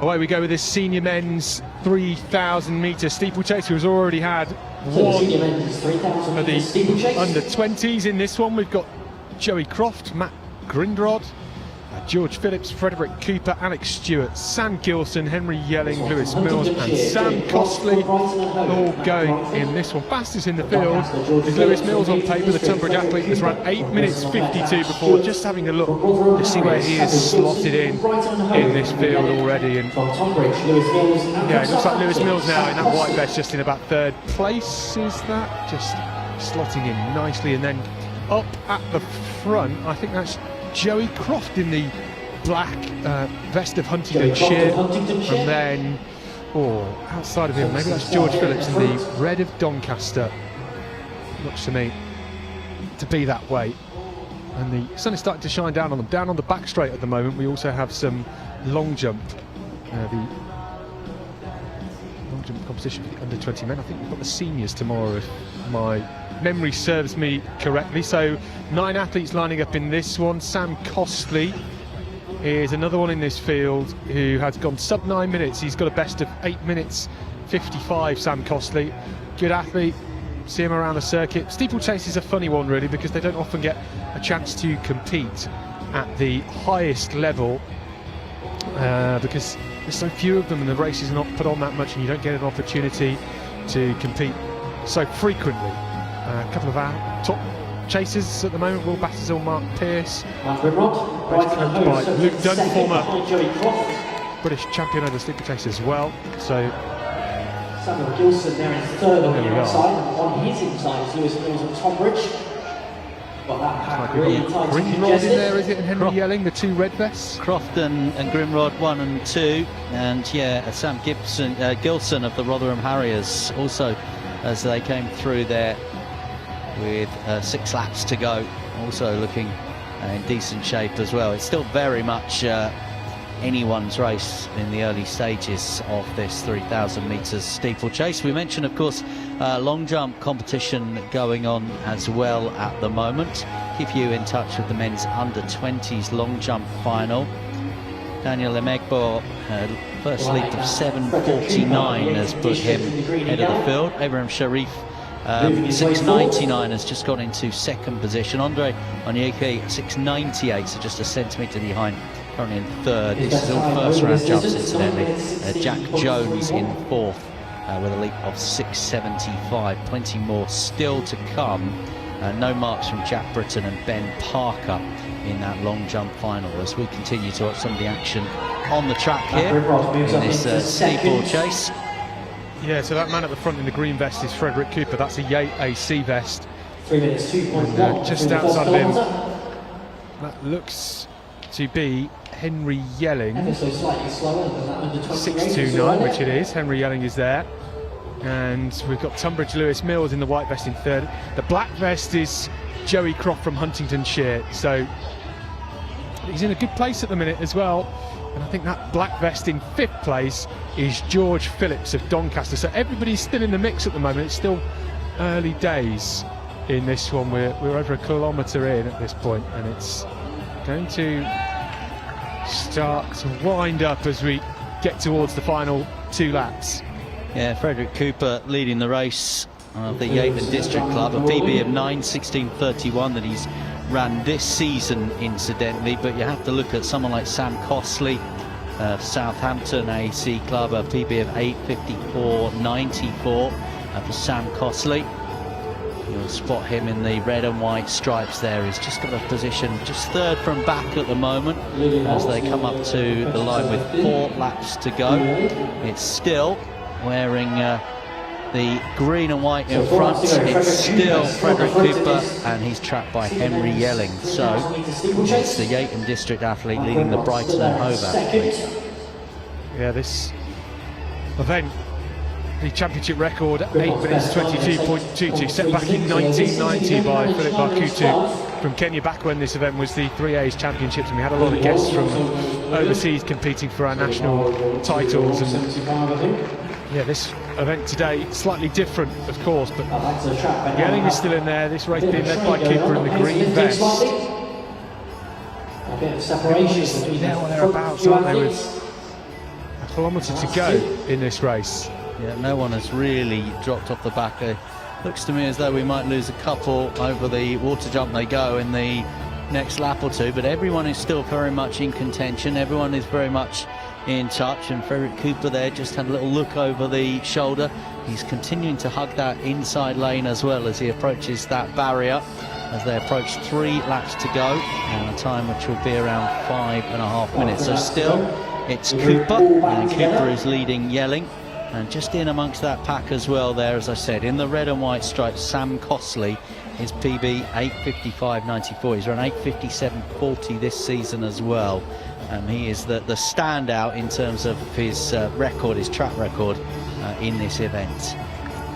It's an intriguing race. You know, everybody's still in there at the moment. Only just now we're starting to see what looks to be Matt Greenrod, I think, just drifting off the back. But everybody else is still in the mix. That's because we've got so many athletes in and around the same sort of personal best, and it does mean it's going to be a competitive finish, you would expect. And at the moment it's Cooper that's just happy to sit at the front. Everybody else is in there. You have to be so careful, particularly coming up to the next barrier, the water jump, when there's too many bodies, too many legs flying in the air. It can make it quite a challenge and almost sometimes a bit dangerous. And I think 2 years ago at this event we had so many people fall over on the Friday night over the water jump. It was actually astonishing. Like every single race it happened. I don't want to give the commentators curse here, but you do need to keep your wits about you in this race. And in the blue and white vertical stripes, we've got Sam Costley here just starting to edge towards the front. He's a man that's gone sub 9 minutes, as I mentioned before.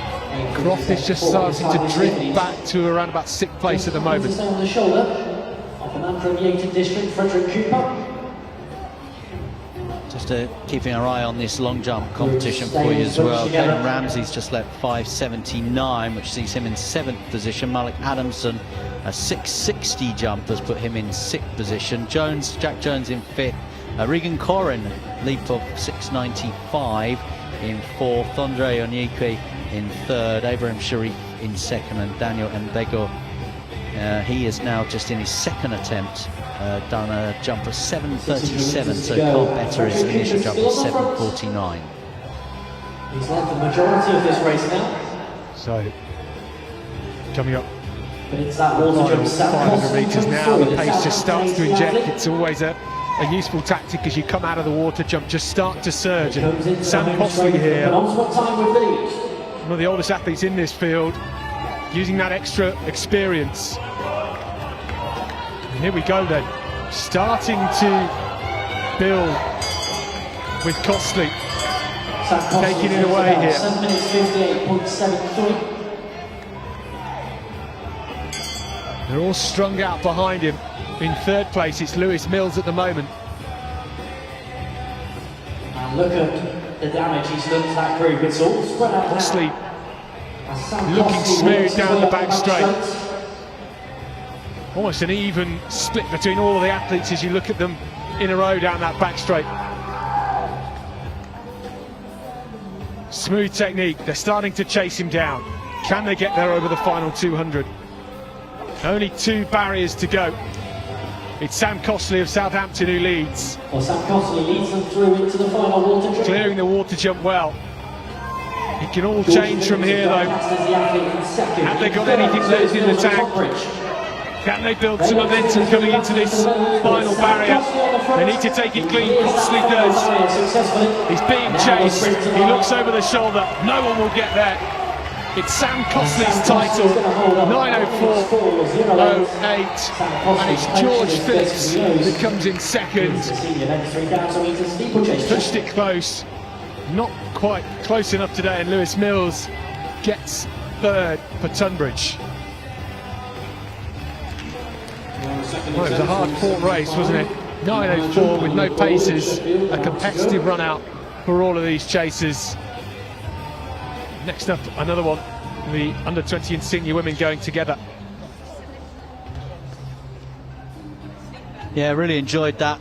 It just wound up really, really nicely. I think, and we said it, didn't we, in the early stage of the commentary, we thought it was Sam Costley's race to lose. He was the one in the field when you looked at the performances of them this season and in their career. You thought it was going to be his to win today, but just really unfolded in a really nice way, that event.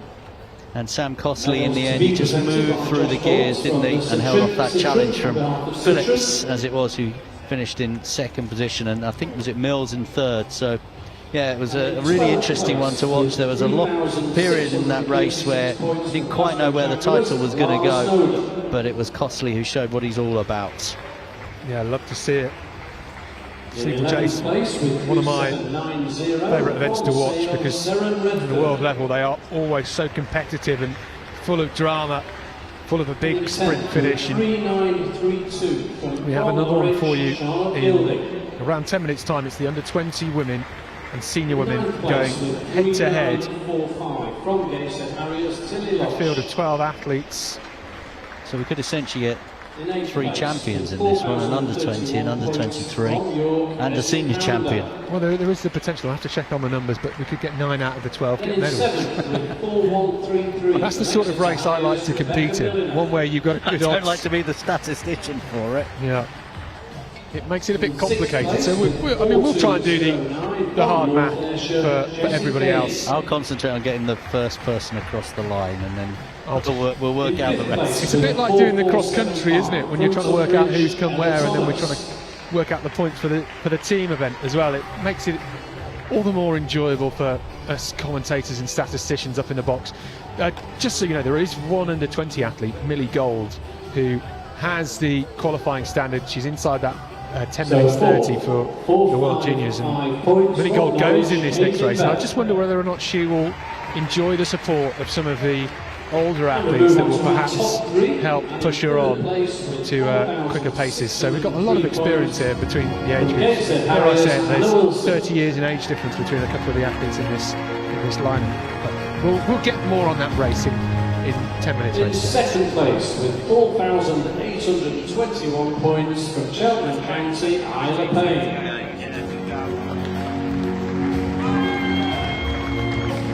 And in first place with 4,965 from Swansea Harriers, Matilda Quick.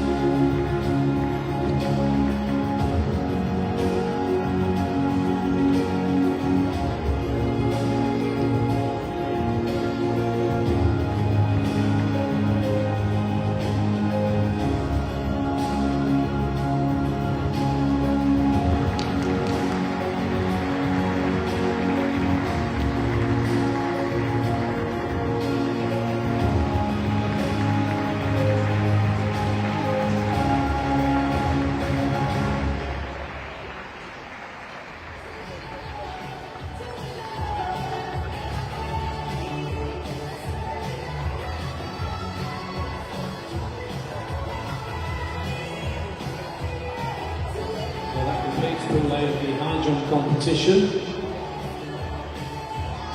These are two athletes clear at 1m72. Next event on track. We're off in about 6 or 7 minutes time. It's the final of the under 20 women's 3K steeplechase. And the senior women.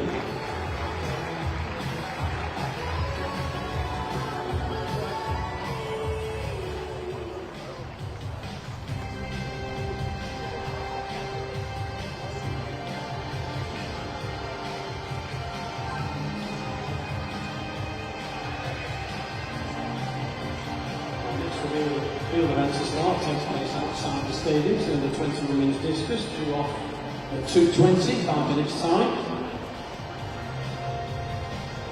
And we're still left with the high jump competition going in Pool A.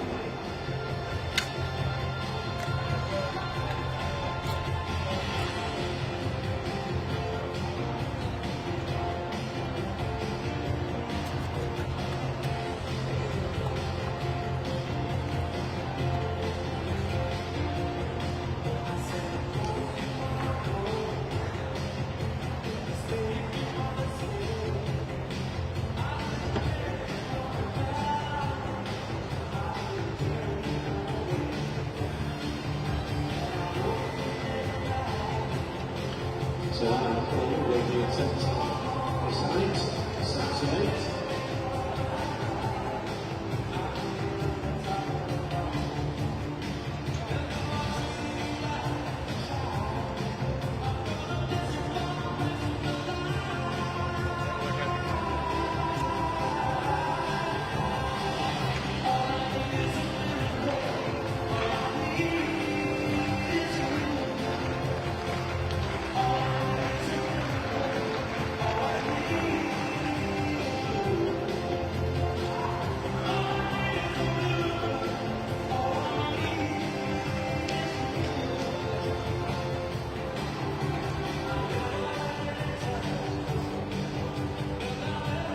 Currently second round of the under 21's long jump competition, 7:49 leading, that's Daniel Midbook.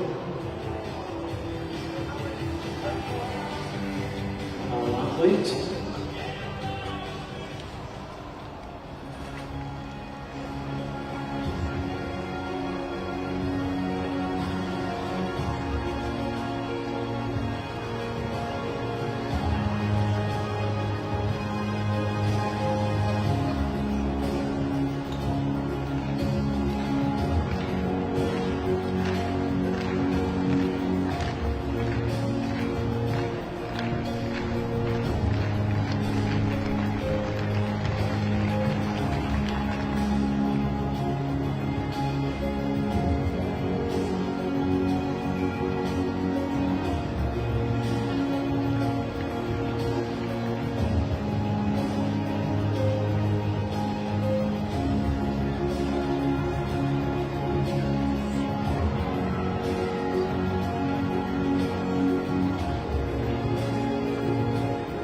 Well, medal presentation for the under 20 men's 3,000 metre steeplechase. Apologies for the delay there, we were just checking our results. The bronze medalist from Horwich RMI Harriers, Benjamin Hall.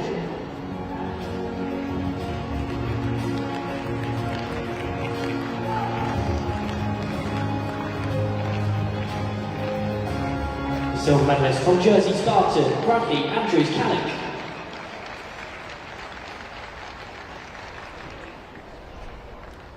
And the gold medalist from Taunton AC, the England Athletics under 20 men's 3,000 metres steeplechase champion, Dylan Millard.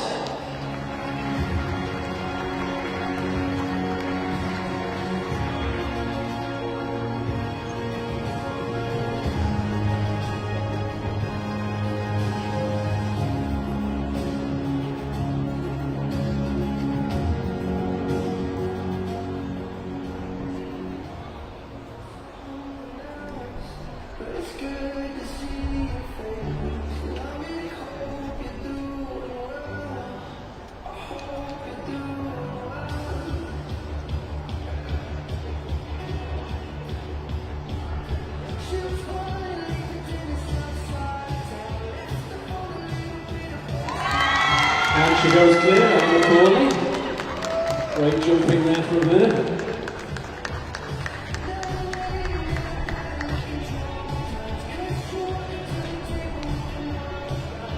Attempt clearance at 1m78.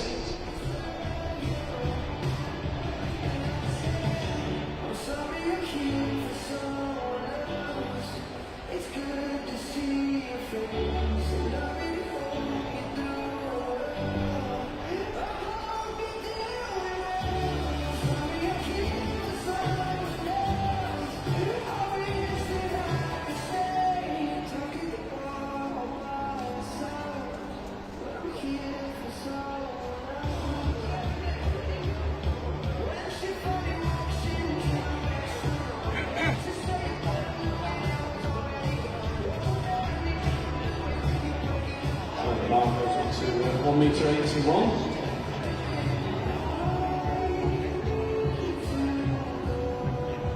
As the athletes get ready on the far side for the third steeplechase of the day, it's the under-20 women's 3K chase.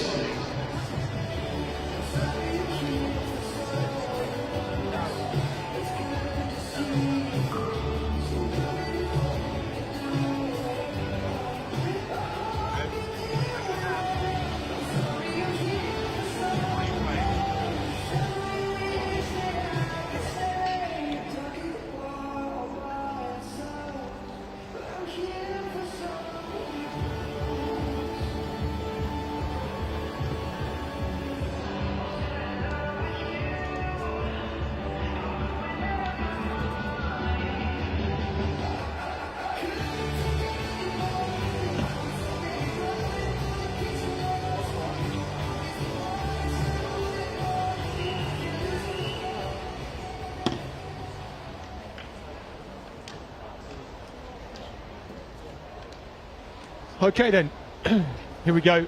Next up, senior women and under 20s steeplechase final.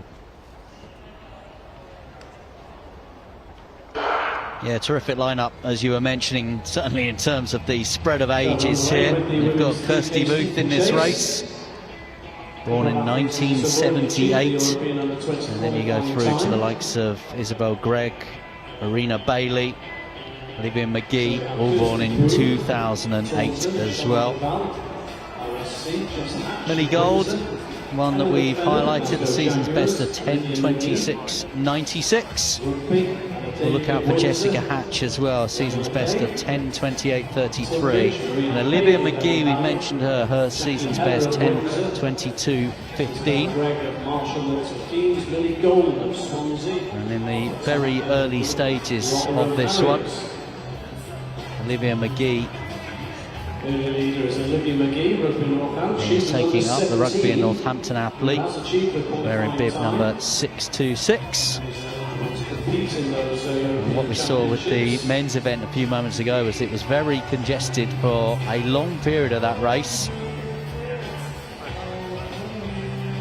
But we've already seen here a little bit of a spread of the athletes as they go down the back straight there. Plenty of running still to come.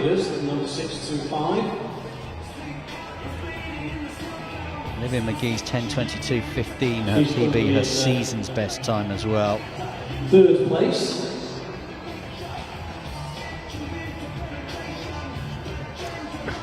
Yeah, I think that looks about right at the minute. I think in second place that is Millie Gold, just in that white vest of Swansea, if I'm making that out. And I would say Olivia McGee is the one in the Rugby and Northampton vest leading this one at the moment. Yeah, it's Olivia McGee who is going to, with 6 laps to go, lead this race.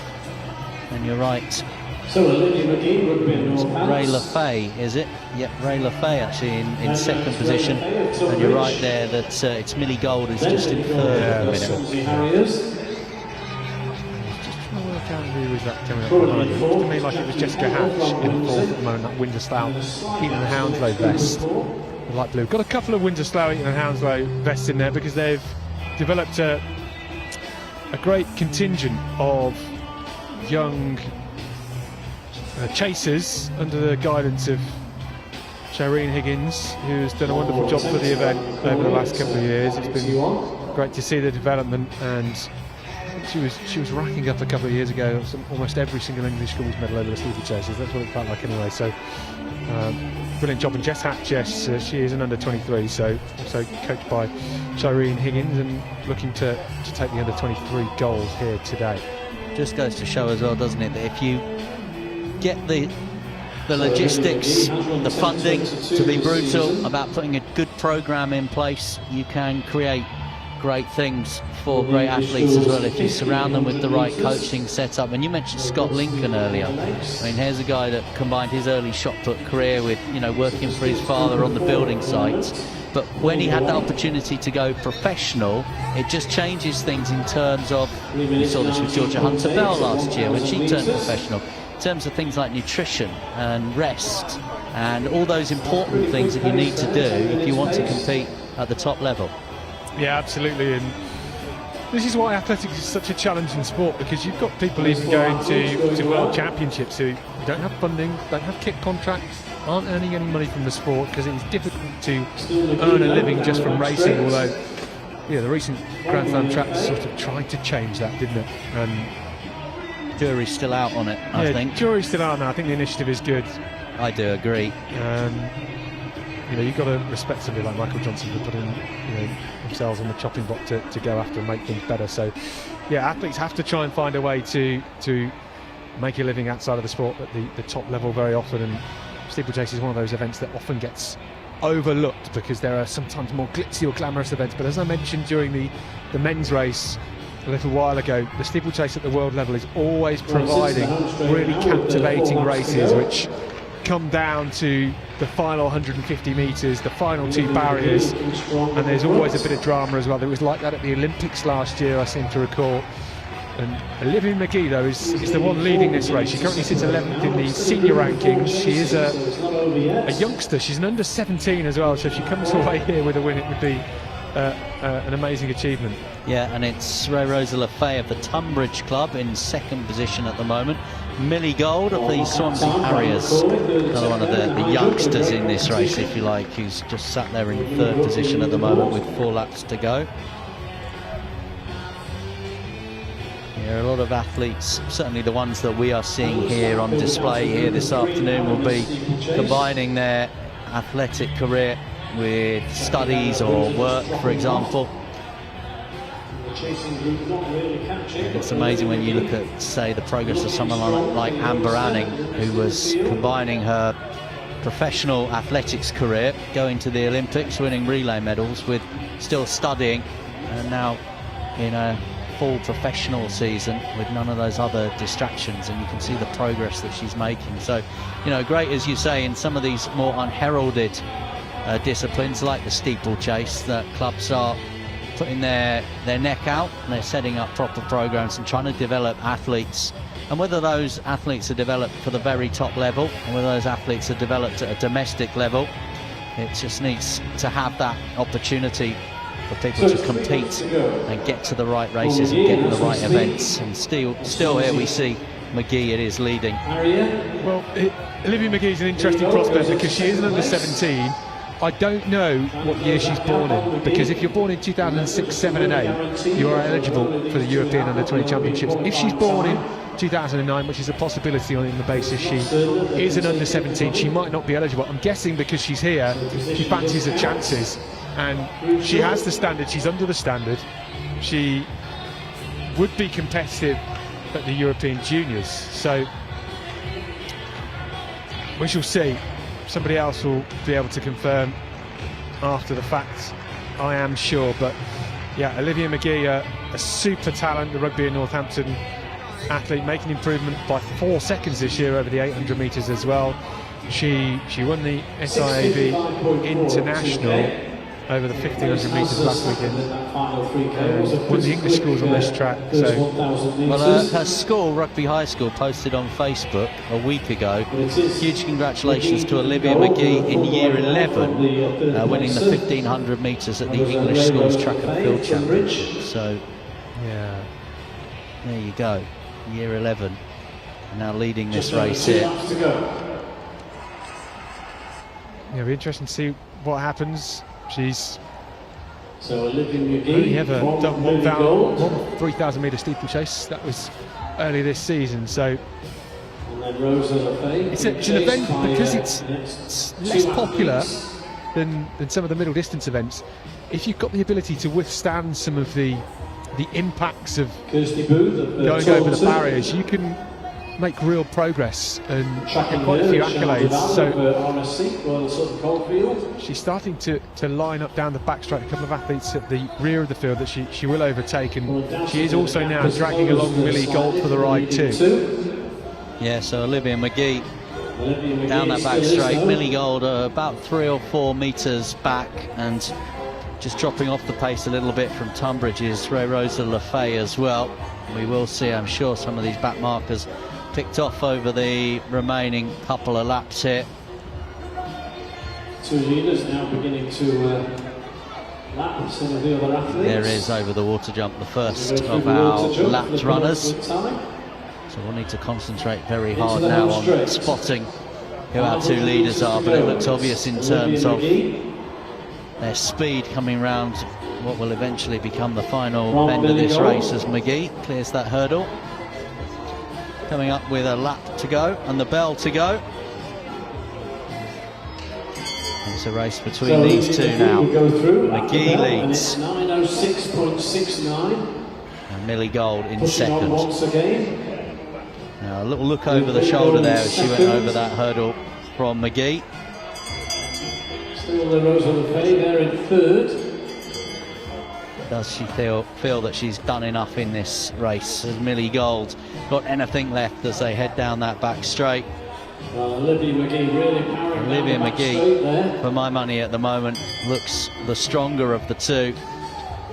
Stride length is still good, So Olivia but McGee working really hard, gritting her teeth down that back straight, trying to get closer, trying to give herself a chance at least over these last 200 metres is Millie Gold. But Olivia McGee will come round to this water jump now for the very last time. As she approaches the water jump. She must be absolutely shattered in this 3,000 metre steeplechase. A little bit of a tired jump, that one from Millie Gold, and she landed heavily in the water as well. And McGee, it is, as she will come over this final barrier now. She'll just take her time to clear that hurdle, and now she will put the hammer down, and she will race away to take this title as well. What an absolutely fantastic performance from the teenager. The youngster puts her hands on her head and then slumps to the track, but what a victory, what a win for her. Well, it was around 10:27, the clock didn't stop. Millie Gold was outside 10:30. It doesn't matter for her because she has the standard. So well, the clock is still rolling. I'm not really sure what's going on. It says 10:44 now. It's hard to believe, isn't it, sometimes? I don't She crossed the line before 10:30, definitely. Yeah, it was 10:27 on my watch. But anyway, we can ignore that. 10:44, might have come with them rules. We'll give you the official result when it comes through, but potentially Olivia McGee there confirming her selection for the European Juniors in 2 weeks, which would be remarkable for an event she's only done twice, including the race today. And she is already, I should add, 9th in the European Junior rankings. And she would go into a final gaining lots of experience, most importantly. And she's striding around there at the finish line where everyone else is sat on the track, and she's up on her feet, congratulating everyone else as they cross the line. But she looked so good in that race. Yeah, for sure. Very impressed. Won the Mason Trophy, 1500 steeplechase, because obviously at the under 17 level they don't run 3000 steeplechase. They run 2000s and 1500 more commonly. So yeah, a very interesting one for Olivia McGee, and Millie Gold as well. I think has done enough. Oh, nice to see them embracing just off camera there as well. So I think Millie Gold very happy with how she's done. Looks like she thinks she's done enough to book herself onto the plane. And Millie Gold as well is somebody, she's 12th on the European rankings this year. So At 10 minutes 26, Additionally, 2K chase for the it'll be a great experience. We have to try and 3K. give people these opportunities to compete at a high level. And both for Millie Gold and Lisa McGee, the sky is high in terms of their capacity to build in this event. Everybody clapped as they crossed the line. And it was interesting as well, Olivia McGee came across to the stands just out of your picture as well, and took some congratulations there from some of her friends, family, support group, looking to follow in the footsteps of people like Lizzie Bird and Amy Pratt, who qualified for the Olympic Games last year.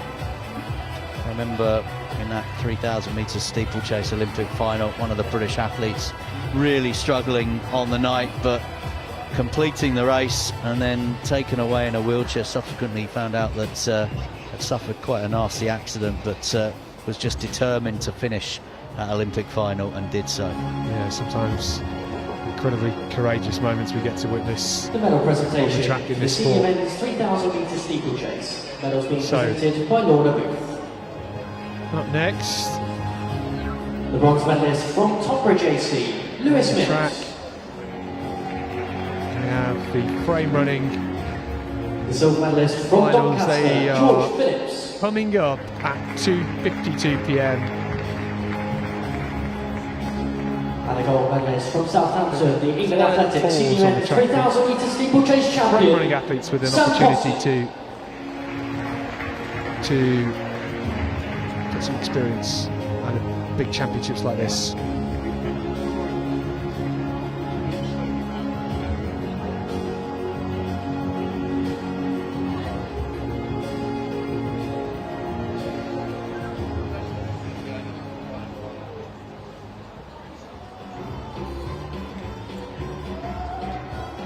So in the senior heptathlon, Emily Tyrrell after 2 events, leading with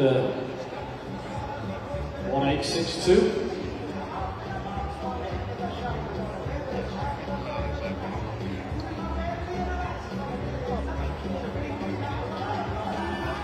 Lauren Evans currently second with 1797.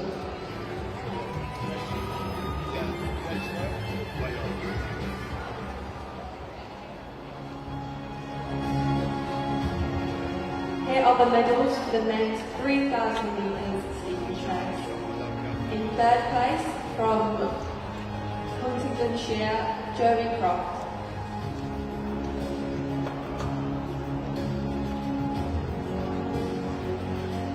In second place from Rotherham Harriers, Samuel Gilson.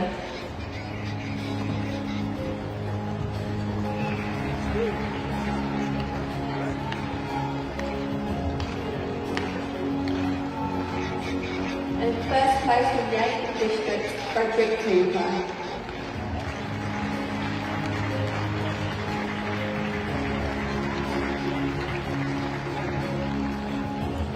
That's the under 23 men's 3,000 metres steeplechase.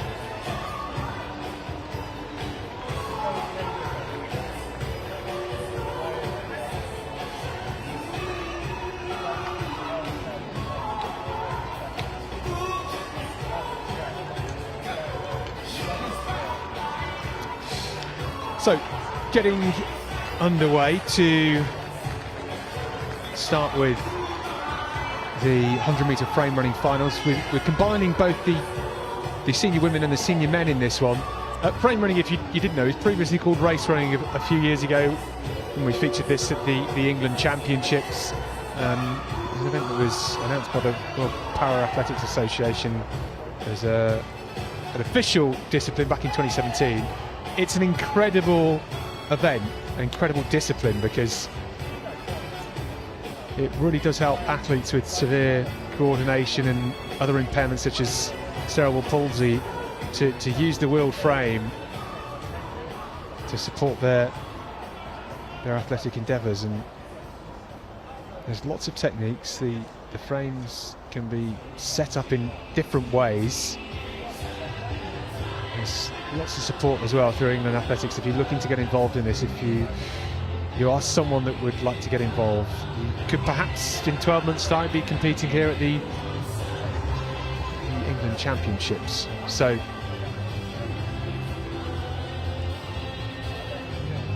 our athletes in this one, for the men, we have Finley Menzies. We've seen him loads of time, T72 athlete of Livingston.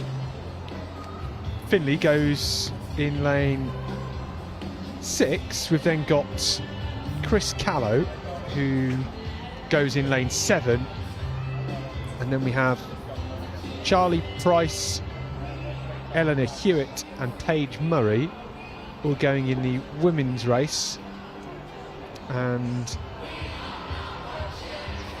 they are just lining up on the track now. Just to give you a bit of an update on the senior men's competition for the decathlon. It's Harry Kendall leading after the shot put. He's pretty consistent so far. He was second in the 100, second in the long jump, second in the shot put, 14:37. Pretty good so far, 2,458 points.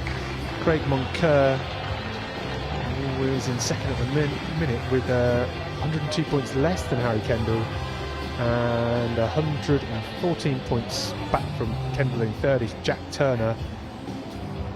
Jack Turner a little down on his best in the shot put.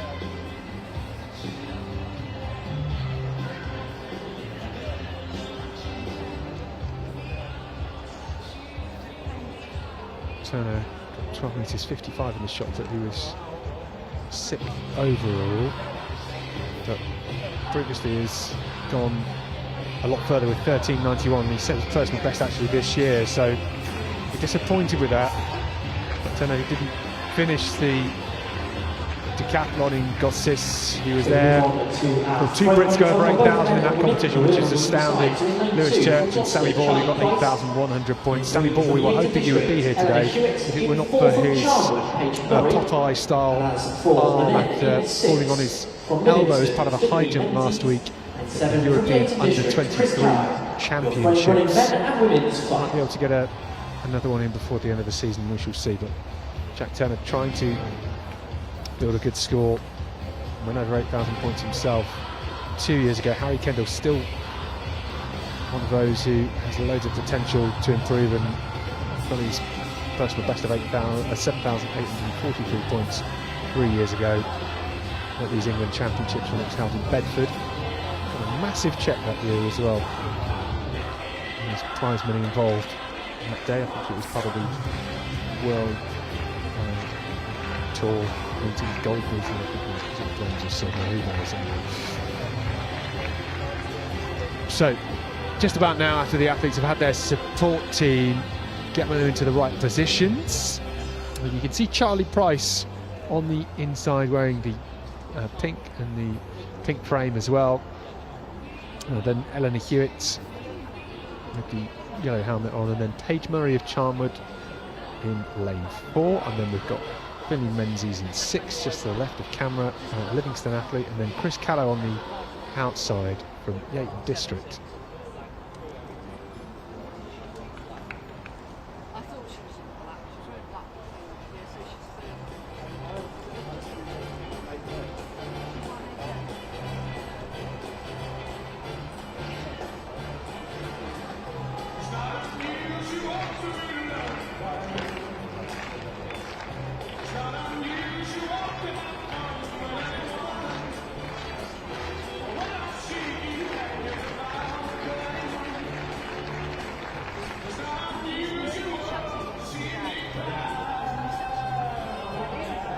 very much.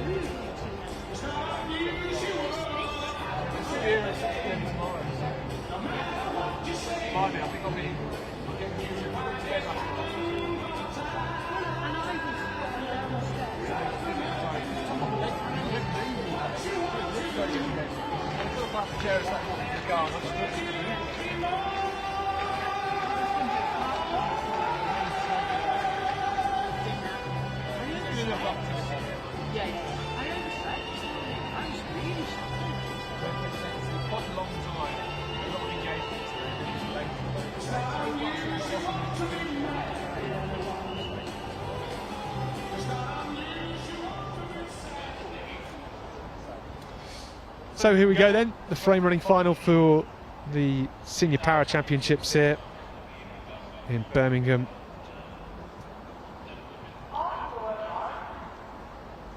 Price, Hewitt, Murray from the women's side, the three to the right of picture, and then Menzies and Callow.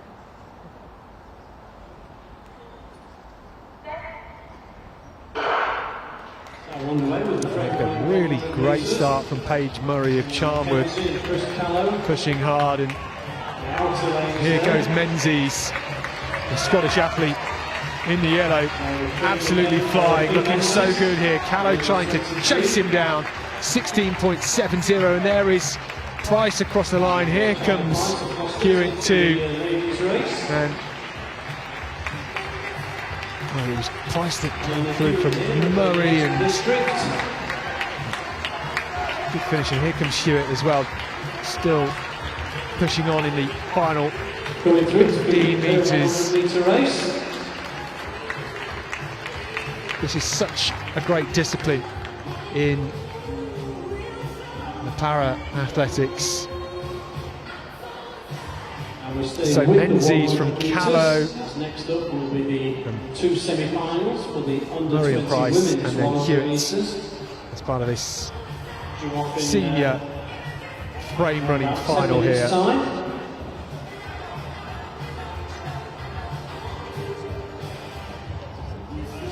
16.70 if confirmed. Didn't get any wind reading, but that would be a big personal best for Finlay Menzies, who previously got a confirmed official best of 17.16 seconds. So a fantastic performance.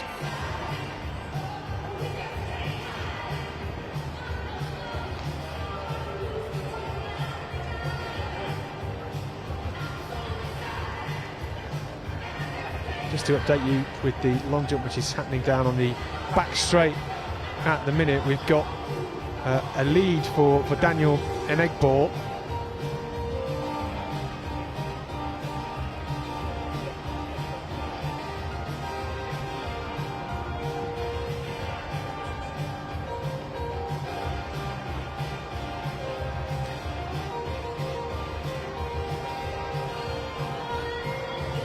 And worth mentioning as well, Daniel Enegbor,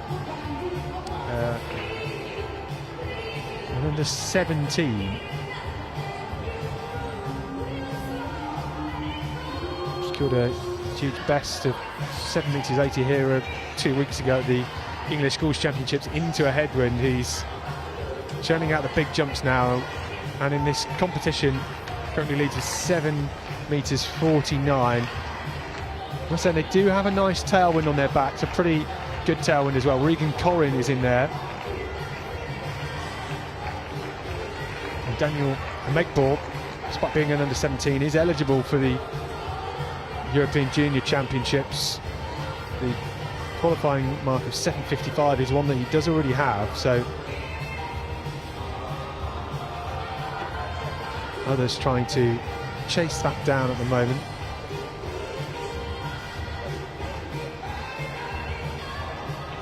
That mentioned Vivian McGee, wasn't sure what year she was born in. She was born in 2008, so by winning the trial here in that 3,000 steeplechase, her second ever 3,000 steeplechase.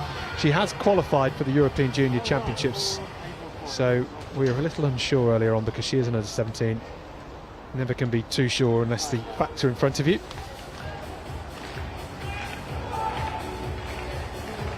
So next up in 9 minutes time, it's the semi-finals of the under 20 women's 100 metres. 100 metre finals start this evening at 5:17. And 400 metre finals. We do have a couple of 200 metre frame running finals later on, featuring the same athletes we saw just now. So look forward to welcoming them back onto the track in just less than 3 hours' time. We had the heats of the 100 metres yesterday evening. If you remember, I had some good tailwinds. We still have a nice tailwind here now. The fastest through to the final was, of course, Mabel Akande, 11:44. It was plus 3.0 metre per second wind. Precious Akpo Moses, who is a Birchfield Harrier, Birmingham girl, competes for Ireland, was second fastest through. So more from them in around 10 minutes' time. There's the official result from the frame running 100 metre final for the women. Charlie Price, 19:04.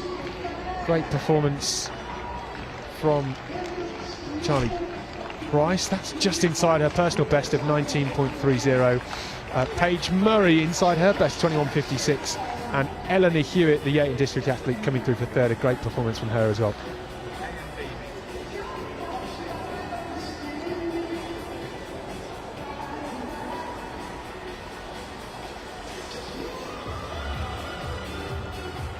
And there's the results from the men's frame running personal best, fantastic personal best. Not sure on the wind reading, it didn't come up. I wonder whether that'll be added later on. Finley Menzies, personal best of 16.68 seconds. That is fabulous.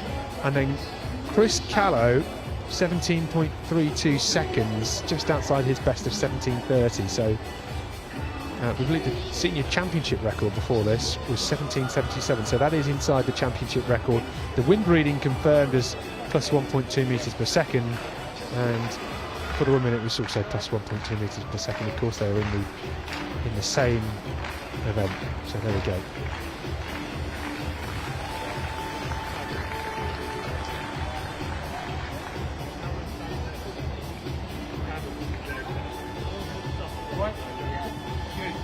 So I have an announcement for all the senior women heptathletes.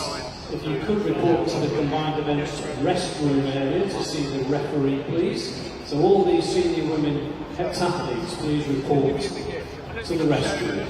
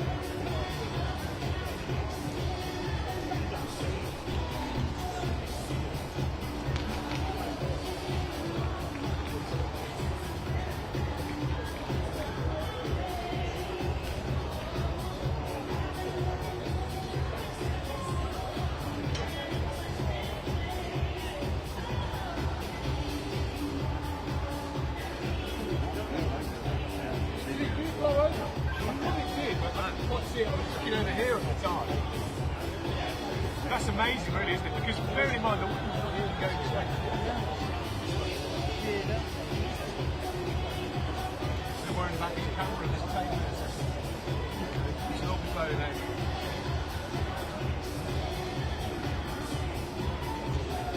Tell me that those people can't live.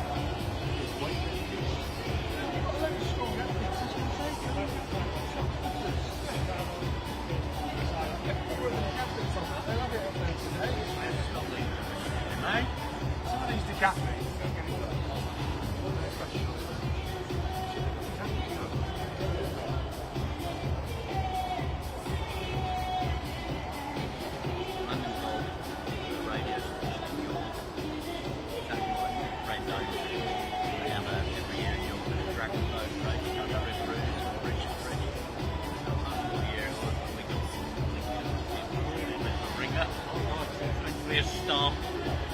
dragon boat race. We went, right, who's from yours?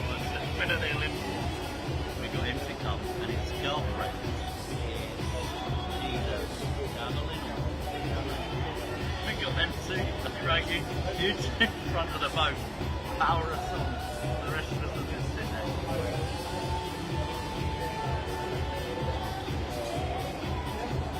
No, he's private. Paying for it now. Trainer.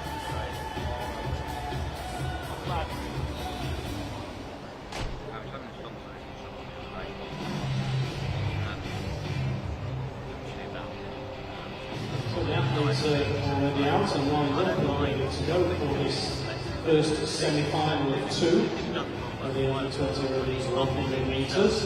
Going out there. So we're in two from Blackheath and Bromley, we have Indiana Marshall. And in three, the Gateshead Harriers, Catherine Bell. In four, on the shot farm in the districts, Emily Lucas. Then in five, Lincoln Wellington's Mabel Academy. In six, it's Hearts Phoenix's Tiana Rizzo. Then in seven, of Knox AC, Phoebe Clayton. In eight, Esme Dubois of Rugby of Northants. So then the first of two semi-finals, or three semi-finals rather, in this under-20 women's 100 metres. The athlete in the middle in that white vest is Mabel Akande. She goes in lane 5, the Lincoln Wellington athlete. So Indiana Marshall is on the inside, Blackheath and Bromley. Catherine Bell then of Gateshead Harriers, then Emily Lucas, then Mabel Akande, the favourite, an absolute talent. Tiana Rizzo goes in 6th, and Phoebe Clayton, keep an eye out for her too. Esme Dubois in 8, and Hebe Evans on the outside. It is only the top two that will automatically qualify, so keep an eye out for the athletes either side of Mabel Akande in 5. She has a rocket start, Mabel Akande. Went to the World Junior Championships last year, looking to book her place this afternoon to Finland in 2 weeks' time. The first semi-final of the under-20 women's 100 metres.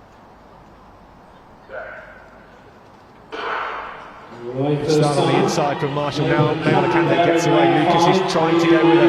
Here comes Clayton to it, and not say Seabest, but it's Mabel Akande with a 4 metre lead, powering away here.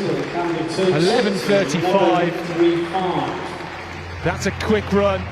It's quicker than she ran yesterday with a wind assisted 11:44. She looks so good. I said yesterday she looked as if she got a few more gears to shift through in the opening 40 metres, and she showed her hand in that heat. It's quick, 11:35. It looked like it was Phoebe Clayton that came through, who was a pretty good long jumper as well. We'll wait and see what the wind reading comes up as. It didn't show on our clock. We'll be on the results afterwards, I'm sure. Just to say, you can see it on the screen there, the screen that was in the middle was blown over, remarkably. Somehow, I didn't think the wind was that strong today. It fell over at least, so we'll give you the results when we have them. But Mabel Akande looking very, very smooth here. Has run some quick times this year. Has gradually just been improving over the last couple of years. She's the current leader. 11:35, by the way, if confirmed as official, would be a season's best and one of her fastest times ever as well. Would in fact be her second fastest time ever. So she's run 11:36 this year, wind assisted. And Mabel Akande, the final at the UK Indoor Championships, was in Sports City last year for the UK Championships. Didn't make the final on that occasion. Second year under 20 athlete.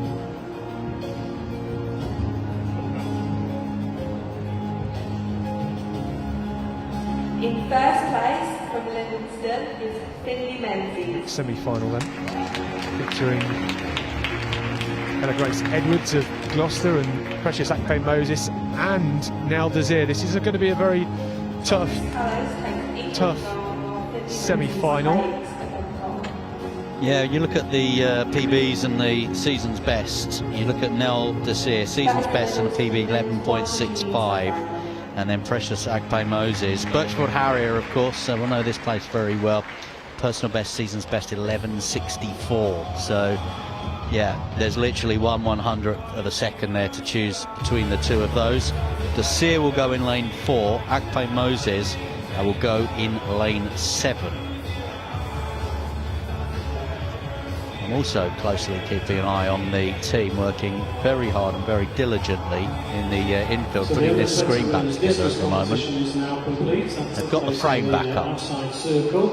I mean, we were just saying, weren't we, get a couple of the multi-eventers or the strong guys from the heavy throws out here, and they would get it back up in a second. Scott, I know you've got the British champs next week, and you are trying to qualify for the World Championships later on in the year. You can give us a hand with this video screen, could you? Yeah, exactly. Yeah.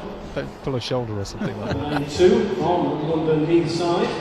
We have Asia Emmanuel. And in 3.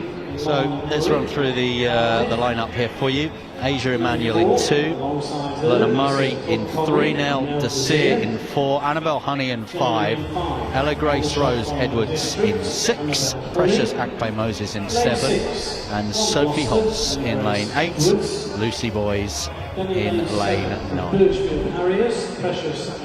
So this is the second semi-final. We've got three semi-finals in the women's under 20s 100 metres. So Precious Agpe Moses, 11.64. So the times from that first heat, just to confirm, Mabel Kande 11.36. That is her second fastest time ever. Phoebe Clayton 11.77, just outside her personal best. The wind plus 1.2 metres per second, so beautiful wind, tailwind here. And then Tiana Rizzo 11.84 and Emily Lucas 12.06, the third and fourth in that race.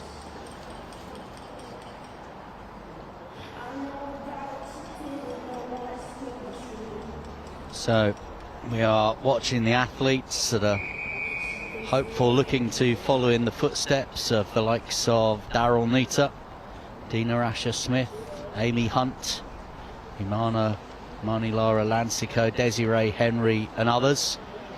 Remember the British team at the last Olympics in the 4x100 metres relay won a silver medal. Just wonder maybe one changeover, a little bit more slick, it could have been a gold, but it was a fantastic silver medal for that 4x100 metres team. And that is the aim. There's just such a rich vein of British women's sprinters at the moment, and these are the next generation, if you like. And away cleanly and away first time as well. And Precious Agpe Moses it is, who's taken the lead early on in this race and will come through and win the race as well and qualify with a punch of the fist as she goes through the line. Precious Agpe Moses, the Birchfield Harrier, with that home advantage, secures her place in the semi-final. Yeah, that is quick. It's in the final, I should say, sorry, from the semi-final. It's quick, isn't it? She's already booked her spot on the Irish team for the European Junior Championship. She's obviously based here. This is an open championship, so that's why she's competing. But 11.45, massive personal best, coached by Andy Paul here at the Birchfield Club. And it's going very, very well.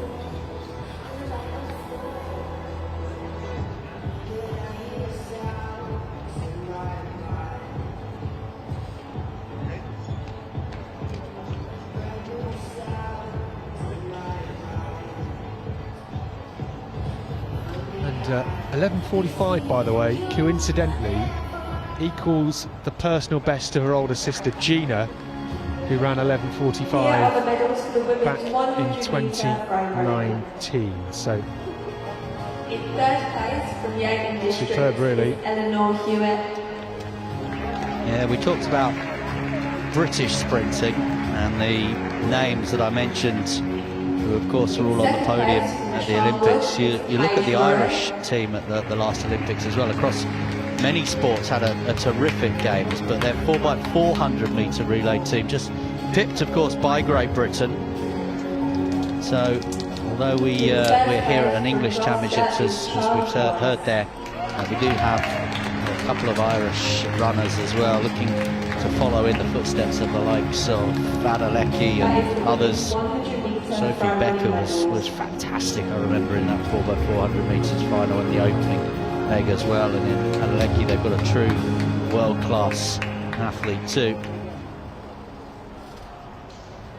So plenty to be pleased about, both in terms of Great Britain and Northern Ireland and the progress there, and the Republic of Ireland as well. After two events, Harry Kendall and Tunbridge leading with 2.458. Three events rather, should we say, of course.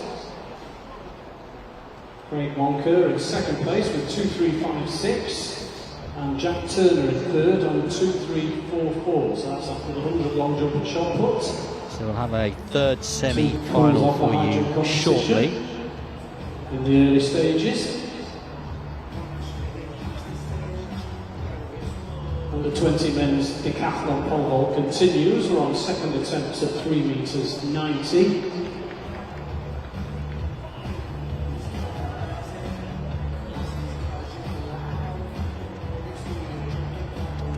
Well, that time, 11:45 for Precious Akpe Moses. The tailwind plus 2.4 metre per second, so not official. Slightly over the allowable limit, plus 2.0 metres per second, but that sort of time primes her perfectly for going into the final later on. Now Nasir was second. She's still only a first year under 20. Ran 11:79, just tipped or so off her personal best, so she's going well. So we'll go through the lineup for this third run. Such a strong athlete. And Ella Grace Edwards was 11:86 in third, so she currently has one of the two time qualifiers for the final. So here we go then, this third semi-final. Liliana Richardson goes on the inside, then we have Amira Adeshokan, then Kaya Slater, one of the athletes in this age group that has the qualification standard. She's run 11:50 this year, qualified for this final semi-final with 11:71, and then Emanuela Asante of Coventry in the middle in lane 5. Oluwa Damatan Shoamimo of Medway and Maidstone goes in lane 6, then Jessica Mantle, then Olivia Monk, and then Inessa Rene Atafin in lane 9 on the outside. So who do we watch out for here? Well, absolutely in lane 4 it is Kaya Slater. We're not using lane 1 here, so Kaya Slater is the athlete free in from the right hand side. Behind her it's quite open. Jess Mantle, who goes in lane 7, looked really good earlier on. She is 3 in from the left hand side, and Jess Mantle 6th in the UK rankings this year. She's 0.11 off that European under 20 standard. Could she force her way into this team in an individual spot? We shall see. So third semi-final, 2 automatic spots up for grabs. It's Richardson, Adeshokan, Slater, Asante, Shoamimo, Mantle, Monk and Atafin. Under 20 women's 100 metre semi-final 3.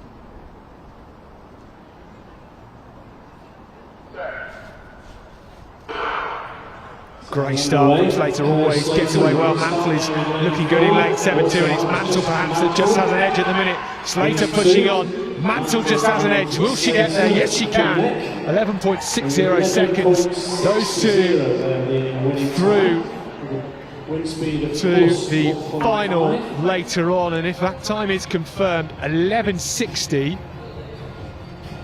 would not only be a personal best for Jessica Mantle, but also a European Junior qualifying mark.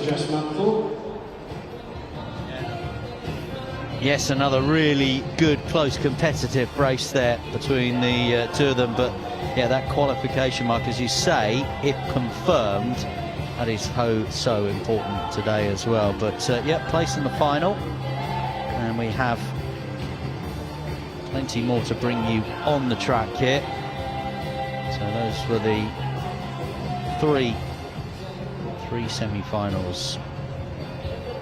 So, Woodward, Dunlop and Lucy Woodward, please report to the combined events restroom as soon as you can, please. There's the result from the previous semi-final, Michael. Shot competition. Yeah, Precious Akpe Moses 11.45, Nell Desir 11.79, Ella Grace Rose Edwards 11.86 in that second semi-final. So remember, in terms of that qualification situation to try and get themselves into the final. On the far side of the stadium, on the back straight, the men's triple jump competitors warming up for their final.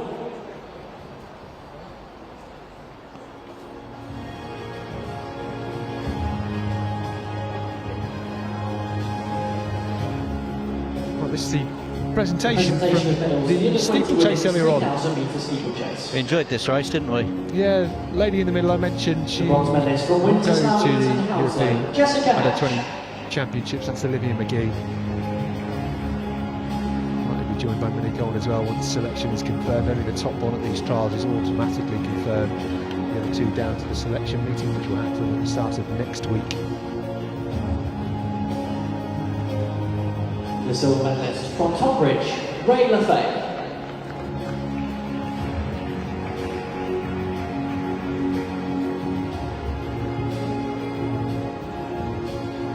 Taking guest silver, Millie Gold.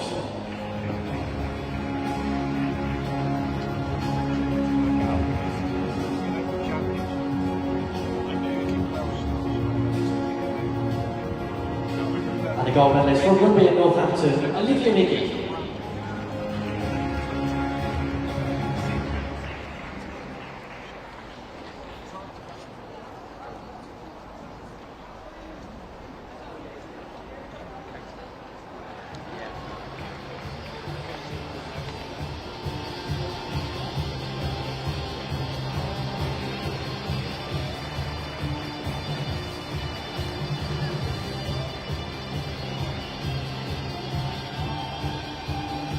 So that's a medal ceremony from earlier, what we were just saying before, from the women's 100 metres semi-finals. First two in each qualified by rights, and then the two fastest runners up as well. So we're still just waiting for some confirmation on some times on the system in front of us. But what we do know is Mabel Akandi, season's best time of 11.36, and Precious Akpe Moses will be going head-to-head in that final, and it will be one really to look forward to watching.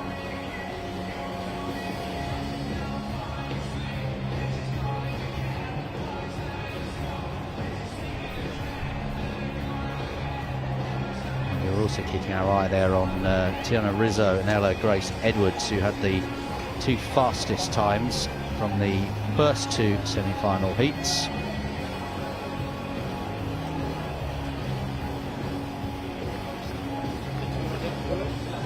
Next up on the track, we go to the under-20 men's 100 metre semi-finals. Could be an absolute blockbuster between Teddy Wilson and Jake Odie Jordan.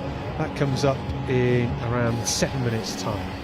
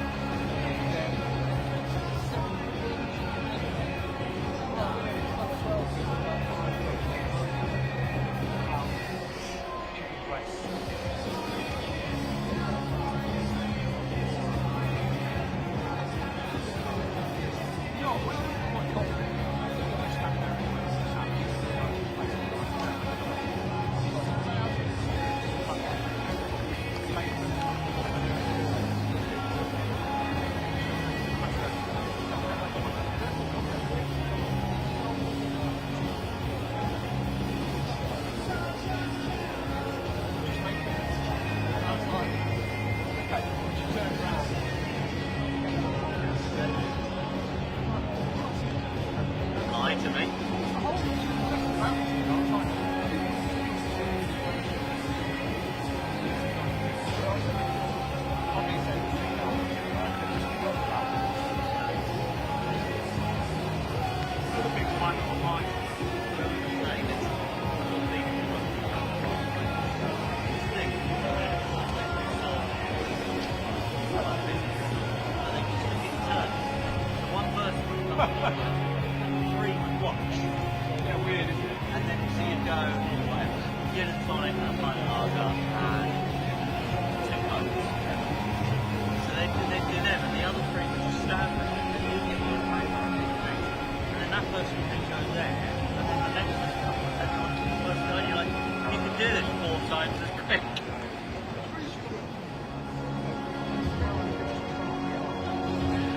Presentation medals for the under 23 women's 3,000 metre steeplechase.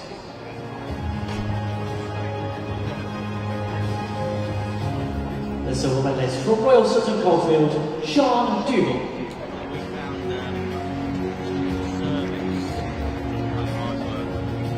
And the gold medalist from Windsor Slough Eton Hounslow, Jessica Nash.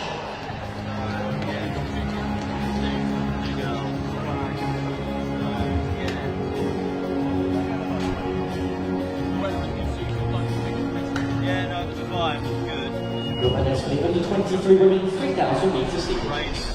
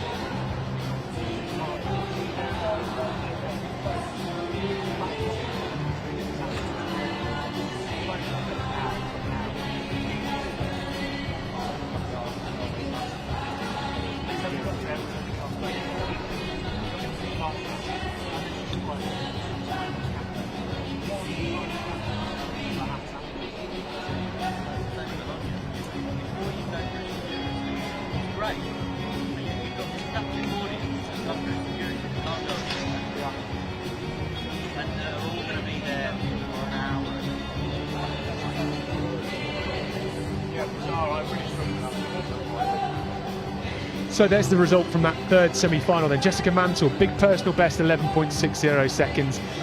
Kaya Slater, 11.63. And just to confirm the two non-automatic qualifiers, we will see Tiana Rizzo and Ella Grace Edwards both progress with their times of 11.84 and 11.86. So Mabel Akande, Precious Akpe Moses going head to head. Jessica Mantle potentially looking to secure a spot in that team, and she's done very well there. 11.60 is now well inside that qualifying standard of 11.65. So there we go. So next up on the track, it's the turn of the men. Men's under 20 semi-final, first semi-final. James Gill in 2, Ricardo Smith in 3, Joel Masters in 4, Alec Williamson in 5, Teddy Wilson in 6, Matthew Ajayi 7, Ethan Ocheng in 8, and Flynn Ridgway in 9. There's a note that's just come up here against Ethan Ocheng, who's on a yellow card for being late to the call room. Happens, doesn't it, occasionally? So maybe it's that traffic from the city of Sheffield, who knows? Could be.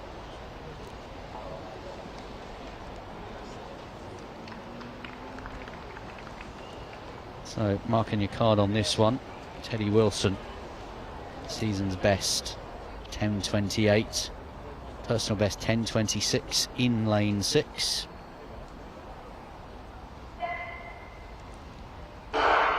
He's got the striped vest, and well, we have a false start. First one I've seen, I think, today.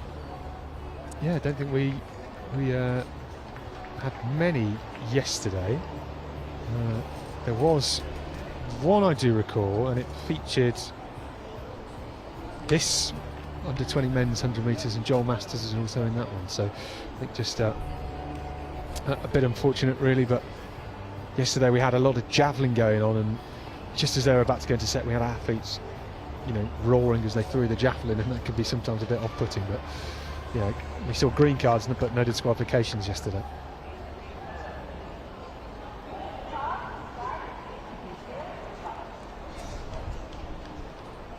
So we're waiting to see what the decision is here.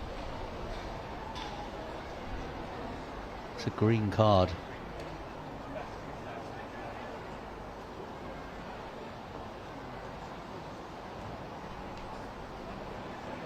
So just to recap then, in lane 2, Gill, 3 Smith, 4 Masters, 5 Williamson, 6 Wilson, 7 Ajayi, 8 Ocheng and 9 Ridgway.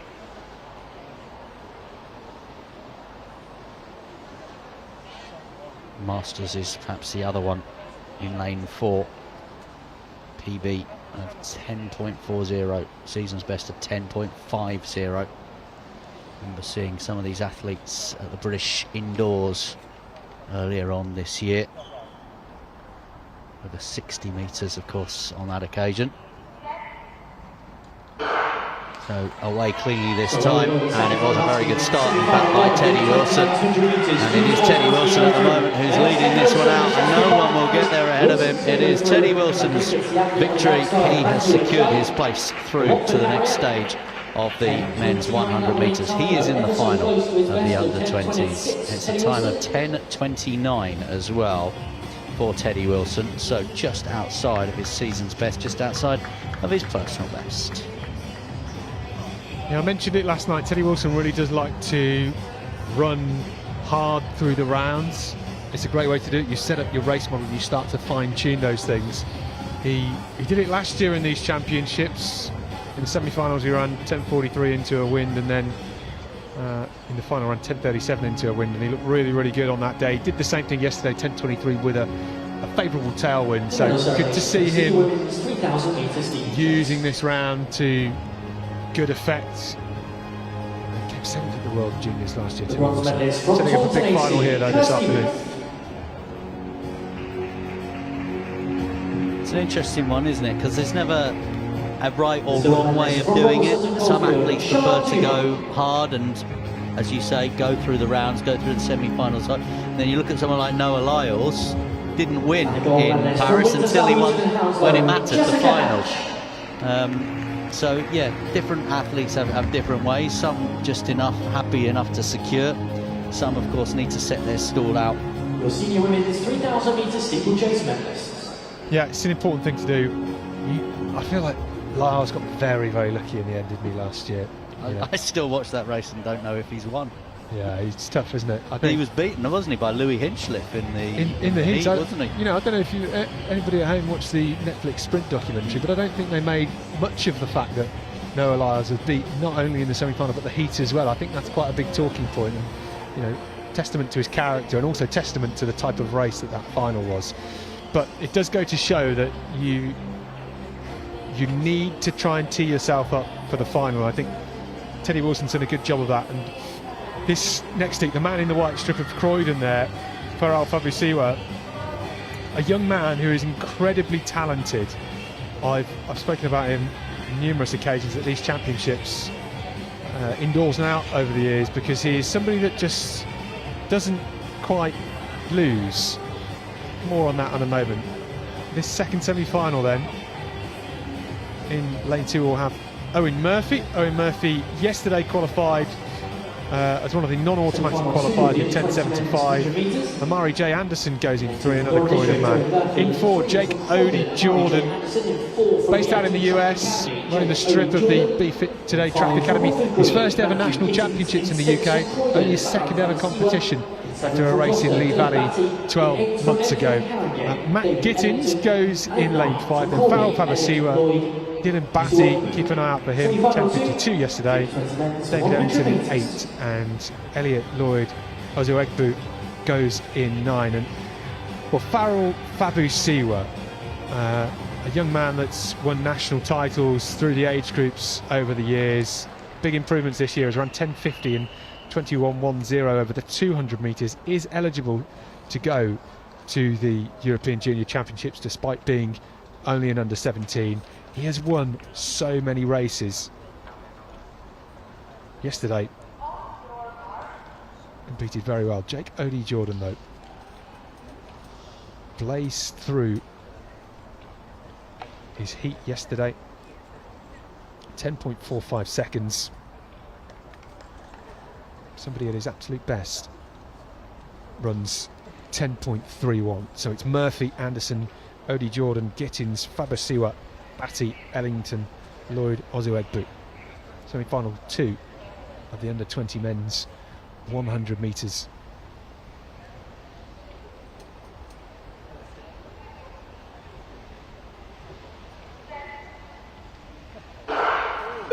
Oh, well, Batty looked like he got out very well. Was it too good?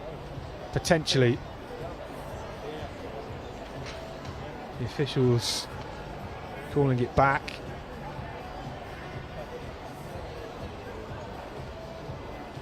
Hard to see, really. Dylan Batty is an athlete that has always got a good start. His personal best, 10.58 seconds. The European under-20 standard to make the British team, 10.50 seconds. We've got 7 athletes that have achieved that mark.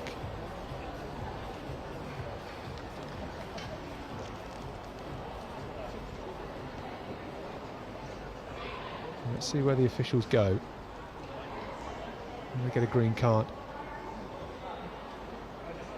And it is going to be Dylan Batty, who's already walking off.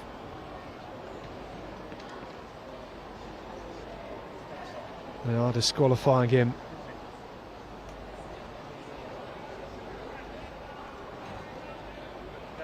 Well, Fabasiwa is talking to him, turning around as well. I think this is proving a bit of a distraction to some of the athletes as well. I'm not exactly clear. Is he intending on running under protest here? Not quite clear, because he started to walk off. Our officials going over to our starters team. Yeah, I noticed when he walked back to his blocks, he started kneeling down and fiddling with them, which I think obviously sometimes you spot that. That's a bit of a telltale sign. The body language suggests that you're trying to find a root cause or a blame for what you've done there. But yeah, it's a bit of confusion, as you say, because he did, before any card was shown, walk away, and well, you're right, he's walking away. He's not going to get the opportunity to compete. Well, that is unfortunate, but just looking over to lane 4 and Jake Odie Jordan, because he has not flinched after walking back behind his blocks. And you know what that shows to me? He is incredibly experienced despite his young age. Being based in the US, you go through very intense atmospheres, and here we go again for the second time. No Dylan Batty in 7 now. It's Murphy in 2, Anderson in 3, Odie Jordan in 4, Gittins in 5, Fabasiwa in 6, Ellington in 8, and Lloyd Ozuegbu going in lane 9.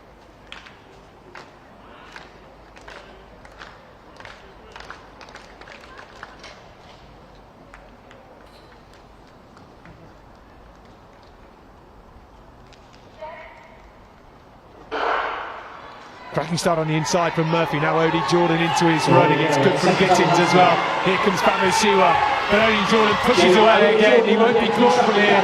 Easing across the line. 10.48 seconds. That was smooth. Very, very calm. And Fabasiwa looks so good. Remember, he's competing up an age group here, showing such composure in his all-white strip of Croydon.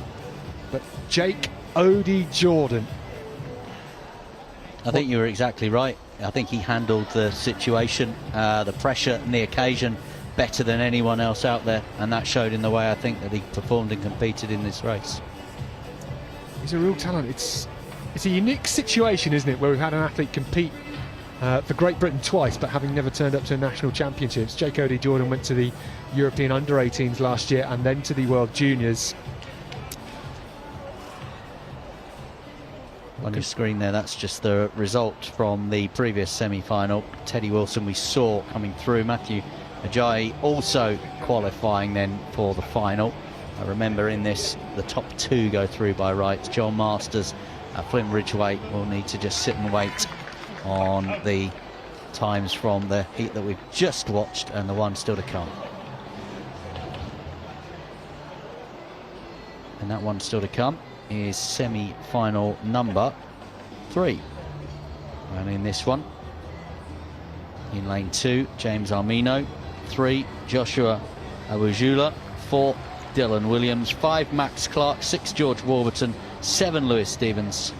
8, Ashley Avis. And 9, Charlie Unsworth.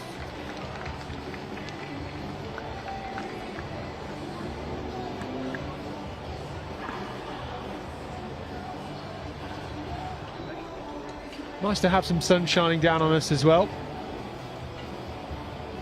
This home straight protected with a bit of shade. Yeah, I was watching your coverage with Alex yesterday, and in the early part of it, half the track was bright sunshine and half was in shade as well. But they were all running in the shade over on these sprints at the minute. And they've not been without their drama, these semi-finals. We have had a DQ, and we had a incident in the first one as well, but everyone got to run in that one. Semi-final 3 up next: James Armino, Joshua Awujula, Dylan Williams, Max Clark, George Warburton, Lewis Stevens, Ashley Avis and Charles. So ahead of these championships, Dylan Williams, another one from the Be Fit Today Track Academy, has shown what sort of form he's in this season with a time of 10.39. He's in lane 4. Look out for Max Clark just outside of him as well. And Lewis Stevens, Cardiff Athletics Club, he's run a season's best ahead of this championship's 10.44. So Armino in 2, Awujulu in 3, Williams in 4, Clark in 5, Warburton 6, Stevens 7, Avis 8, Unsworth in 9.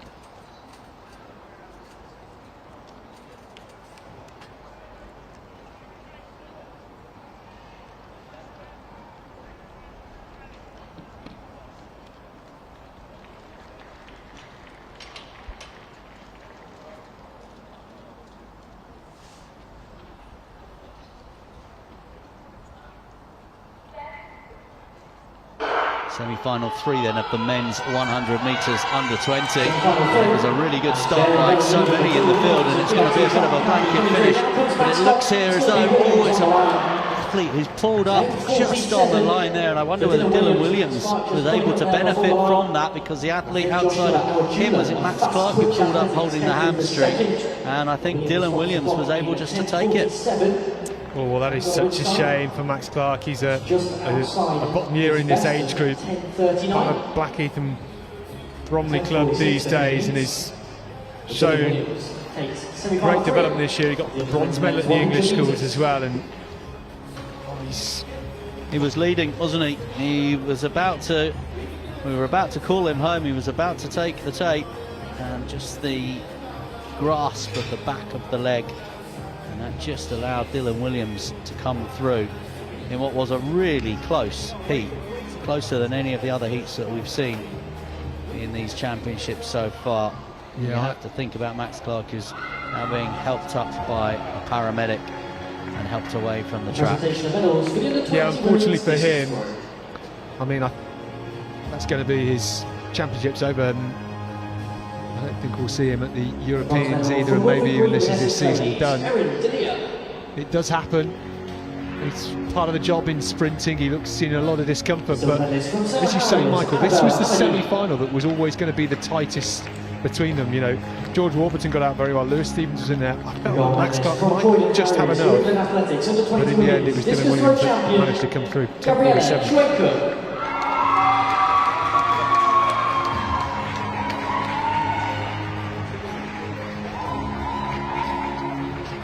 Under 20 women's discus throw medalists. So we'll confirm who our finalists are when we get all the times through from all of the heats. That was So an it's still a exciting slight gap race on the, for the track right events and the wrong until the reasons. ambulance 400 metre final just before 4 o'clock. In the meantime, the decathlon high jump continues, 2 pools. We're going to have a power event coming up on the track shortly as well, which will be a 400 metres event. Women's 400 metres. There'll be 3 on the start line: Erin Barry, Rosie Porter and Maddie Markham. That coming up in the next 10-15 minutes.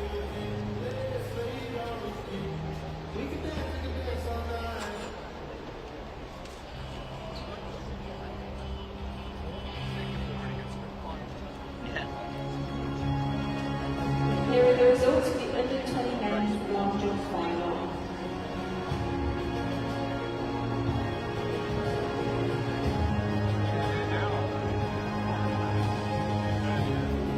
In third place, for Blackie from Bromley, Abraham Sharon.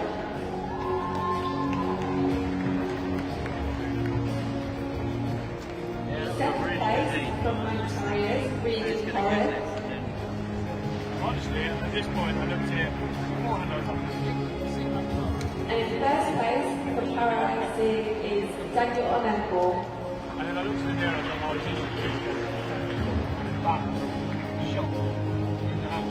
Those are the medals for the under 20 men long jump final.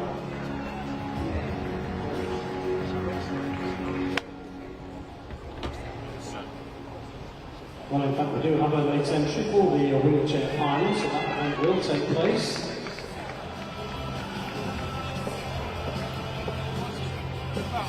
In 5 minutes' time or so.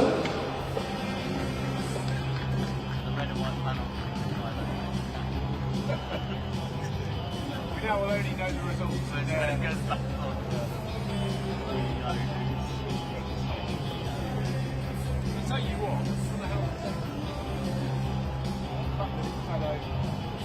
there's a lot of people walking up and down the front.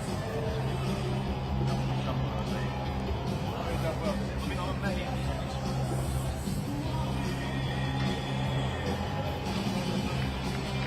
Advertising, they can go on and events.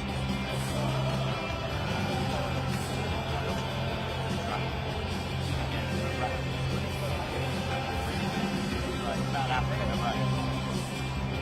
You know, I often say this to people, I tend to sort of see why is there I've been running 195 with Blue Ray.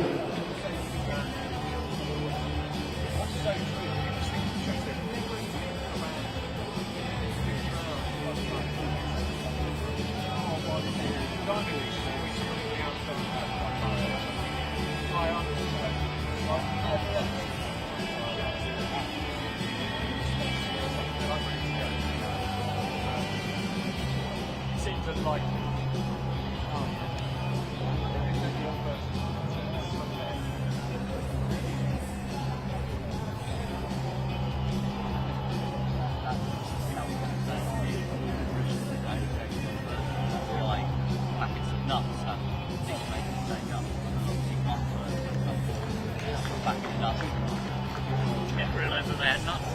Exactly, that is the point, isn't it? I'm surprised.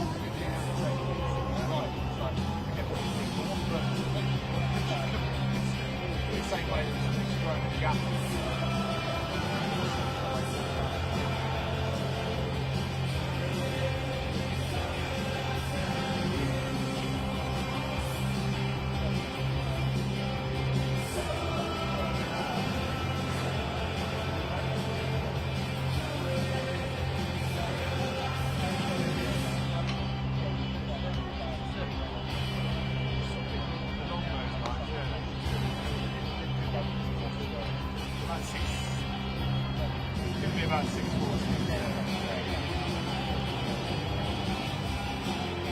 So now, 100 metre wheelchair race, just one competitor, Dana Donnelly of Coventry Gadar.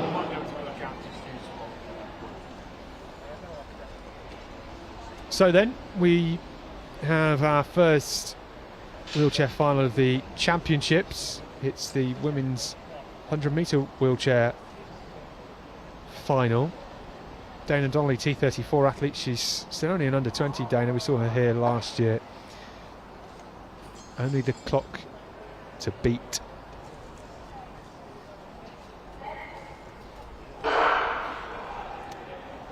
Well, here she goes, Dana Donnelly, pushing on, building that speed, and she's been well cheered here despite being the sole competitor in this race. It's great to see the crowd get behind young Dana Donnelly here. Just how quick will this be? Will it be inside a personal best? It's just going to be outside of it this time. But fantastic to have her here. We'll perhaps see her over the weekend. A great opportunity for young Dana Donnelly to compete here at this monumental stadium. And well done to her. Let's all see her again. A little bit over tomorrow because we have the 800 metre wheelchair final tomorrow morning. Still wait to see whether or who will have line up in that one.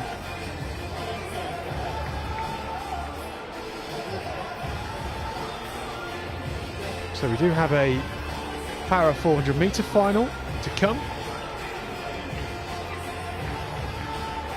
3 women going in that. That's in around 12 minutes time. And then just after 4 o'clock we have the men's para 400 final.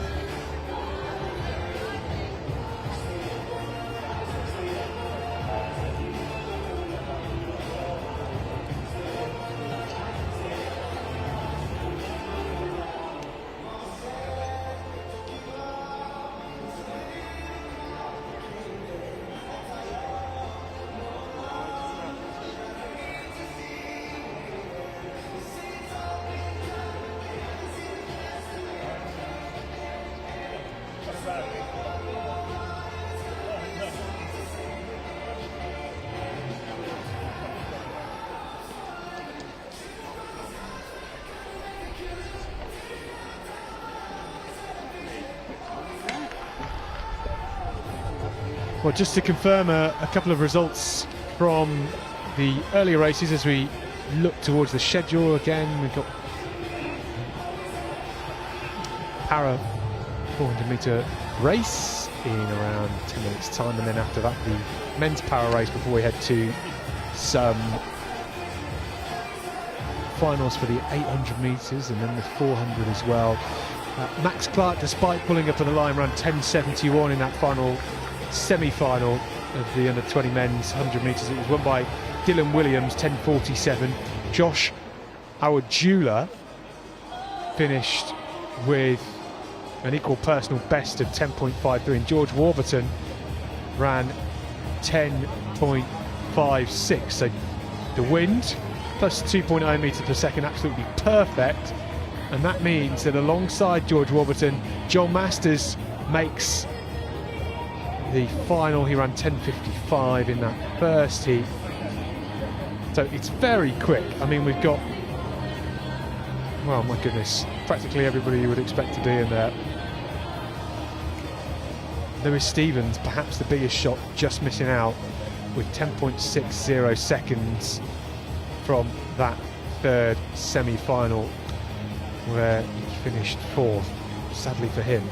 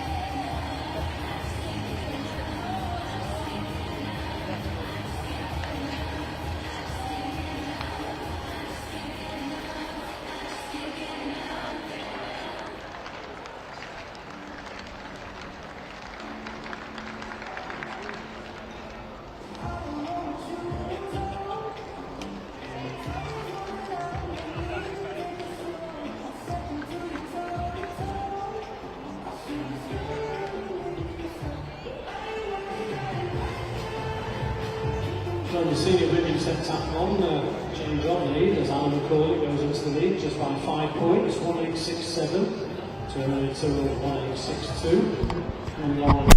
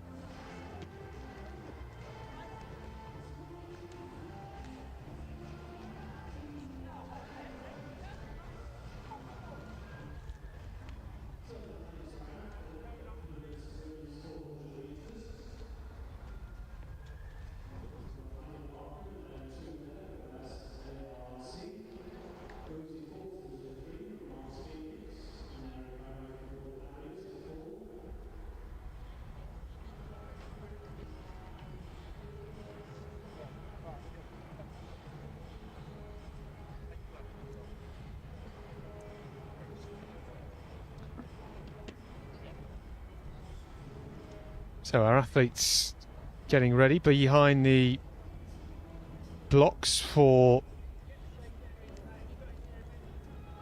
what is set to be the women's para 400 metre final. 3 athletes going in this one. Maddie Markham, we've Rosie got Porter and Erin Barry in that. Yeah, Maddie Markham, Rosie Porter, Erin Barry, as you say. Lanes 2, 3 and 4. 1 lap of the track here. So Markham in the green, Porter in the red, and Barry just outside of her in the orange.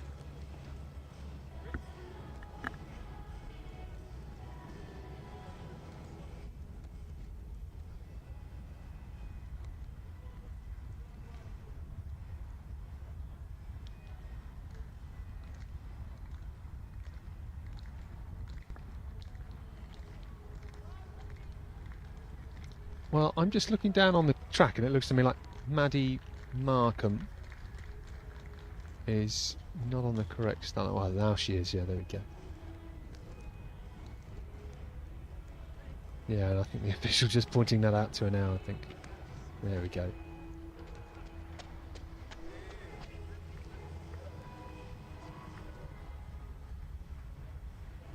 terms of personal best, Erin Barry, the Border Harrier, the fastest in the lineup is around 63.41 seconds before. Then Rosie Porter, who goes in the middle, the young under 20 athlete, around 68.7.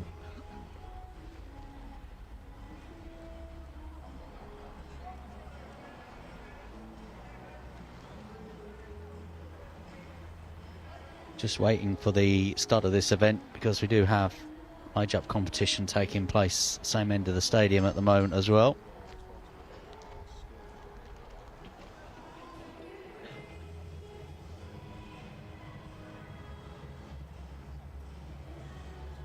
That high jump competition, by the way, is part of the men's senior decathlon.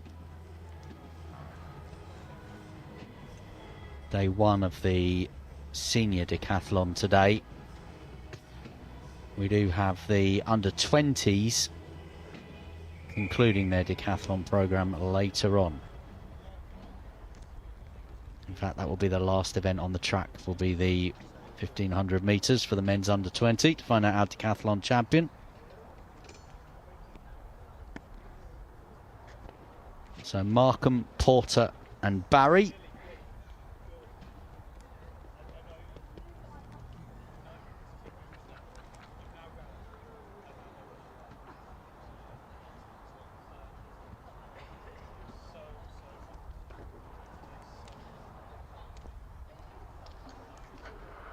So it's the women's 400 metres para event here. Rosie Porter starting on the blocks in the red, but making the early running in this one outside of her is Erin Barry, the Border Harriers athlete. Erin Barry started this really well as she heads down that back straight. Trying to put a little bit of pressure on Rosie Porter is Maddie Markham at the moment. But it looks to me, as we head towards that penultimate bend, as though Erin Barry has gone out way quicker than any of the others. Markham still continues to try and track Porter down here, but it's Barry that is showing fine shape at the minute as she comes into that final bend. And you just have to wonder whether Porter or Markham have anything left. It's, to be honest, too far of an advantage that Erin Barry has here, and it will be the Border Harrier that will come away to take this victory in this women's 400 metre para-ambulant event. And it is going to be Barry who crosses the line to take the title. Porter is being caught by Markham but holds the challenge off. Rosie Porter finishing second and Maddie Markham third.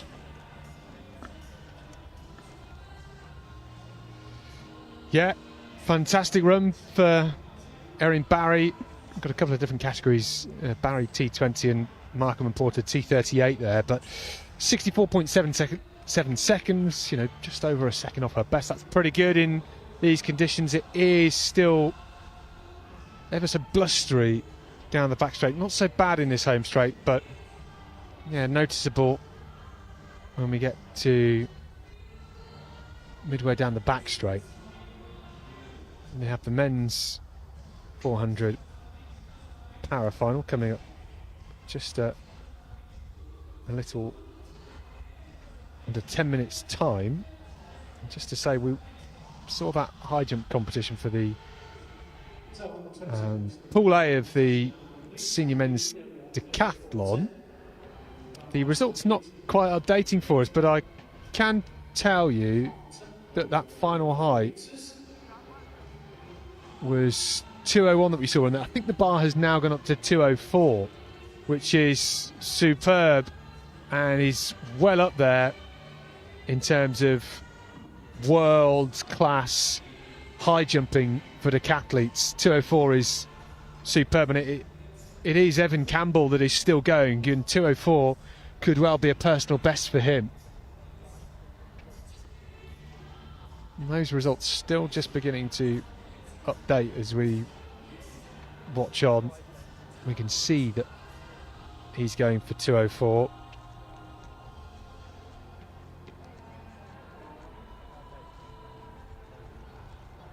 Just while we wait for that, you mentioned obviously the men's para 400 metres coming up again. Got some mixed categories in that, the likes of Columba Blango T20 athlete, Cameron Thors T47 athlete, Tananga is a T11 athlete, Ethan Kirby T20 as well, Nathan O'Mara another T20 athlete also in that race. So they will be coming up, as you said, in less than 10 minutes time.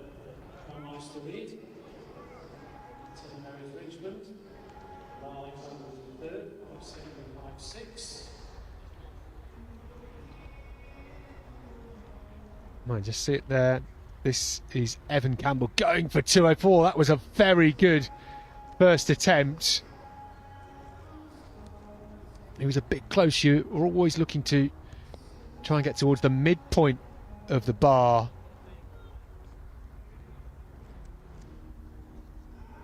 I just wonder whether he's decided to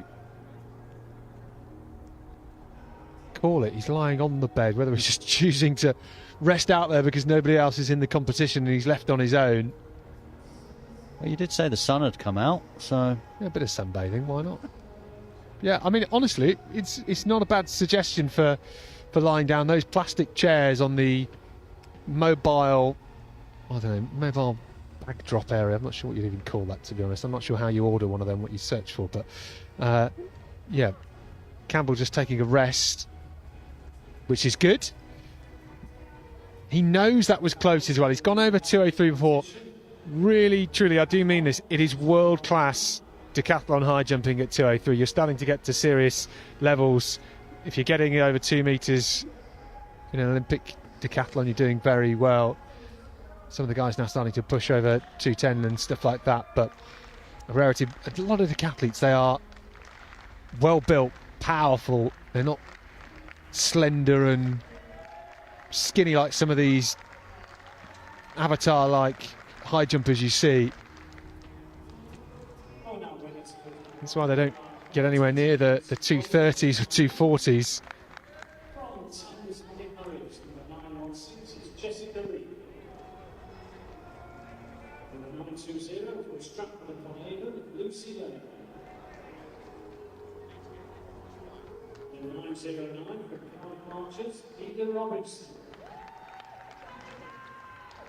So, here we go.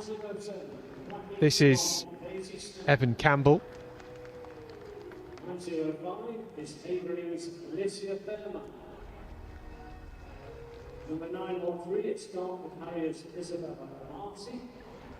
Evan Campbell goes here. Oh, well, gives it a rattle.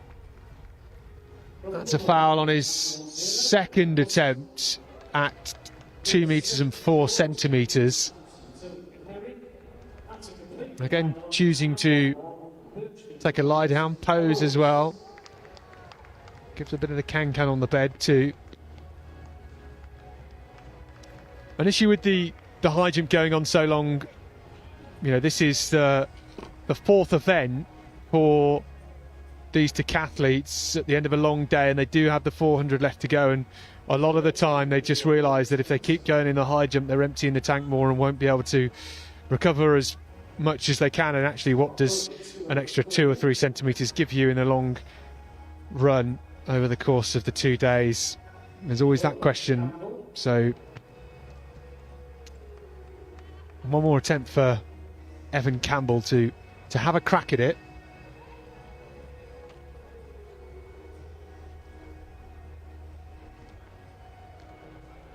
So you can see our para 400 metre runners getting ready to go. Columba Belango, T20 athlete, goes on the inside. Tall, slender figure from Shaftesbury Barnet Harriers.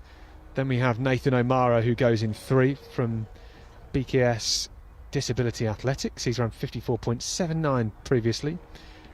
In the middle lane, lane 4, we have Cameron Thors, Scottish athlete, T47 category.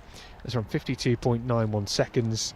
We then have Guillaume Atangana from BKS Disability Athletics as well, alongside his guide runner. He is a T11 athlete. It's around 50.89 at his best. And then Ethan Kirby goes on the outside, the City of Norwich man. Now the wind is definitely picking up here inside the Alexander Stadium. Got the long jumpers down on the back straight for the under 20 women's long jump final. Going for qualification for those European Junior Championships. Long jumper, an event we historically have good depth in.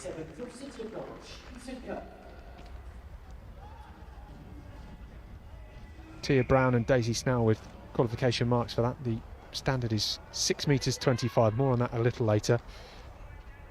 So then, before Evan Campbell has another attempt at 2 metres and 4 in the high jump, we will see this para 400 metre final. Columba Belango, Nathan O'Mara, Cameron Thors, Guillaume Atangana goes in 5. His guide runner is in lane 6, and then Ethan Kirby goes on the outside for the City of Norwich Connacht Club in lane 7.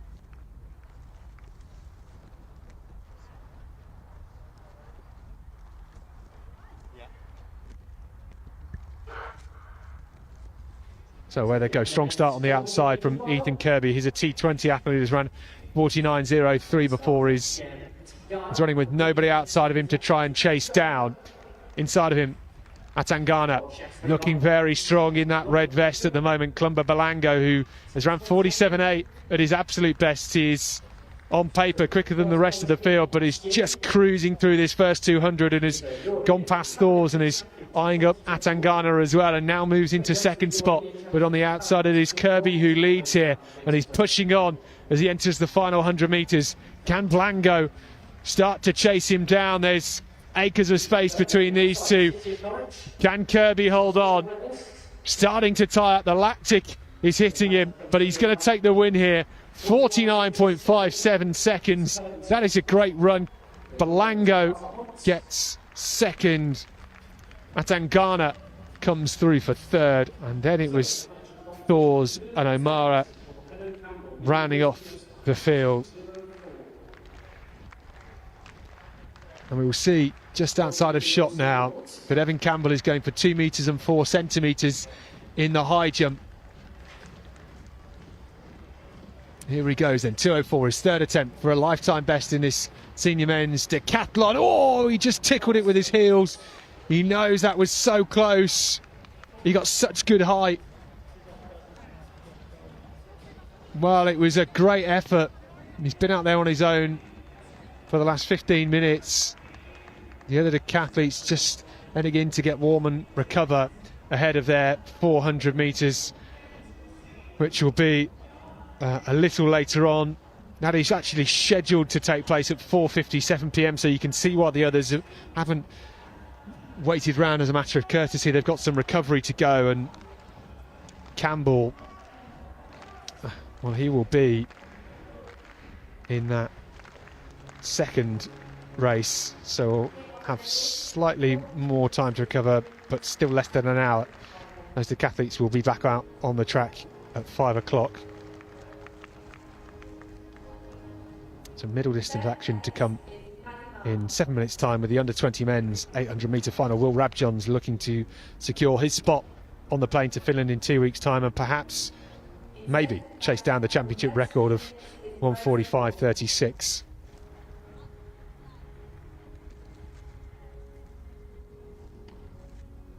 In first place from all the areas is Erin Bauer.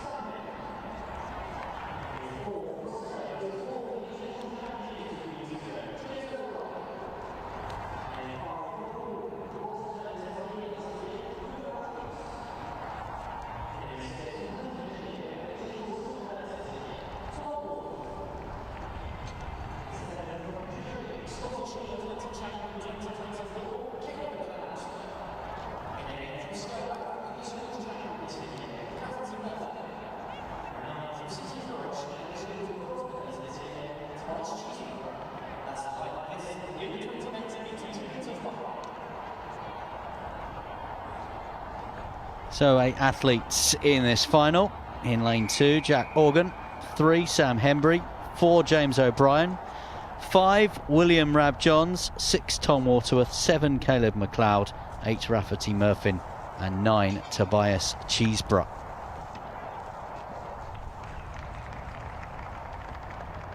Qualification time for those European under-20s is 1:49.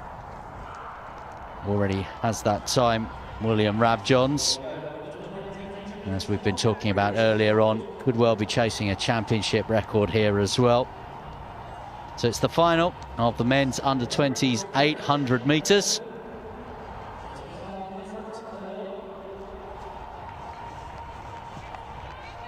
That record, you said, is an impressive one. Yeah, Max Bergen's 1:45.36 from 2013, and it was an incredible run that day. More so the fact that at the European Juniors after that, Max Bergen didn't even race, and we still got gold, silver and bronze. So good heritage in this event.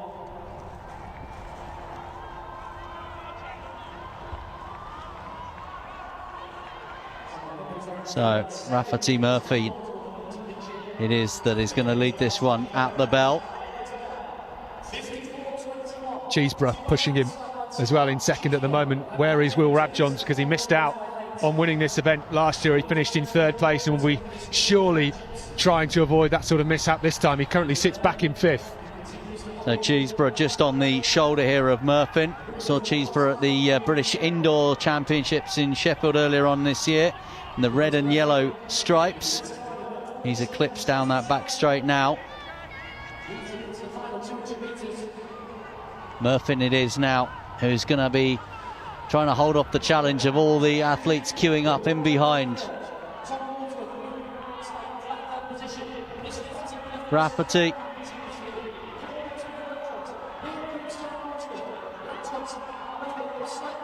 It's Caleb McLeod. And in the winning position there, William Rab-Johns just getting up on the line. And he just did enough there. Controlled race, we were looking out for him earlier on, but then down that last 50 metres, he just got there. Yeah, well, he left that so late, didn't he? They were all fighting from the first 200 metres to try and get in front, and it was Murphin that let it out. He's improved by, oh my goodness, 4 seconds this year, I think, over the 800 metres, and he really did take that one out. Cheeseborough came for him with 400 to go, didn't he, at the bell, and kept pushing. McLeod was in there for a long time, but McLeod in that white vest, number 436 in the middle there, just ended up going rapidly backwards in the final 50 metres. He put himself in a good position. The man in the light blue, Jack Organ, was potential as well, but in the end, Will Rab-Johns, when you've run 1:45.4 this year, it is so hard for anybody to get anywhere near you. And yeah, Will Rab-Johns, the champion, he's booked his place on the plane, and he's got that experience from the World Juniors last year as well. Another really interesting final there to call. Could have been one of any of those as they came around that top bend, but it's Will Rab-Johns' title.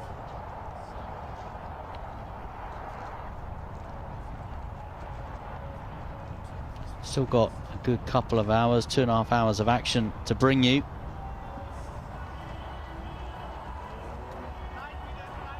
Got a lot of finals to come, haven't we, when we look at the programme?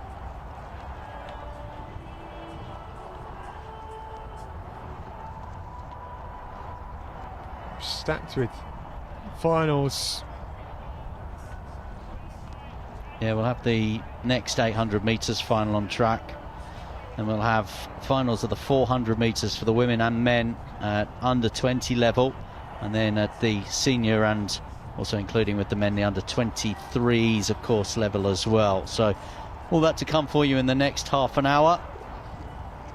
Don't forget we've got some sprint finals coming up as well later on. It will be the combined championships that will finish our programme here on this Saturday afternoon as we head towards Saturday evening.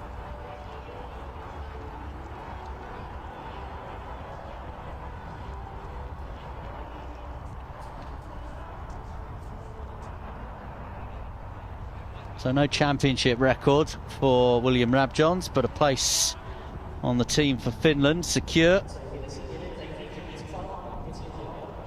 We see there just down the list the likes of Cheeseborough and McLeod, who threatened at times, just run out of it there in the final understanding of that race. Well, Rab Johns books his spot on the plane for the GB Juniors, and Murphy is second and Waterworth in third. They are the top 3 ranked athletes in the UK this year. They all have the standard. I would expect them all to get selected. It'd be good to see if we can put another challenge in. Rafferty Murphy's an interesting one though, because he's the youngest out of the 3. He's a first year under 20, so just a little bit less experience, a little bit less developed, but showing great promise.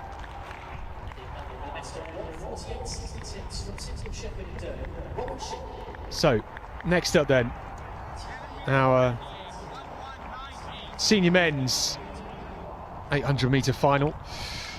Rehan Lenoir on the inside, then Jonathan Marshall, Joe Rogers, local lad, one of the 2 seniors in this race. Harry Ware goes in 5, Alex Clue in 6, Finley Hutchinson in 7, Nairobi Smith Mills in 8, and Rob Shipley on the outside in lane 9.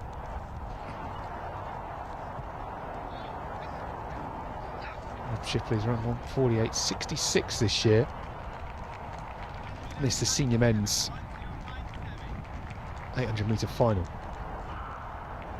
Well, the reigning champion starts in lane 9. Rob Shipley around 1:51.32 in this lineup last year, where Jordan Chambers got silver and Harry Ware got the bronze. So Harry Ware looking to level up from that bronze he got running in lane 5, and it is Shipley in that City of Sheffield vest that starts on the outside.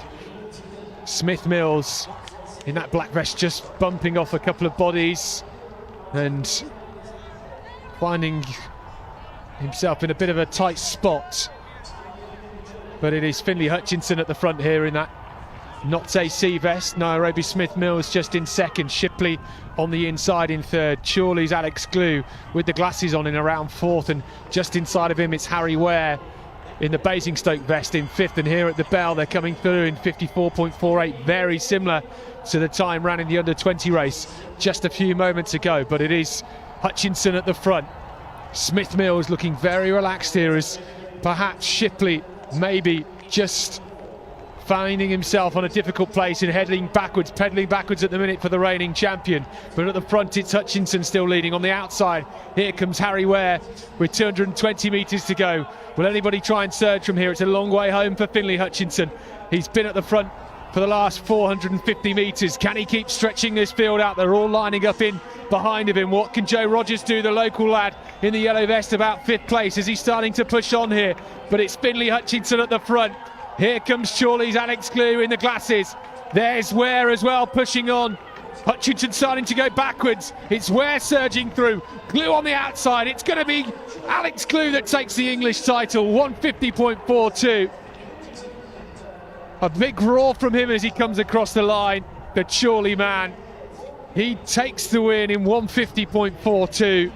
It could have been any one of them in the final 100 metres, but Alex Glue looked so good yesterday in the home straight in those heats, and he has absolutely delivered here in Birmingham.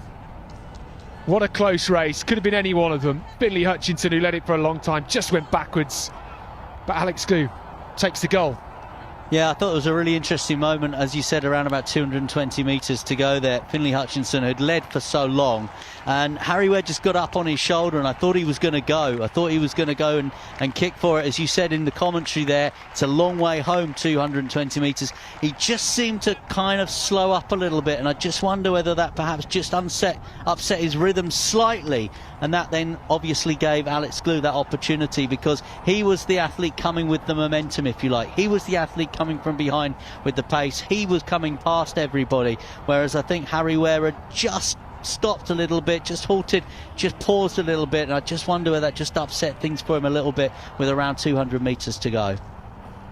Yeah, it's tough. We'll have to wait and see the results there, because my goodness, it was so close coming across the line. Did Ware just about hold on for second? I think Hutchinson went backwards. Smith Mills was coming through strongly as well.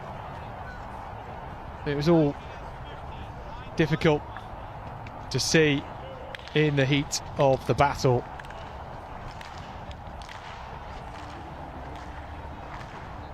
Yeah, Harry Ware was flying at that point, but as you said, the exact words, it's a long way home from there. I just wonder whether if it just carried on going, who knows what the outcome might have been.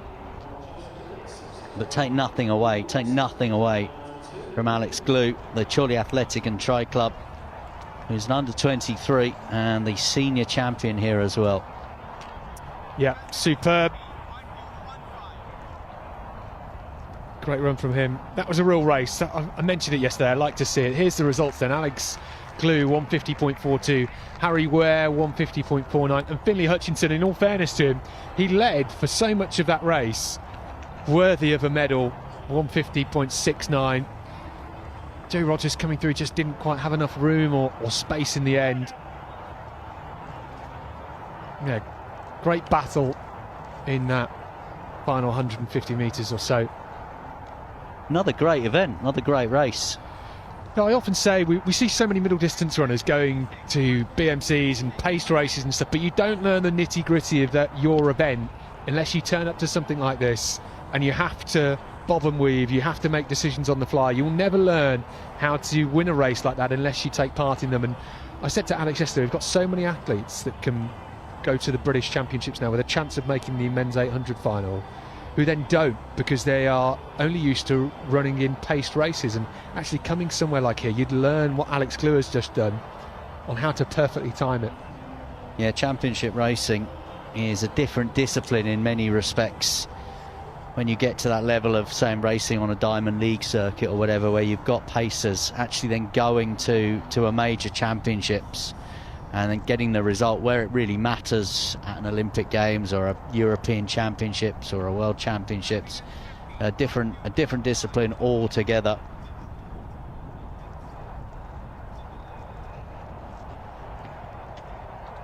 Our next event is the under-20 women's 400-metre final. Charlotte Henrik is going in this one, a chance for the likes of Eleanor McIntosh and Casey Musgrave to try and knock a 10th off their personal best that they've set this season, which would see them scorch underneath the European qualification standard. If they can do that and get amongst the top 3 here, they would put themselves in a great spot of selection, and it would be great for our junior 4x4 chances as well.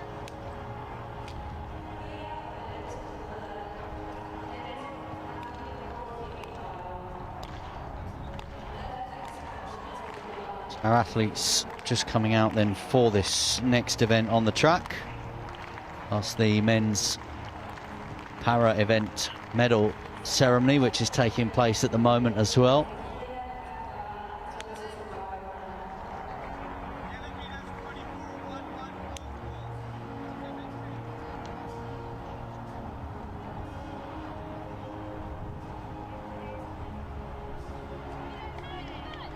Just to set this one up for you, this women's under-20 400 metres final. So these athletes have come through heats, semi-finals. Now we have 8 left in the final. Is it going to be Charlotte Henrik? She was the athlete with a season's best coming into these championships of 52.10. But it, as we said, comes down now to a straight final.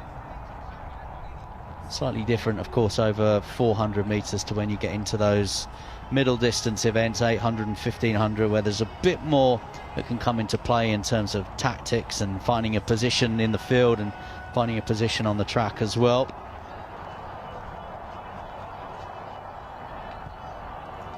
Well, worth saying that Charlotte Henrik has won the last 2 editions of this. She is in her 3rd year as an under-20. She won here last year in 53.34, and last year it was the heats semi-finals on the Saturday, the final on the Sunday, so a bit of a different schedule this time round. But yeah, she won by a second last year. I just wonder whether or not she could push on towards the championship record, which was set by certain Amber Anning back in 2019 of 52.54 seconds. mentioned Dab Ranning on one or two occasions already this afternoon. So Henrik, if you're watching on, she's in the all red. Look out for her. Representing the Invicta East Kent club. Yeah. Not a clue, but javelin are warming up.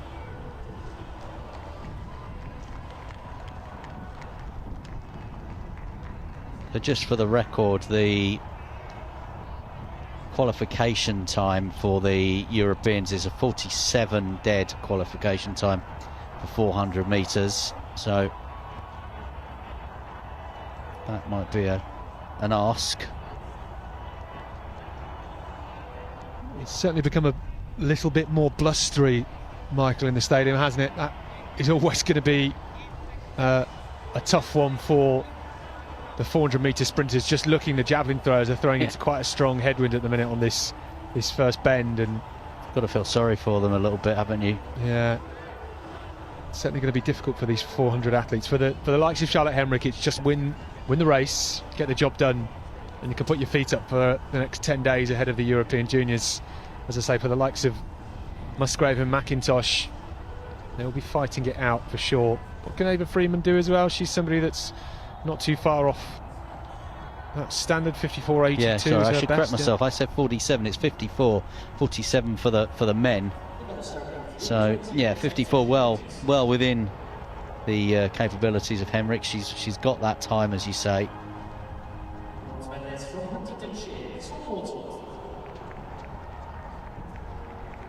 So yeah, the job is to win this one now.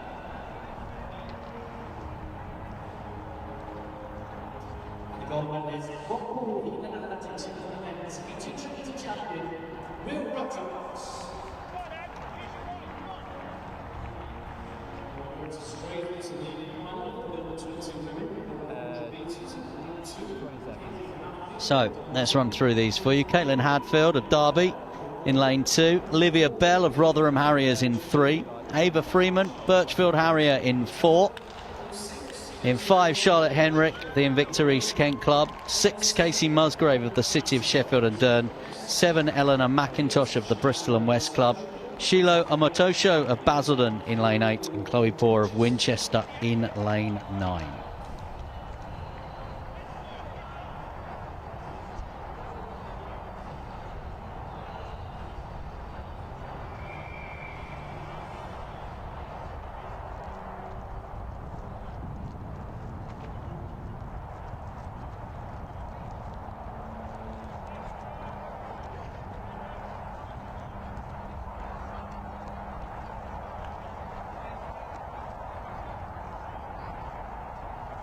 So just the noise around the stadium of the flags fluttering in this blustery Birmingham sky. Perfect conditions. Other than that wind now, which has just picked up the rain of this morning, just a distant memory.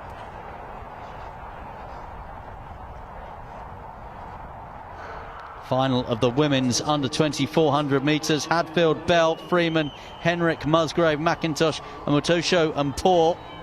And having a look there already at Charlotte Henrik, who's already up on the shoulder and past Casey Musgrave outside of her.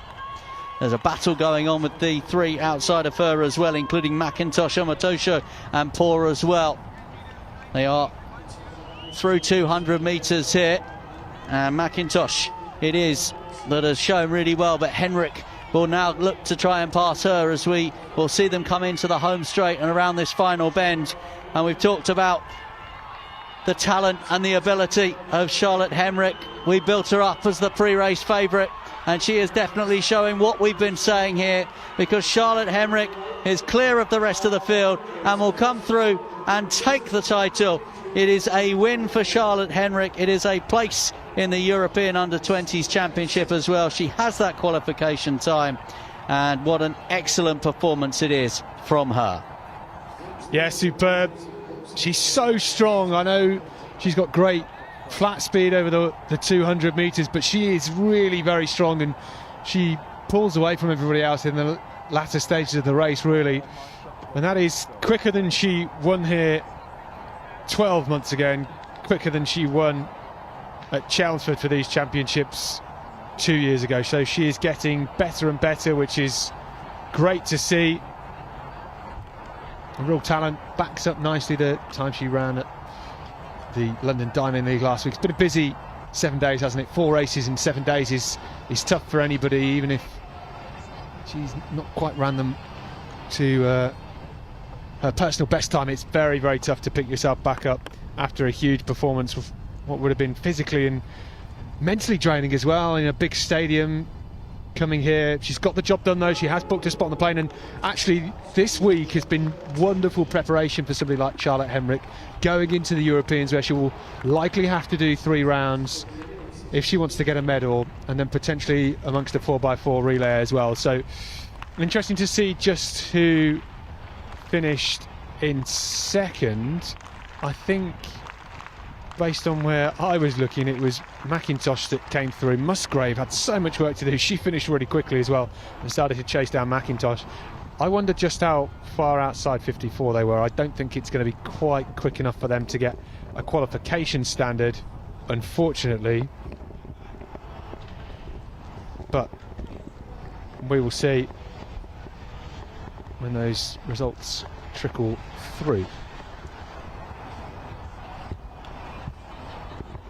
Yep, terrific performance there from Charlotte Hemrick. We'll get the rest of the results for you shortly. But the final of the men's under-20 coming your way in a moment. So this is where the qualification time is, as I mentioned earlier on, that qualification time for the under-20s.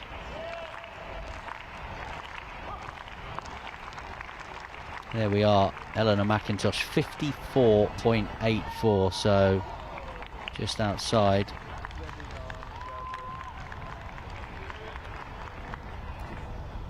Yeah, the 54 flat qualifying mark, it's not going to be for her, unfortunately, just missing out by 9,000ths of a second, but maybe we'll see a relay team go. Certainly McIntosh, Musgrave and Freeman would fancy their chances to be amongst that.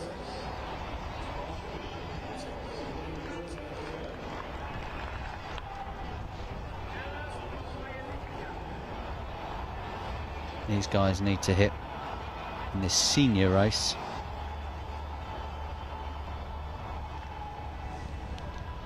Not, of course, looking for a time in terms of qualification, but the under-20s, they need to hit a time of 47 dead, so they will be next up on the track. Yeah, we were supposed to have the under-20 men up next, but this is the senior women for some unknown reason. I wonder whether we just had a bit of an issue getting them already, so we decided to swap them round to avoid being late. I'm not too sure. I was too busy looking at my screen and not looking at what was actually happening in front of me, but you are right. Yeah, it surprised me just seeing the women come down ahead of the men, so I'm not entirely sure why that's the case, if I'm honest with you. But here we are, if you were tuning in to see the under-20 men. They are up shortly after this race. I think we can see them down on the track now, actually, so yeah, maybe they were just a bit late to the call room. Who knows? Maybe we've got it in the wrong order. Doesn't matter too much. So the senior women then, our line up for this one: Angelique Aberley going in lane 1. We then got Natalie Groves in 2, Asher Root in 3, Sian Harry in 4, and then Lauren Rule in 5 of Hearts Phoenix. One of the favourites for this title, Effion Roberts, goes in 6. Holly Patter, who's shown her fantastic speed over the 2 rounds, got a personal best in those heats. It was good this morning as well. She goes in 7, and Baz Njiri, who finishes very quickly, goes on the outside in 8. If she can get out and be in the mix with 100 metres to go, she could really feature for a medal. Let's see how well she goes here.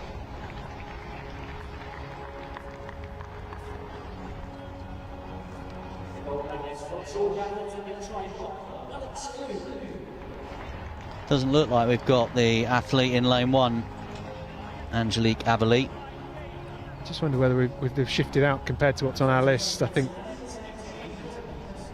that's just updated on my screen from so lane she's 1. in 3 now. Yeah, we've shifted out from 1 to 8 to 2 to 9. Yeah, that makes sense. We're making that up. Well, it had Aberley in lane 1, but then it had Nigeria, I think, in lane 8. Oh, this has mixed up, hasn't it? Because Pata was in 7 on my list a second ago. Yeah, so they have changed things around for us.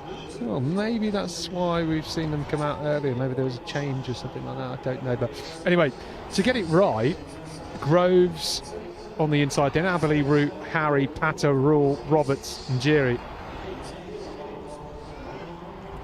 That makes sense. Rule looked very good early on. So did Roberts. He goes in 8, and then Sean Harry will be in 5.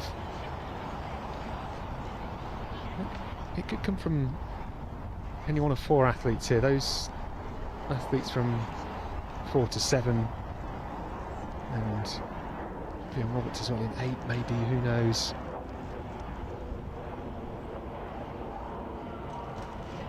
Three athletes at around 53 seconds. Sean Harry, Lauren Rule and Effiam Roberts.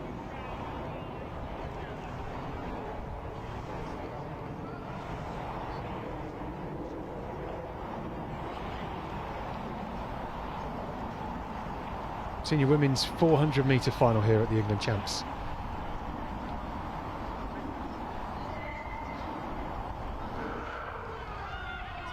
Away they go. Oh, looked like Roberts just sort of stopped when she came out of the blocks there, and already Rule is blazing past her. Not quite sure what happened there. Did Roberts maybe just stumble out the blocks? Anyway, we are away. Harry is gone.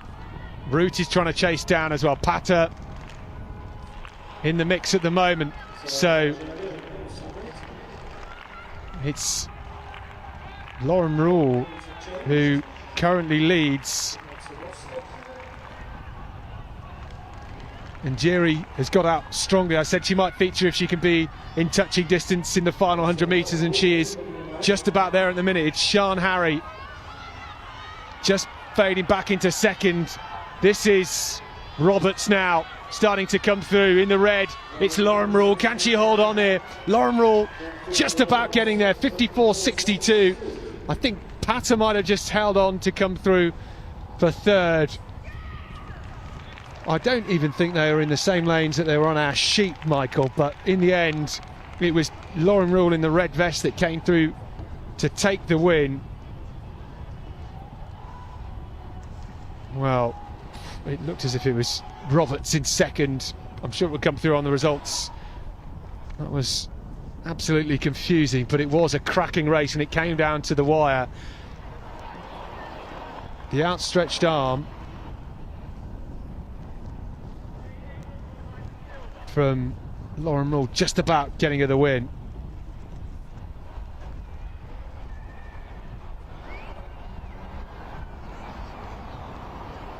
Well, she managed it right, didn't she? She had an in middle lane which just allowed her to judge the race compared to everybody else.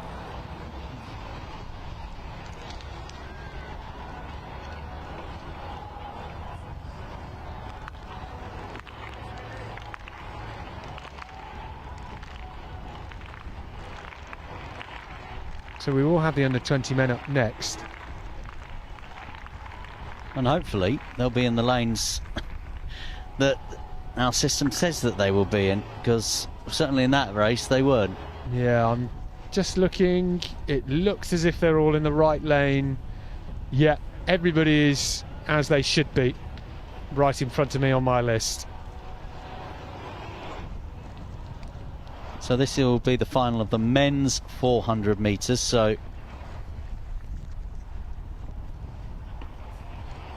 you can just see the athletes from the women's 400 race being called around by 3 officials. Yeah, there's an inquest going on. There is something going on. They held them on the finish line, and I wonder what was going on. They are talking to them, because I did say, didn't I? Who was it in lane 7? Was it Roberts? I thought Roberts stopped as she came out of the blocks, and then she went again, and they were not recalled. And actually, when Roberts probably has just lost that race by what was little more than 200ths. We're waiting for the official result to come through. I do wonder what they're talking about, because maybe somebody had the blocks on the wrong start line. I don't think so. I don't think that would have been the case, but we'll try and find out for you, because that is an intriguing situation. Never before do you usually get the athletes called around at the end of the race to find out what's happening. The results also haven't come through yet, which suggests to me there's something confusing. Was somebody on the track down at the back straight, because some of the athletes are pointing down there as well, Michael? Well, the athletes on the system that we've got in lane 6, which was the winning lane, would have been Sean Harry, but it wasn't Sean Harry. It was Lauren Rule, because the bib number of 416 across the line. So the athletes were in different lanes to what we had originally been told. There was the mix-up of at the start, as you say, as well. There's also been the reordering of the events too. And what's been really interesting is all of the athletes have been and continue to be held at the finish line as well. That is very unusual.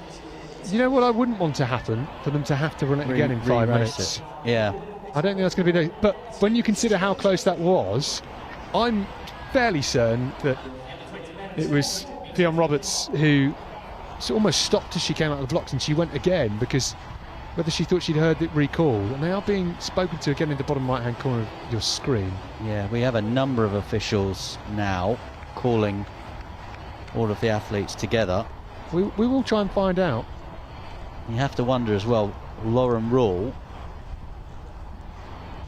she thinks, well, she thought she'd won that.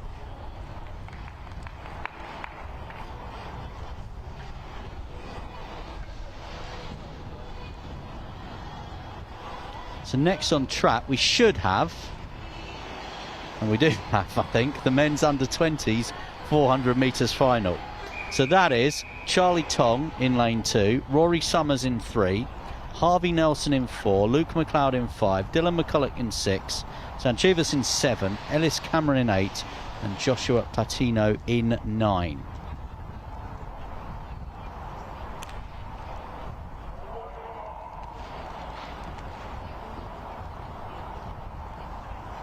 So this is under 20s, selection time of 47 dead.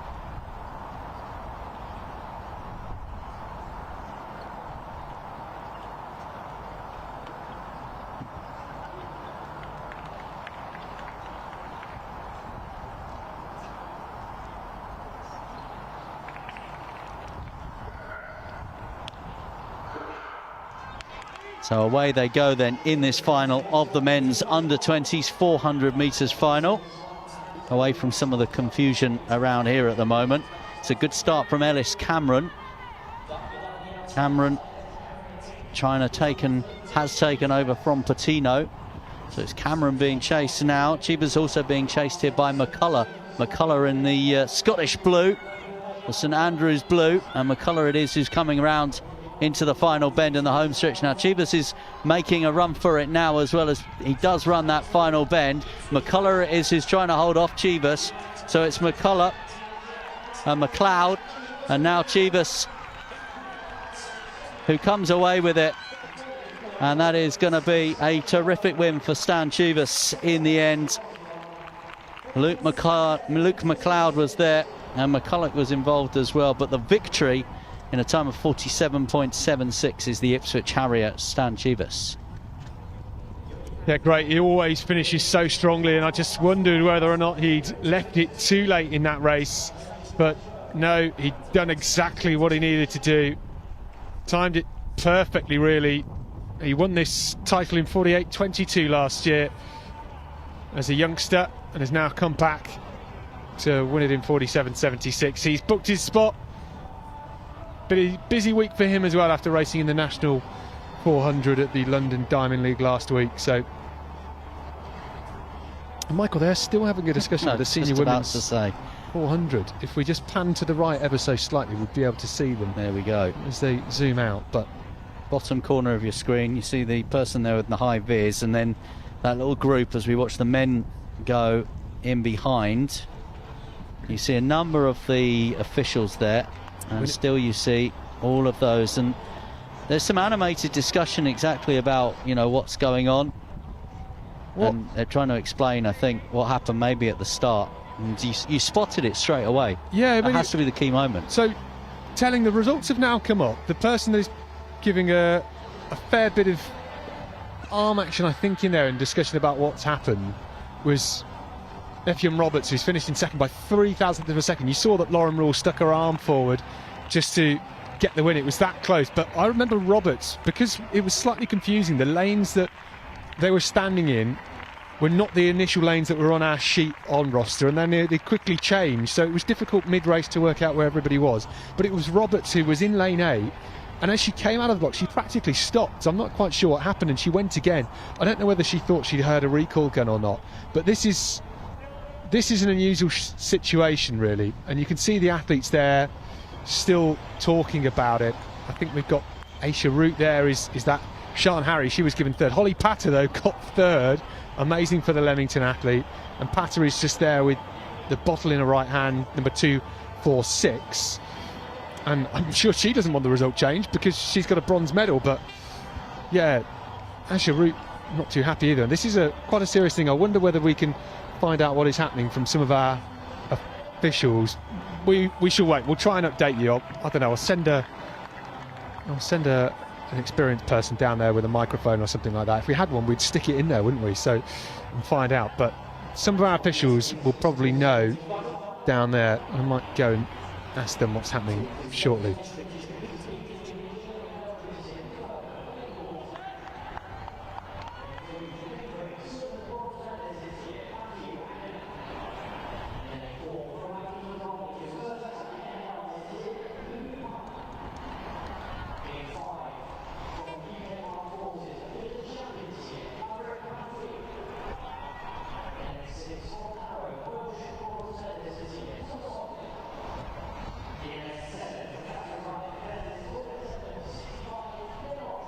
So then, here we go with this senior men's 400 final. On the inside in lane 2, it's Bailey Lawton, the Spenborough man, the under-23.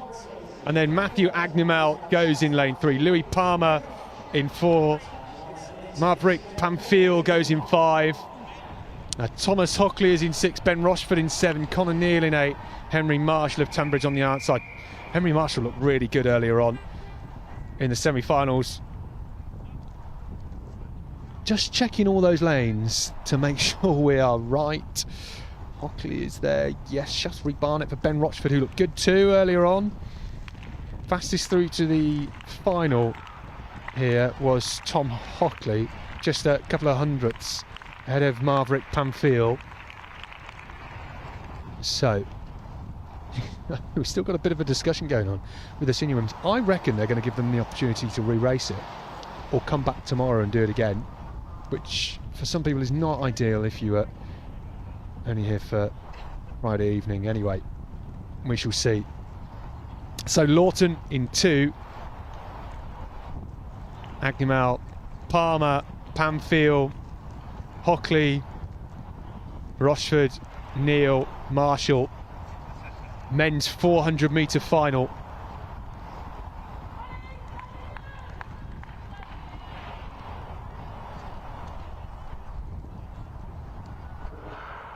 Here we go then, senior men's 400 final. Rochford gets out well in the stripes of Shaftesbury Barnett on the outside. Henry Marshall, I said he looked really good earlier in qualifying. He's running blind down this back straight, but I think that'll suit him. He looks very, very smooth at the moment.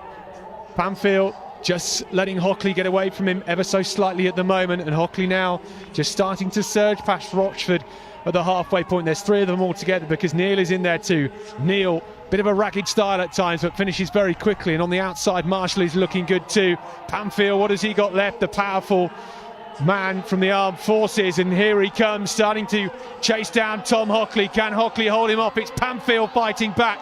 Hockley just has an edge at the minute. It's Pamphile coming through. Who will get there? It's so close on the line. Nothing to choose between them. 47-43. It was agonisingly close. The arm outstretched at the line. We're just off from the finish line. It's so hard to call who got there. We would need a replay to see that. And we will have to see, because that was so good. a race of two halves, really. Pamfield coming through, Hockley getting out quickly. Hockley's an under 23. Pamfield obviously guesting in this is an open championship. Would still get a medal if he gets gold.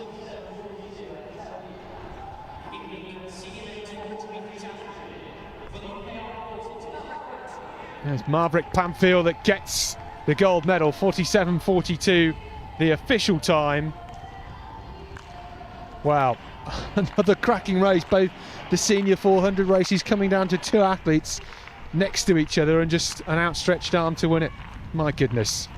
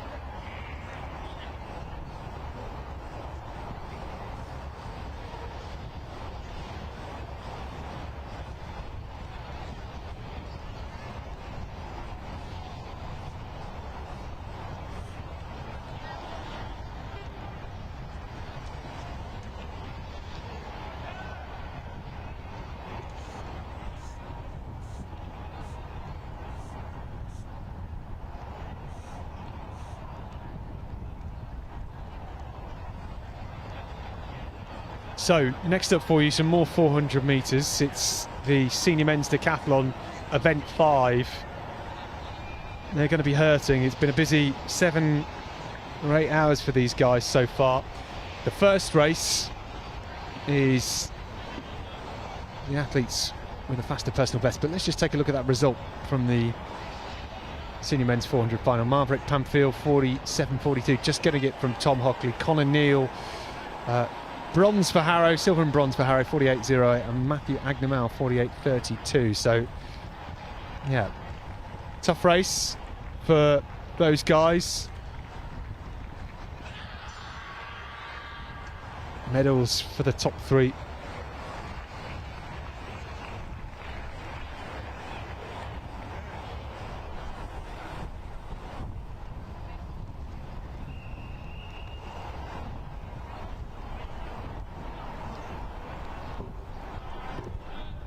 So we do not have Jack Turner rather, starting in lane 3. He's opted out of the 400. I think that's his weekend done. perhaps the decathlon not going how he wanted, but Callum Newby goes on the inside, then George Asprey is in 4, Craig Moncur, Stephen Simmons, Harry Kendall fastest in the field, and then Oliver Adnett goes on the outside. Harry Kendall in the white vest of Tunbridge has ran 48 and change for the last few years, ran 48.10 here last year. How quick can he go? A bit breezy down that back straight. First race of the senior men's decathlon 400. Well, on the outside, Adnett will have Kendall chasing him down, who has a lovely fluid running style. And now Kendall just starting to head past Adnett on that back straight. Newby on the inside has started very strongly for Edinburgh in that white vest too, and all Kendall's out. He's had his calf as he cramped. Oh, I hope he's okay. That was unfortunate. Newby is still going strongly here, and Simmons is starting to push on and surge as well, but it is Newby that leads on the inside. What can Simmons do in the final 50 metres here, because Adnett on the outside is closing strongly too. And here comes Adnett. Will he get there? It's Newby that just about holds on, 49.04. Oh my goodness, what a race that was. Really do hope Harry Kendall's okay. And that looked like a calf issue for me. Bit of cramp perhaps. But it was a strong finish from Oliver Adnett, who came through really well, put the pressure on. He's run 48.5 before. For Newby, 49.04 would be a personal best.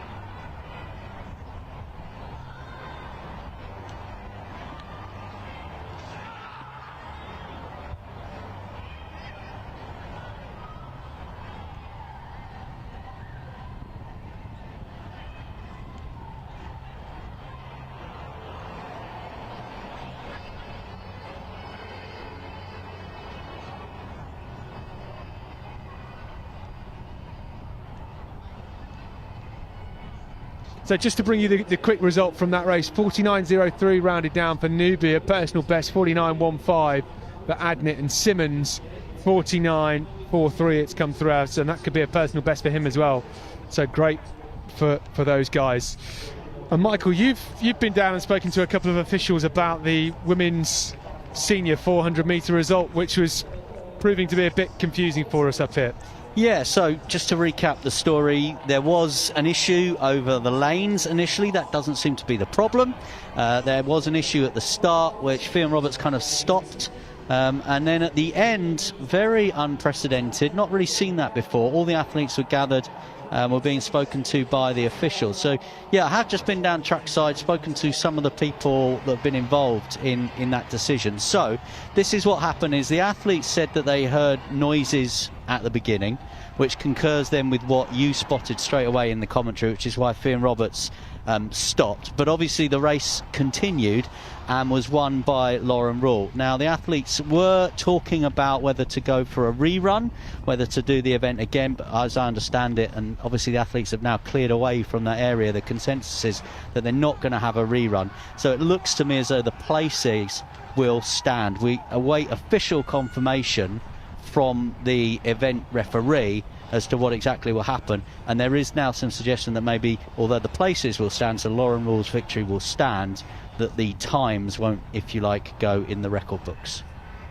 I mean, interesting. I think if you're going to let the results stand, you have to kind of let the time stand, don't you? Because, well, I'll be honest, if everybody heard the noise, why did nobody else stop? It was only Roberts that stopped, and actually she's the one who lost by 0.003 of a second, but she really did stop. It was notable to me, so I'm surprised that nobody else really did anything in the moment. But if I'm Roberts, I'm sitting there thinking, well, that was actually quite a big impingement on my race because I only lost out by a shoulder. So, yeah, I mean, if the result's going to stand, that's fair enough if they're happy with it. But it surprised me how everybody was getting involved in the discussion. Is it because not everybody was happy with the way the race went? I guess only Lauren Rule would have been the happy one out of that because she took the win. So that's the situation from trackside. As I said, at the minute it's still all to be confirmed by the event referee. So once we get some clear clarity on that, that is what we've been told anyway. I'm slightly out of breath having just run trackside as well. Yeah, great job. Superb job, really. Just running around. I feel like I could have competed in this decathlon, which maybe that's overstating it slightly. Yes, so the decathlon is coming now into its 200 metres second final. So in this one you've got Dan Richardson, William Reid, Alistair Mackay, Dante McNichol, Carl McLennan and Evan Campbell as well. So it's a 400 metres. This is the B final, if you like.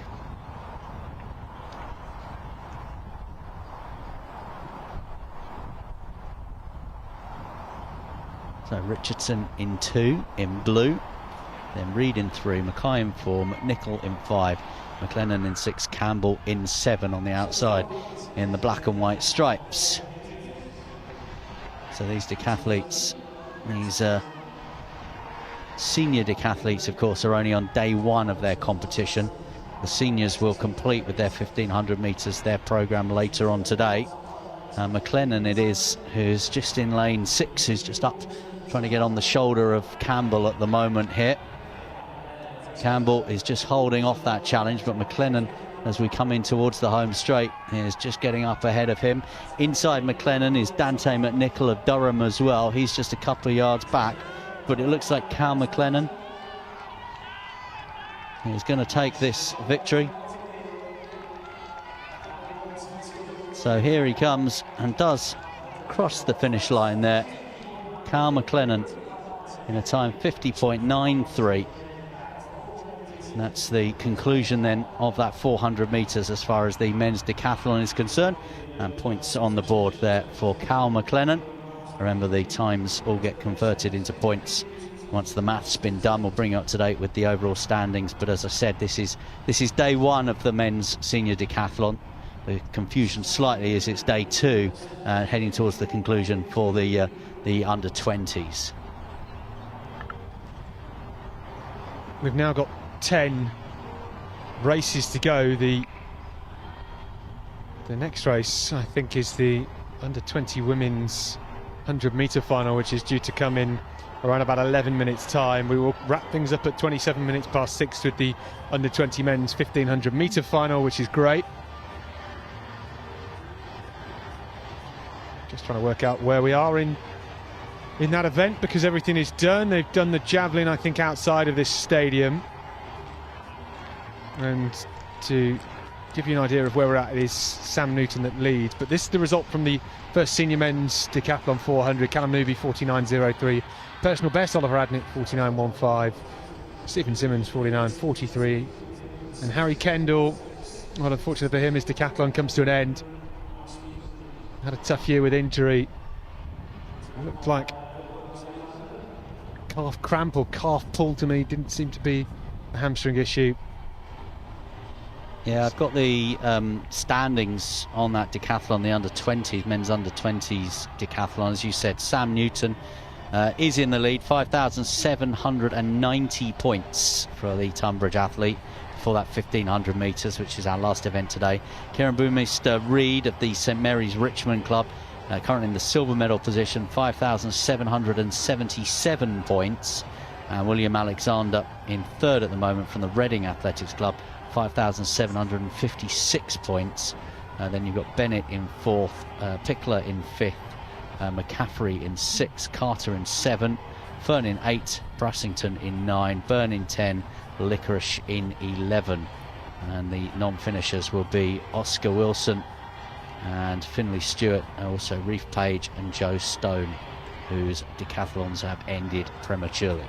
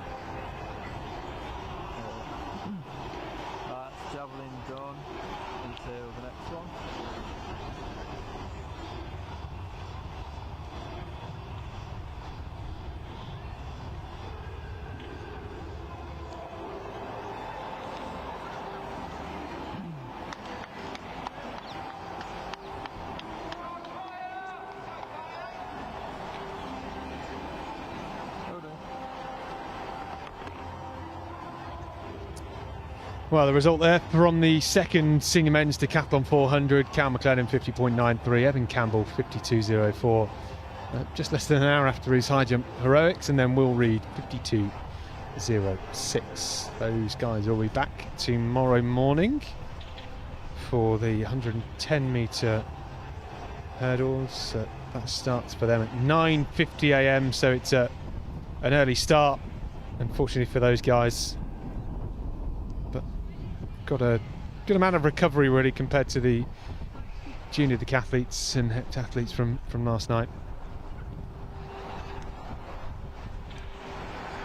So let's take a look at the lineup for this junior women's 100 metre final. This, of course, to secure a place on the plane to Finland in 2 weeks' time for the European Juniors. On the inside, we've got Ella Grace Edwards from Gloucester.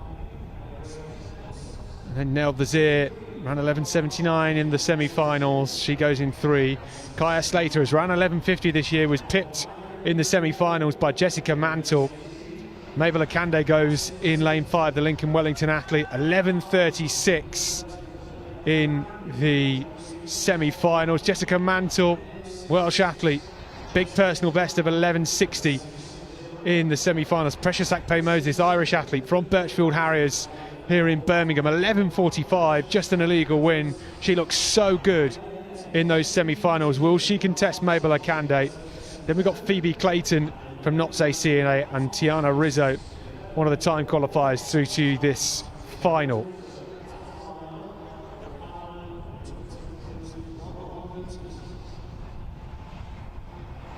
Well, it's going to be very tight, isn't it?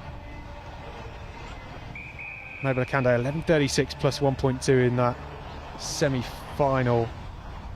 What can she do here? She's just starting to progress through the gears over the 2 rounds. The heats for last night, semi-finals a few hours ago.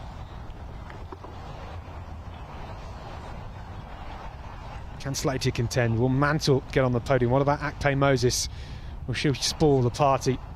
This is the under-20 women's 100 metre final here at the England Championships. Edwards, Desir, Slater, Akande, Mantle, Akpe Moses, Clayton and Rizzo.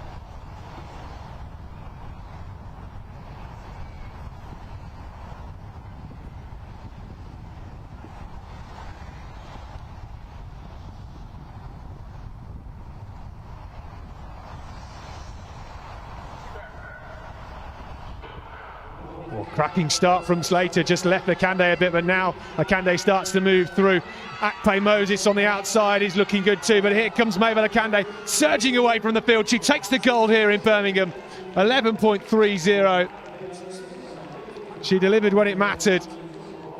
She books her spot on the team for the European Junior Championships in 2 weeks' time.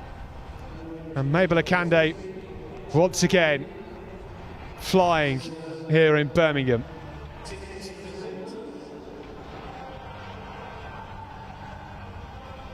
So good. Slater got out incredibly well.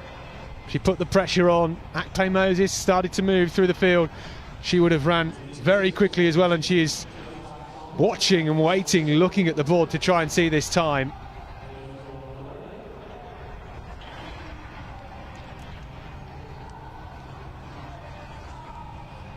Well,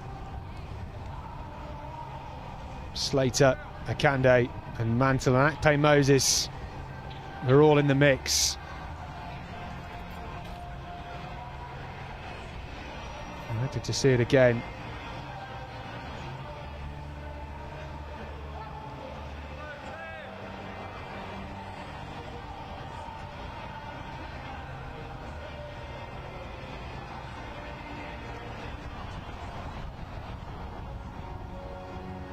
.11.30 would be Akande's second fastest time ever, if confirmed as official. There's a bit of a blustery wind. Whether it was fully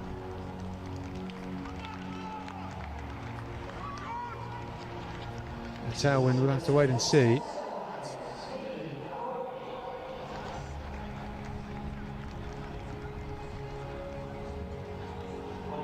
There's the time, 11:30. The wind plus 3.3. Akpe Moses in second, 11:44.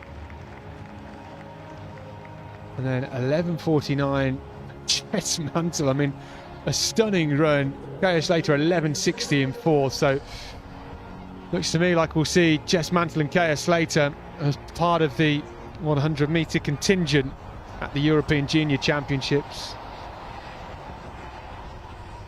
My goodness, that was quick. Kande, I think, has got more to come as well. Maltazir given 11:65 in fifth. Expect her to be amongst the relay team as well.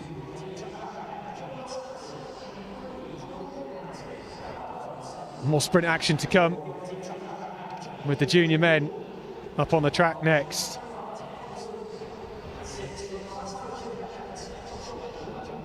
Yeah, this is definitely an event to lick your lips at. Possibly one of the events of the championships.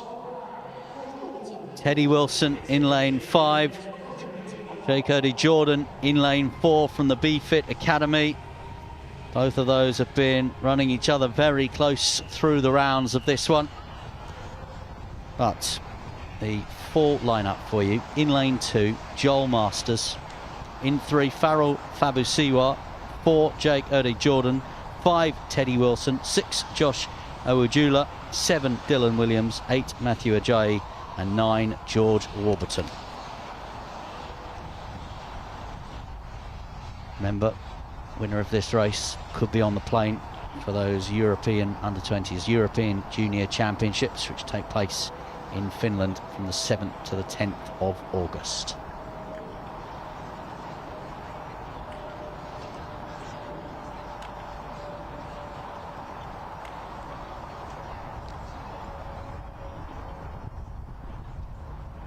Masters, Fabusiwa with the red sleeves, O'Day-Jordan, Wilson, Awujola, Williams, Ajayi and Warburton. Final of the men's under-20 100 metres final. And O'Day-Jordan, and outside of him is Teddy Wilson, and it will be Teddy Wilson and O'Day-Jordan, and Teddy Wilson's going to take the title. Inside of him, O'Day-Jordan will take the silver medal. And it is a time of 10.24 for Teddy Wilson. So a lifetime best, a personal best for him. Teddy Wilson is your champion.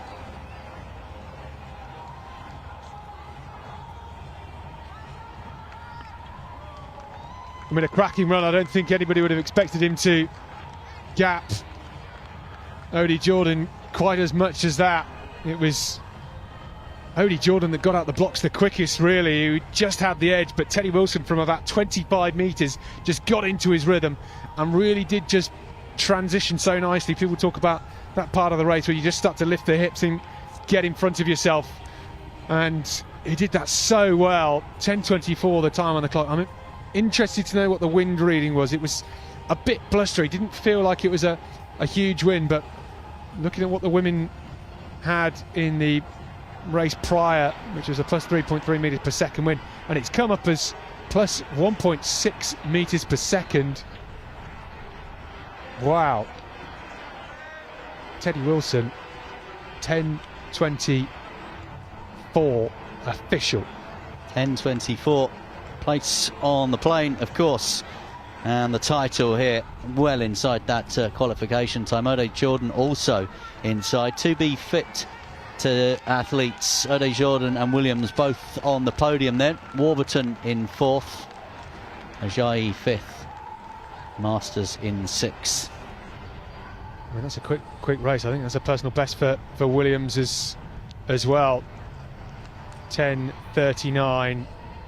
He'd already got the qualification standard, so I think that means. Oh no, he didn't have the qualification standard. Sorry, it was. He did have the standard. Of course, he did. 10:39 again, yep. Inside the standard, which means we're likely going to see Dylan Williams racing over the 100 metres at the European Junior Championships alongside Jake O'Day-Jordan. 10:35 for him. I think that's a good run. First time at a championships in the UK, a bit different to some of the warmer temperatures you might have experienced in the US, but we've got a great contingent of athletes going into that championships.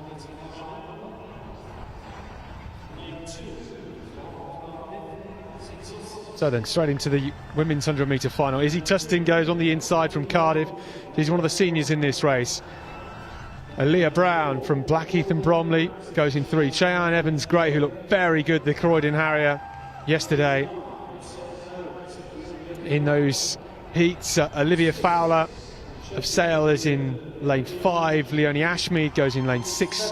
Dorema Thompson, she's over 35 years of age now, but looked so good. 11.55 yesterday, wind assisted, looking great. Serena Grace in lane 8, and Emanuela Quay going in lane 9 on the outside.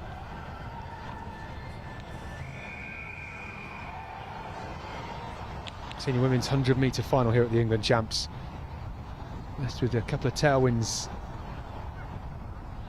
in the other races.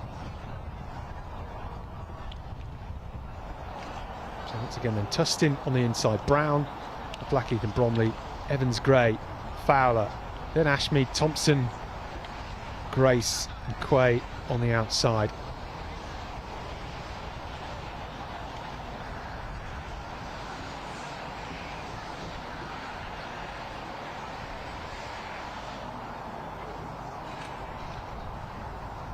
Women's 100-metre final.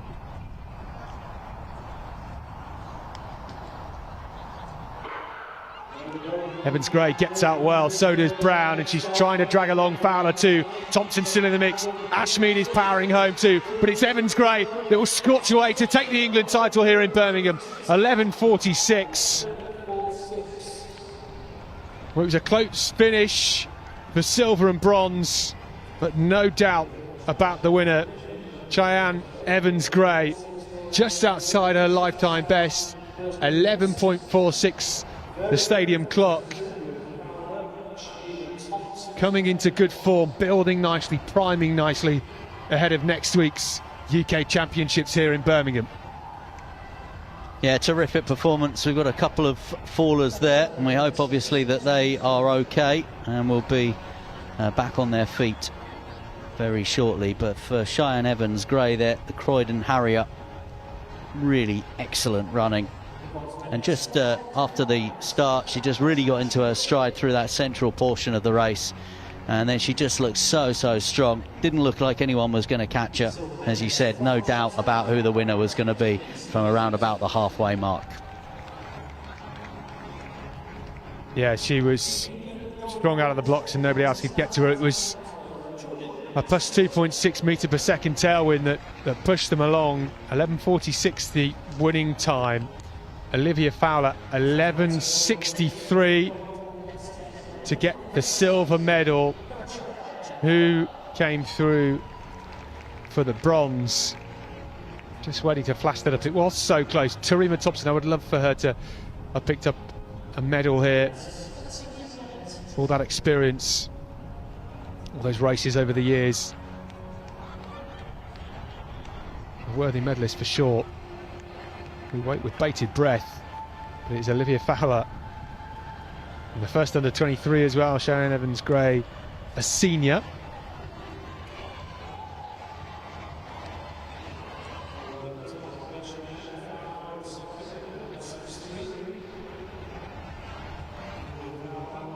Still more races to come over the next hour until we wrap up the day here in Birmingham.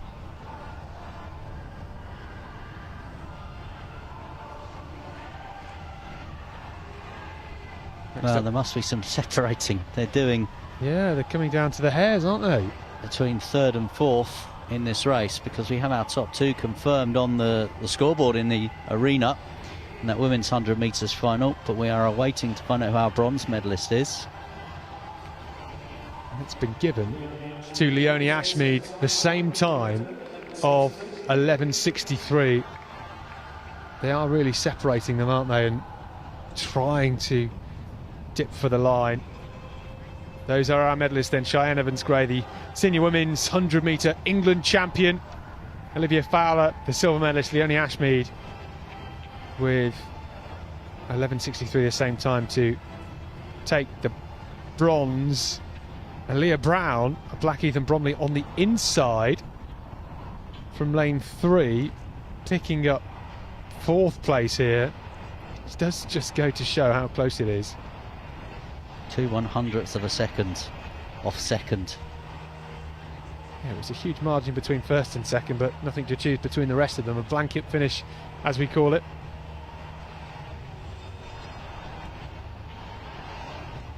Serena Thompson 11.70 in 5th, and Emanuela Quay 11.81. Serena Grace 11.81 as well in 6th and 7th. So another 100-metre final to come for the senior men, and then we will move to some more of our frame running action we saw earlier on over the 200 before we stay with the 200 for the heptathlon final for the seniors. The heptathlon final event of day 1, I should say, for the senior women before we go to the under-20 men's 1500 final for the decathlon. So not much more to come over the next hour.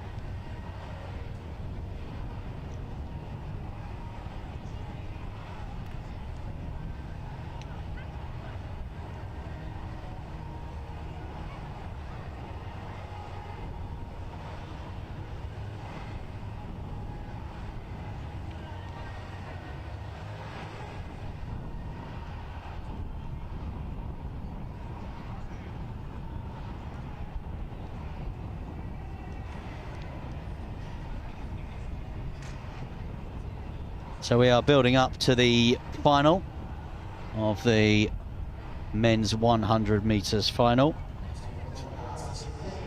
This is the senior final. So lane 1 from Birmingham, Muslim Habib. Scottish athlete in lane 2, Stuart Greenhug. In 3 from Cardiff Athletics, Stowe Hammond. In 4, Joshan Venkatasamy. In 5, Henry Christa.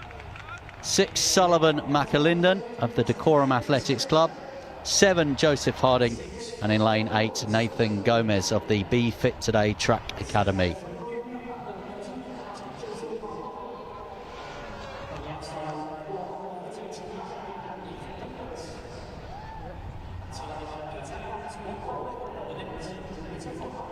So, lanes 1 to 8. One of these will take around about 10 and a half seconds to be crowned English champion here at the Alexander Stadium, national champion. Habib in 1, Greenhalgh in 2, Hammond 3, Venkatasamy in 4, Christa in 5, McAlinden in 6, Harding in 7, Gomez in 8.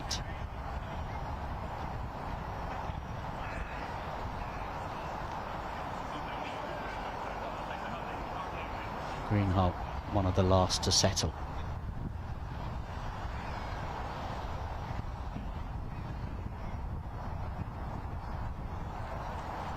Venkatasamy has a look down the track from gun to tape.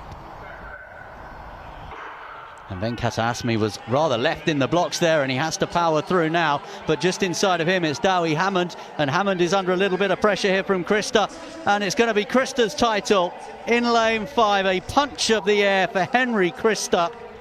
The athlete between them, Venkatasamy, was highly fancied but didn't start well. He saw Hammond one side of him go out the blocks really well, but it was Henry Christa and his performance through the last 40-50 metres of that race, and he is our champion.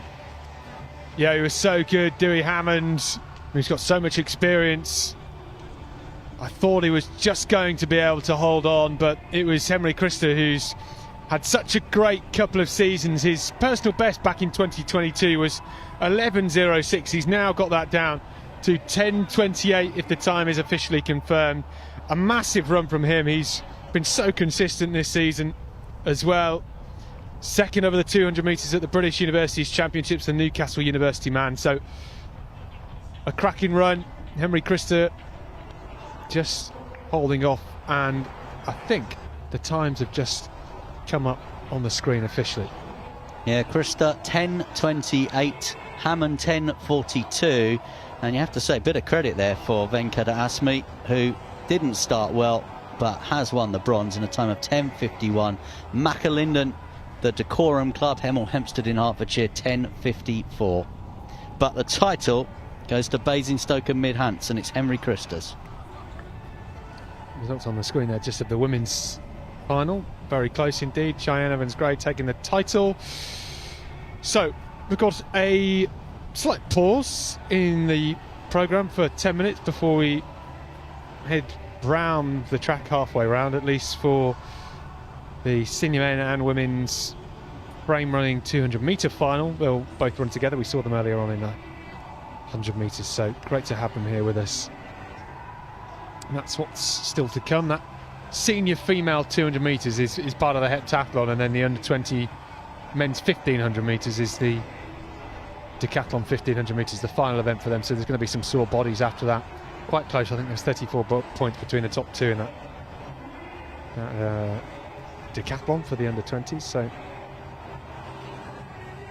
6 races still to come.